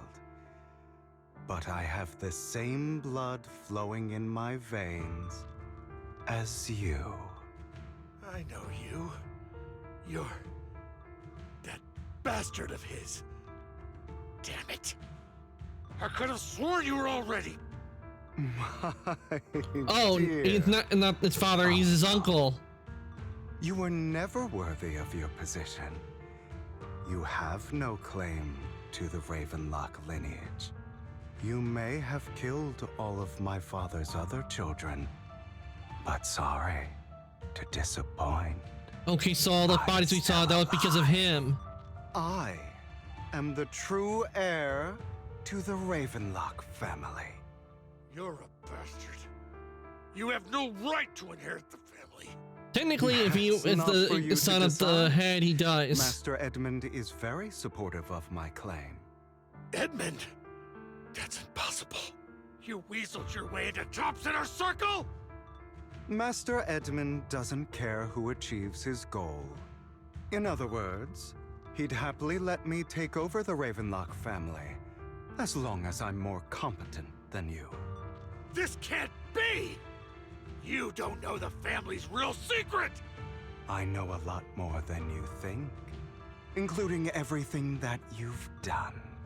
Just give up. You never even stood a chance. Damn it. This was all fake, right? You were just putting on an act to fool this old man, right? I actually fell for it. Don't do that again. At least give us a heads up next time. Vivian, everything I did was to rightfully inherit the Ravenlock family. That part is true. Now, I'm going to kill this man who stole what was never his.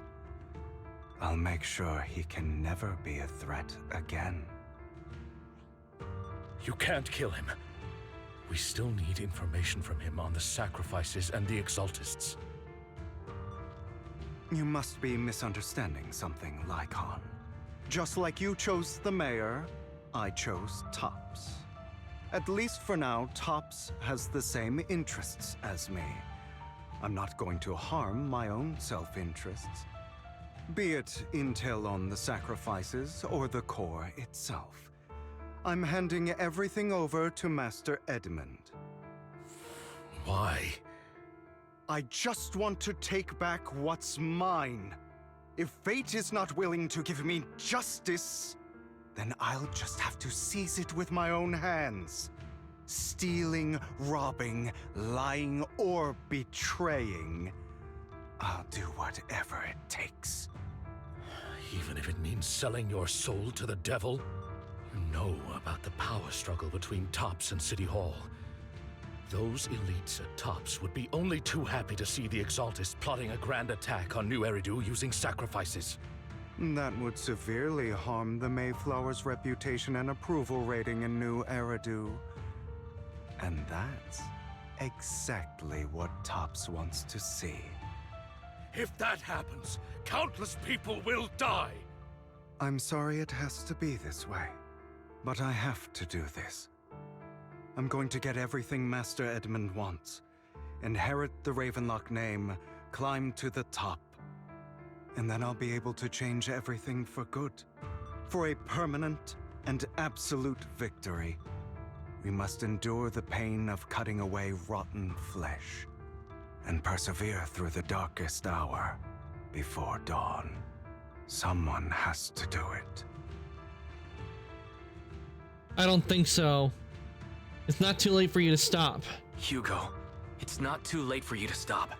You can still walk away from this. This is the path I've chosen. Without power, resources, or strength, we can't do anything. Mockingbird is the perfect example. All the talk about using our power to tip the scales of justice and hover over them like the sword of Damocles. It's just a delusion. In their eyes, we're nothing but annoying gnats. Mockingbird has never really changed anything, or saved anyone. Never in the past, not now, and never will in the future. None of it matters. Don't become the kind of person you hate. I understand your feelings, but don't be consumed by it. But even so, you shouldn't become the kind of person you hate. Sorry, Proxy. Or like in some words, don't let a Dark Lord twist your mind. This isn't some children's story of a dragon slayer becoming an evil dragon. Sometimes, to slay the dragon, you must first become one. With sharp claws, rending fangs, and strength enough to destroy anything. So I will bloody my hands. I will carry the weight of my sins. I will become the Abyss.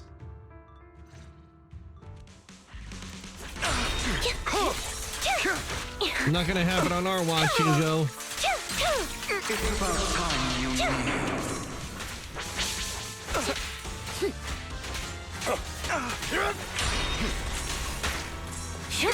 Out of my way.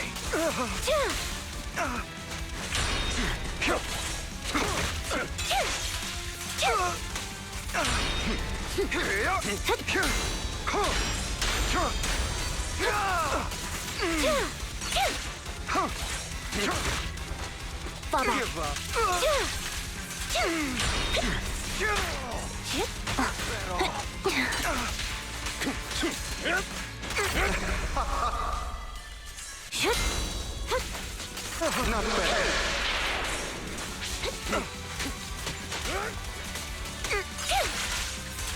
Off balance. Cleanup's not finished.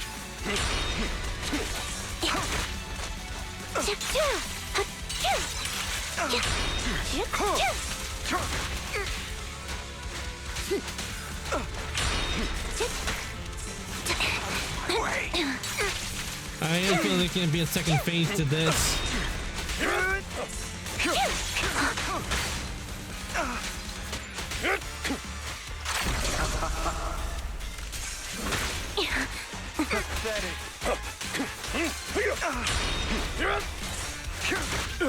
Stay safe.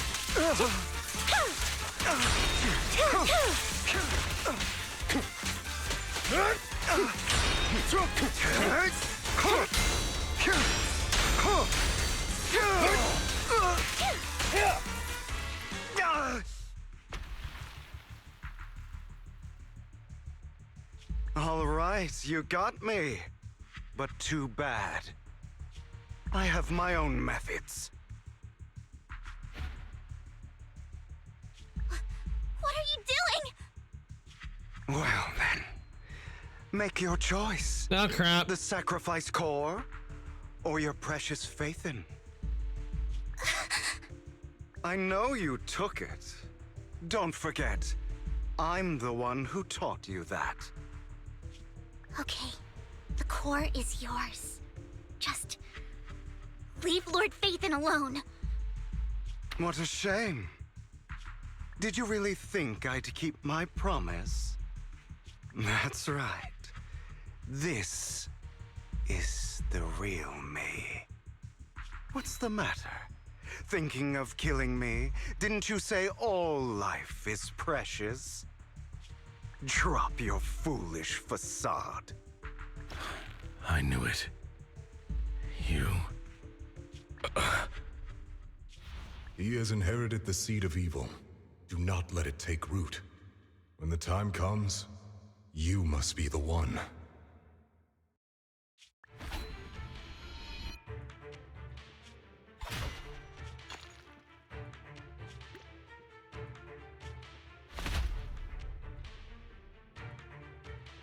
To Go choke. on, kill me.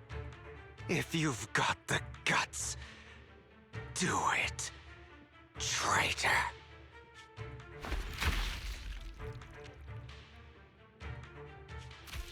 Wait, did he just kill him?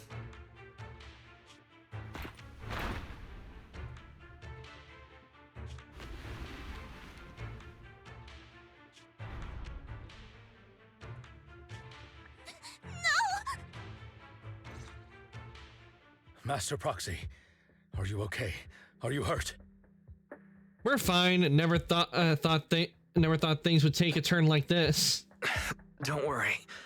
I'm fine. I just That was a pretty intense right there. Like Lord Phaethon, I'm sorry. I had no idea Hugo would do that to you. I'm so sorry. It's okay. It's not your fault. Fault, Vivian. It's all right. No matter what, this isn't your fault, Vivian. Yeah, I would have to agree on that because it wasn't Vivian's fault because she would not want to kill Wise. Earlier. Vivian quietly walks to the edge of a rooftop. She hesitates for a long time and finally looks down. Naturally, nothing's there. Hugo, he... That's a hollow down there. If you need, I can arrange for someone to go in and search for his body. I think Hugo survived. To be frank, I thought you'd hate him for his betrayal, Miss Vivian. I do hate that he's keeping things from me, but all these years, Hugo's been like family to me. I believe he's still with us.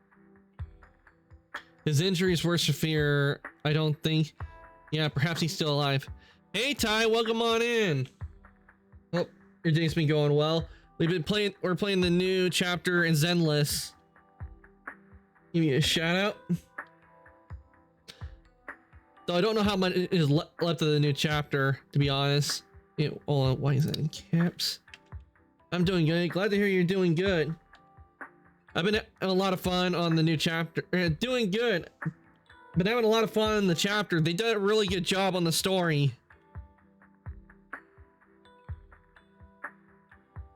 I've been enjoying the new chapter, and also we also have a video archive to do after when we do eventually finish the chapter.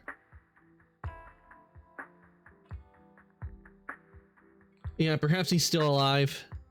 I feel the same. It's possible he's still alive. I'm terribly sorry, but I must tell you, it is impossible for Hugo to be alive. My hand went through his heart. Ooh, damn! Sorry to interrupt, everyone. But just so you know, Hartman's gone. Probably slipped away during all the chaos. And he no doubt took the I'm core. Sorry. I was so focused on Master Proxy's safety, I wasn't paying attention to him. Same, but it doesn't matter. We all know what he did. And he will pay for what he did today. Yes. I'll be reporting all of this to the mayor. He's not getting away with this. Well then, now that it's all over, let's head back.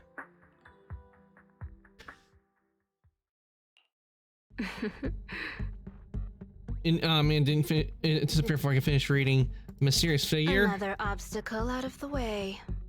She's going to be pleased about this. May the Creator guide us.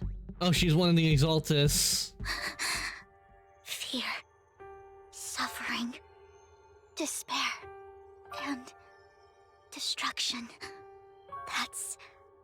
That's the future I see, Lord Phaethon.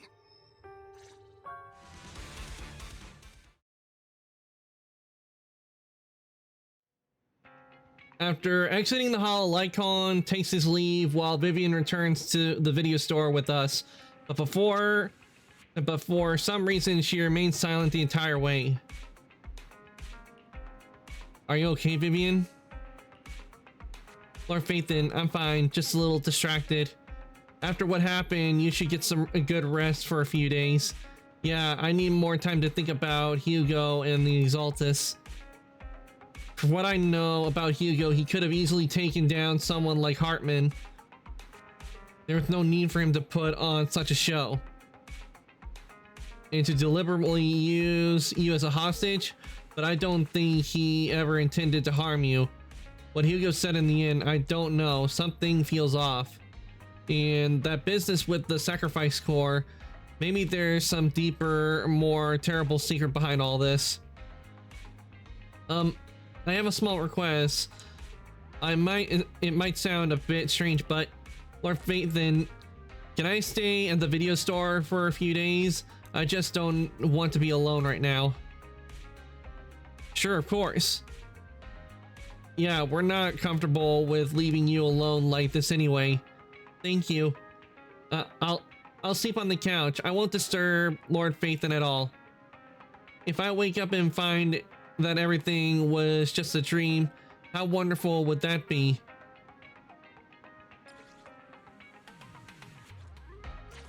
All right, we completed it. Go back to your bedroom to get some rest.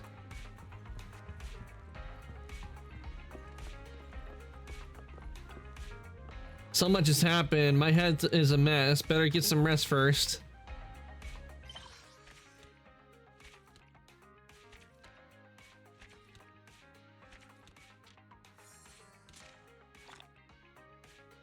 All right. Oh, man, that's all there is for this part.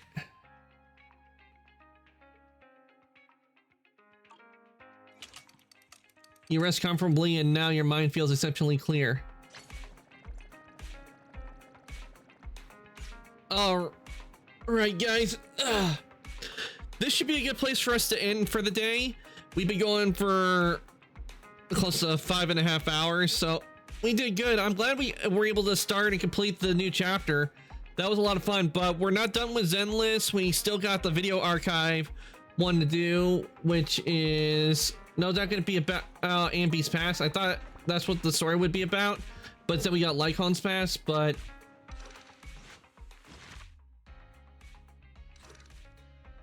yeah, we have to do we have this one, and did they add another one? Nope. We just have this one, so we will work on this next Friday, and then once we finish this, we'll go back to Star Rail and continue in Star Rail, and we'll finish that one with the ninjas and the monkeys next Friday. So what I'm gonna do, I'm gonna turn on over to chat. We're gonna somebody for us to raid, and do stick around because you will be getting extra channel points from the raid.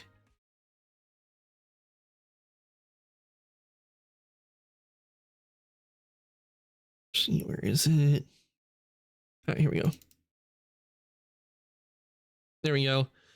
Okay, let me give you guys your raid messages while I look somebody for us to raid. This one's for subs. This one is for non-subs. Give you guys a chance to copy those. And if anybody's interested in joining the Discord, here it's a link to the Discord. I do post when I go live, any change in my schedule. So if anybody's interested in joining the workshop, there is the link. Now, let's see, who do we got on tonight?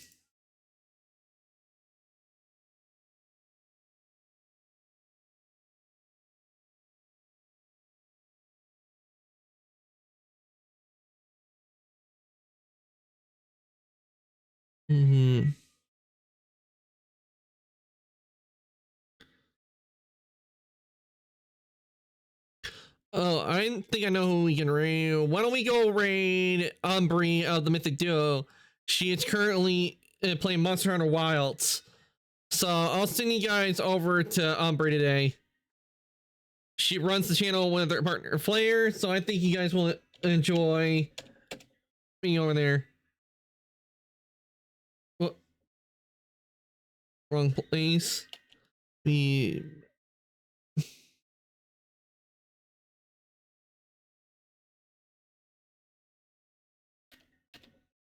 There we go.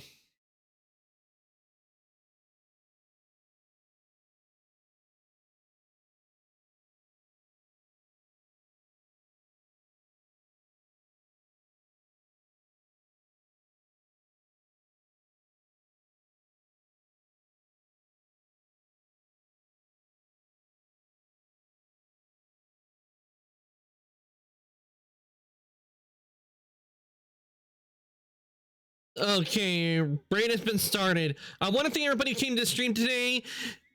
And Rin, thank you again for the raid. I really do appreciate it. And everybody who's been lurking and hanging around, watch me play Zenless Zone Zero. I had a lot of fun playing the new chapter.